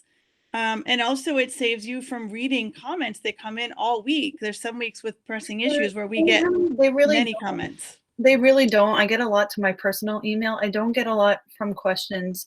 You know, they're typically a couple hours before the meeting. Director Sklar put in the chat, and I just want to read it out loud so we're clear to the public. He states that we could add an auto reply on that address to clarify that the message will only be used for public comment during a meeting. So it looks like there's a few options on this. Member Haber, do you have an option you'd like to consider? It's more so that I thought that from the beginning that it was a little bit confusing. We aren't trying to answer questions at that email address, and yet it's called questions@wrsd.net. It seems to me like we could just change it to public comment, and to recognize that we also have another email address called feedback@wrsd.net, which is intended for questions toward the frequently asked questions site. So maybe the change can be made. I think that's a great idea. I like that. So we're getting, this is good. This is brainstorming. Member Otmar? Sherry said exactly what I was going to say. I mean, you can change, maybe, I mean, Barry could probably change the aliases on some of these really quick. So it's, even if someone says questions, it still gets, like, whether it says questions or comment, it still goes to the same address. I'm sure that they could probably figure something out. So that it, yeah. I think I need to have a meeting with Barry tomorrow or the next day. Member Lavoie? The other option that you could consider is a Google form on the website that would allow for, you would require a name and address. A statement would specifically say that this is public comment. I think that would make your life easier as the chair, because then you would have and because I actually have to forward all these to Rebecca so that they're recorded in the minutes. So Rebecca gets, as soon as I read them, I forward them to Rebecca. So Member Lavoie, I really love that option. That sounds fantastic. Yeah, and I don't know. Let the public know. I think that there's an option too to combine the ideas and have an auto response from an email address letting people know this is where you would go for public comment. This is where you would go to get the school committee's information should you want to email the body. And I think it's just a matter of us allowing for the public to give us that information and be available for that comment. So I would recommend. I like that. Director Sklar looks into that and sees what the best option is to manage that. No, I think that's great, Matt. I think that actually hits all points. Barry, kind of on the side, can we put together maybe a Google Meet towards the end of the week? He says yes, and we'll figure this out. Thank you, Matt, for bringing this up tonight. That was a really productive conversation. Thank you. He also has a second thing of new business, which is the use of straw polls. Can you clarify what you wanted to say on this one? Yeah, I'm concerned that we have recently received a couple straw polls, and you know, it's not, and one of them regarding meeting in person, and I'm not against a straw poll, but what I am concerned about is that after that straw poll, the results were announced to the school committee, and I think part of a question of meeting in person, we owe ourselves to have open deliberation and have that conversation rather than just get the results, because just getting a yes, no, or this is the way people stand, it doesn't really give us the opportunity as a committee to really understand where people are coming from. So I again, don't necessarily disagree with straw polls, but I think that hearing others and their concerns sometimes might be better done in a meeting as opposed to via email and a straw poll. That's a point well taken. Thank you for that. Anybody want to chime in on this? Okay, thank you. With that, there's one last thing on our agenda tonight. Can I have a point of new business, member? Yeah. Yeah. Sorry. Just before we had a motion to adjourn. So I would like to ask the chair, as a member of new business, to call a meeting on December 21st so the committee can discuss and vote on metrics for reopening. I worry that if we don't, we're setting ourselves up for the public to have no sense of what January 19th means or what our decision-making policy is. So I don't think we can go to the holidays without something like that. No, I think that's a great idea. I'll put that in writing to the secretary after this meeting tonight. I think we've got a flurry of new hands now. Okay, let's go one at a time. So I think Member Dennis had a hand. Thank you. So I have 2 items of new business, 2 items that I would request to be put on our next agenda. The first is that we obtain training from the Mass Association of School Committees on parliamentary procedure, agenda setting, and what is or is not allowable under open meeting laws. I think as a committee, I'm not saying it's the very next thing we need to do, but I would ask that we put this on as an agenda item for us to discuss how we move forward with that. Would you like that for the special meeting or January? It could either be the next meeting or January. You know, if January is a special meeting to discuss metrics and that's the singular focus, I'm fine with that, but no later than January 11th. Okay, sounds good. The second, and I will put this under the same category, is that we add an agenda item to form a small task force to investigate the concerns alleged in the teacher's statement of no confidence in the superintendent with a recommendation on the pathway forward. Okay, can you put that in both of those in writing to me, Mike, so I can? I'm going to put it right in the chat. My scratch is a disaster right now, so I don't want to make I'll put it right in the chat. No, just in email, because this chat's going to disappear when we hang up, if you don't mind. Okay. So I can get them right on the agenda and get it to Secretary Peterson. Member Woodman. So actually, I wish we had that training like right now downloaded. Because I think we have a really important issue at hand where we have our calendar is being used against what we had voted it on. I mean, presently today it's being a full day of school, but it had been called a half day. So Linda, can we put that on this emergency meeting on the 21st as an agenda item? I mean, I would. I guess that's what one more Wednesday of being out of compliance with the calendar that we voted on. Is that I mean, we could have another special meeting next week for that one agenda item. It's up to you. yeah. I mean, I guess I was hoping that we could just take care of it now. You can't. So all right. then yes, I would like to put it on. So Megan, are you ruling that we can't? Is that what you're saying? I'm ruling that we cannot add in a piece of agenda item to our agenda that has not been posted to our agenda. Okay. Is that something the committee can vote on if they feel we need to discuss this, or is that not? Because it's a parliamentary procedure. You can overrule the ruling of the chair, but it's really against open meeting law. You can't just put something on Okay. it. Okay. I mean, I agree that it's super important. I'm not negating the importance of it, but it's not on our agenda. I believe we can add items under our agenda. So can I don't know what the language is. You can overrule my ruling. Can I request you would have to have, I mean. Yes. I'm only asking for the sake, because I do also feel like it's a problem. We're out of compliance, and I don't know. We can't add things just willy-nilly to our agenda. Can I request a vote to overrule then? Thank you. Is there a second? That's fine. Second. There's a motion on the floor and there's a second. Someone's not on mute and my ears are, I'm sorry guys, I have a migraine. I feel like I can't do the background noise right now. Okay. I just want to make sure this is either debatable or not debatable. I don't believe it's debatable. It is not debatable. So to overrule my ruling that we can't add new things to the agenda. Ayala. I'm sorry, Megan, can you clarify what a yes vote means and what a no vote means? You're overruling my ruling that we can add things to our agenda. I'm saying we can't add a vote for the school calendar to our agenda because it is nowhere on our agenda. No, Megan, I'm sorry. I think you started talking while I was talking, so I didn't hear your answer. Could you clarify what a yes vote means? I'm sorry, you're doing it again. Could you clarify what a yes vote means and what a no vote means, please?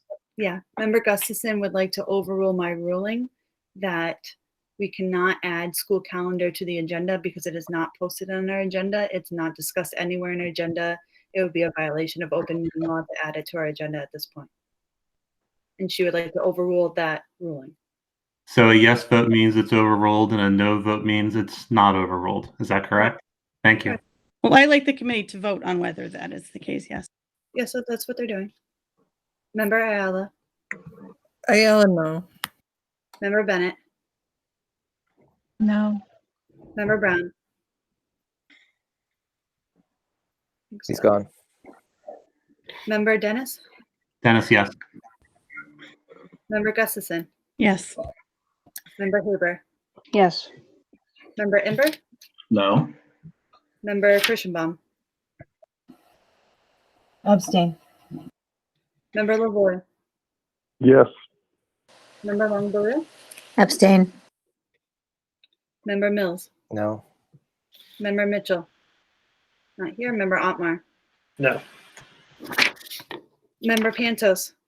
Pantos, yes. Member Shapiro. Shapiro, no. Member Silva. I just want to clarify. I was trying to listen to what Member Dennis was saying. So if we vote no, it's overruled. So where it's not going to be on the agenda. If you vote yes, it's overruled, and that means we're setting precedent that we can add things to the agenda. Okay, so I will vote not setting the precedence. Member Smith. Smith, no. Member Sullivan. Sullivan, yes. Member Williamson. Williamson, no. Member Woodland. Woodland, no. Member Young. Young, no. Adam, I can't hear you. No. No, chair abstains. I think it's close and my notes are awful. Rebecca, are you still with us? I believe the noes have it, but I don't want to be wrong and my notes are awful.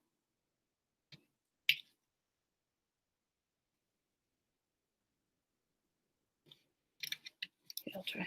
1, 2, 2 noes, yeses. 1, 2, 3.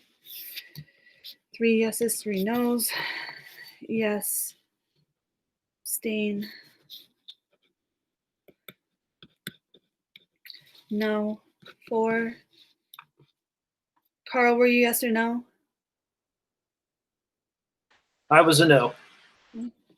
5 no's, 4 yes, 1 abstain. Pantos was a yes, 5 and 5. Shapiro was a no, 6 and 5. Silva was a no, 7 and 5. Smith, were you a no? No, yes, I was a no. Okay, 8 and 5. Sullivan was a yes, 8-6. Williamson was a no. Kelly, I'm sorry, this is where it gets funky for me. I was a no. Okay, 9-6.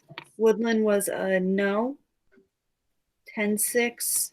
And Adam, were you a yes? I was a no.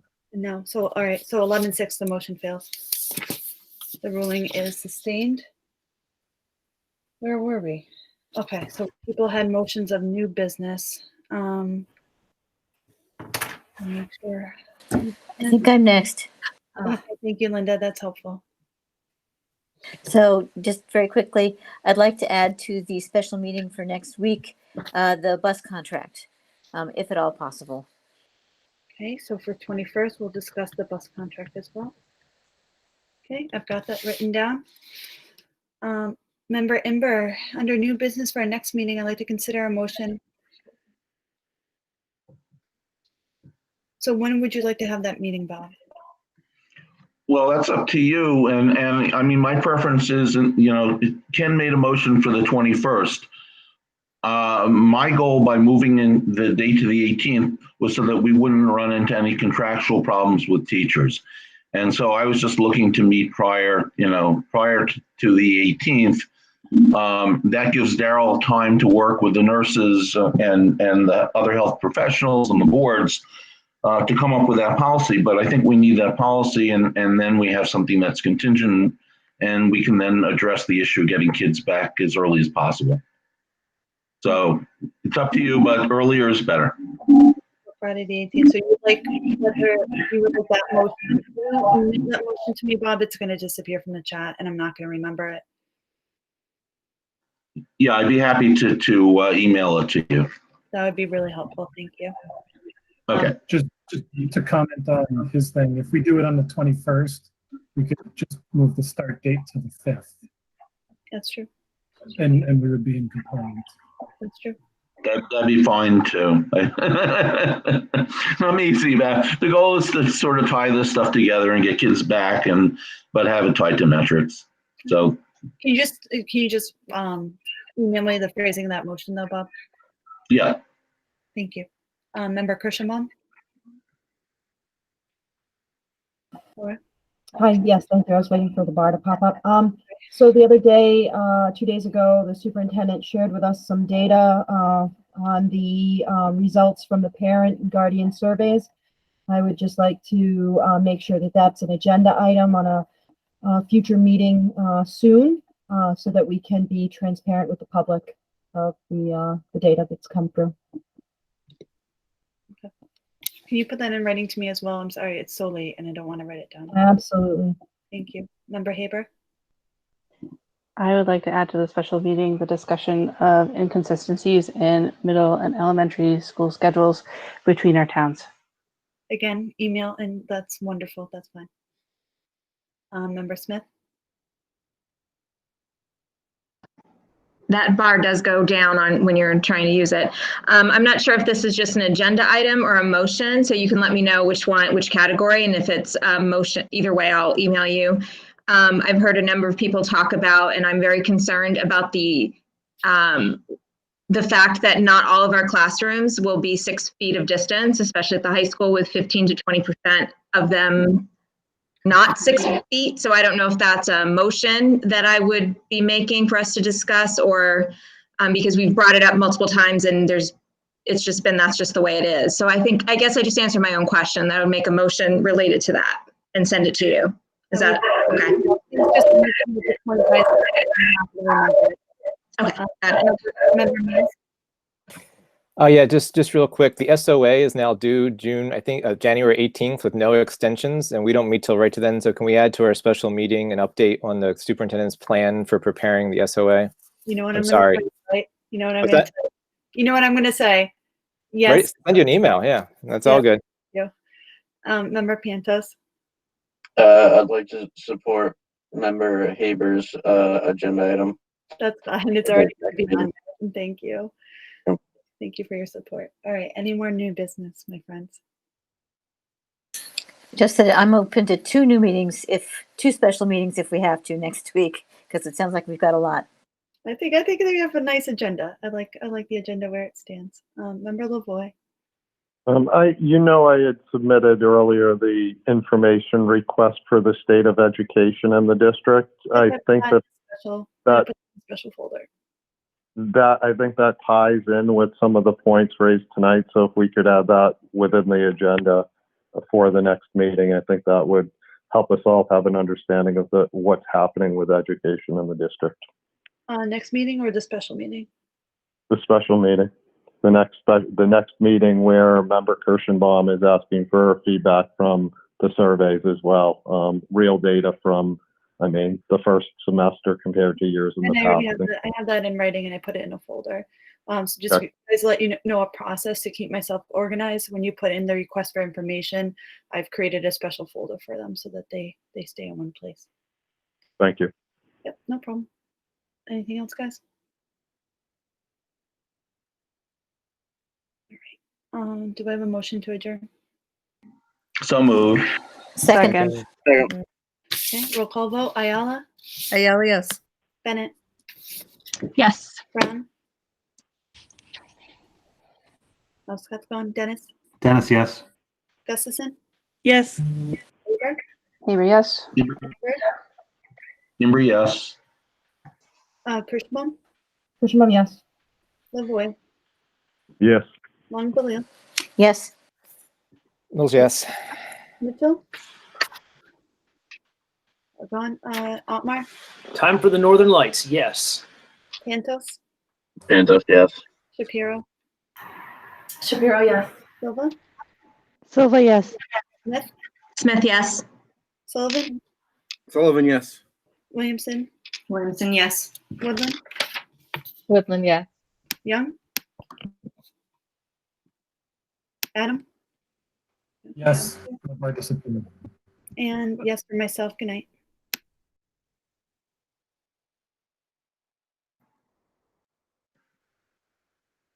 Feel better.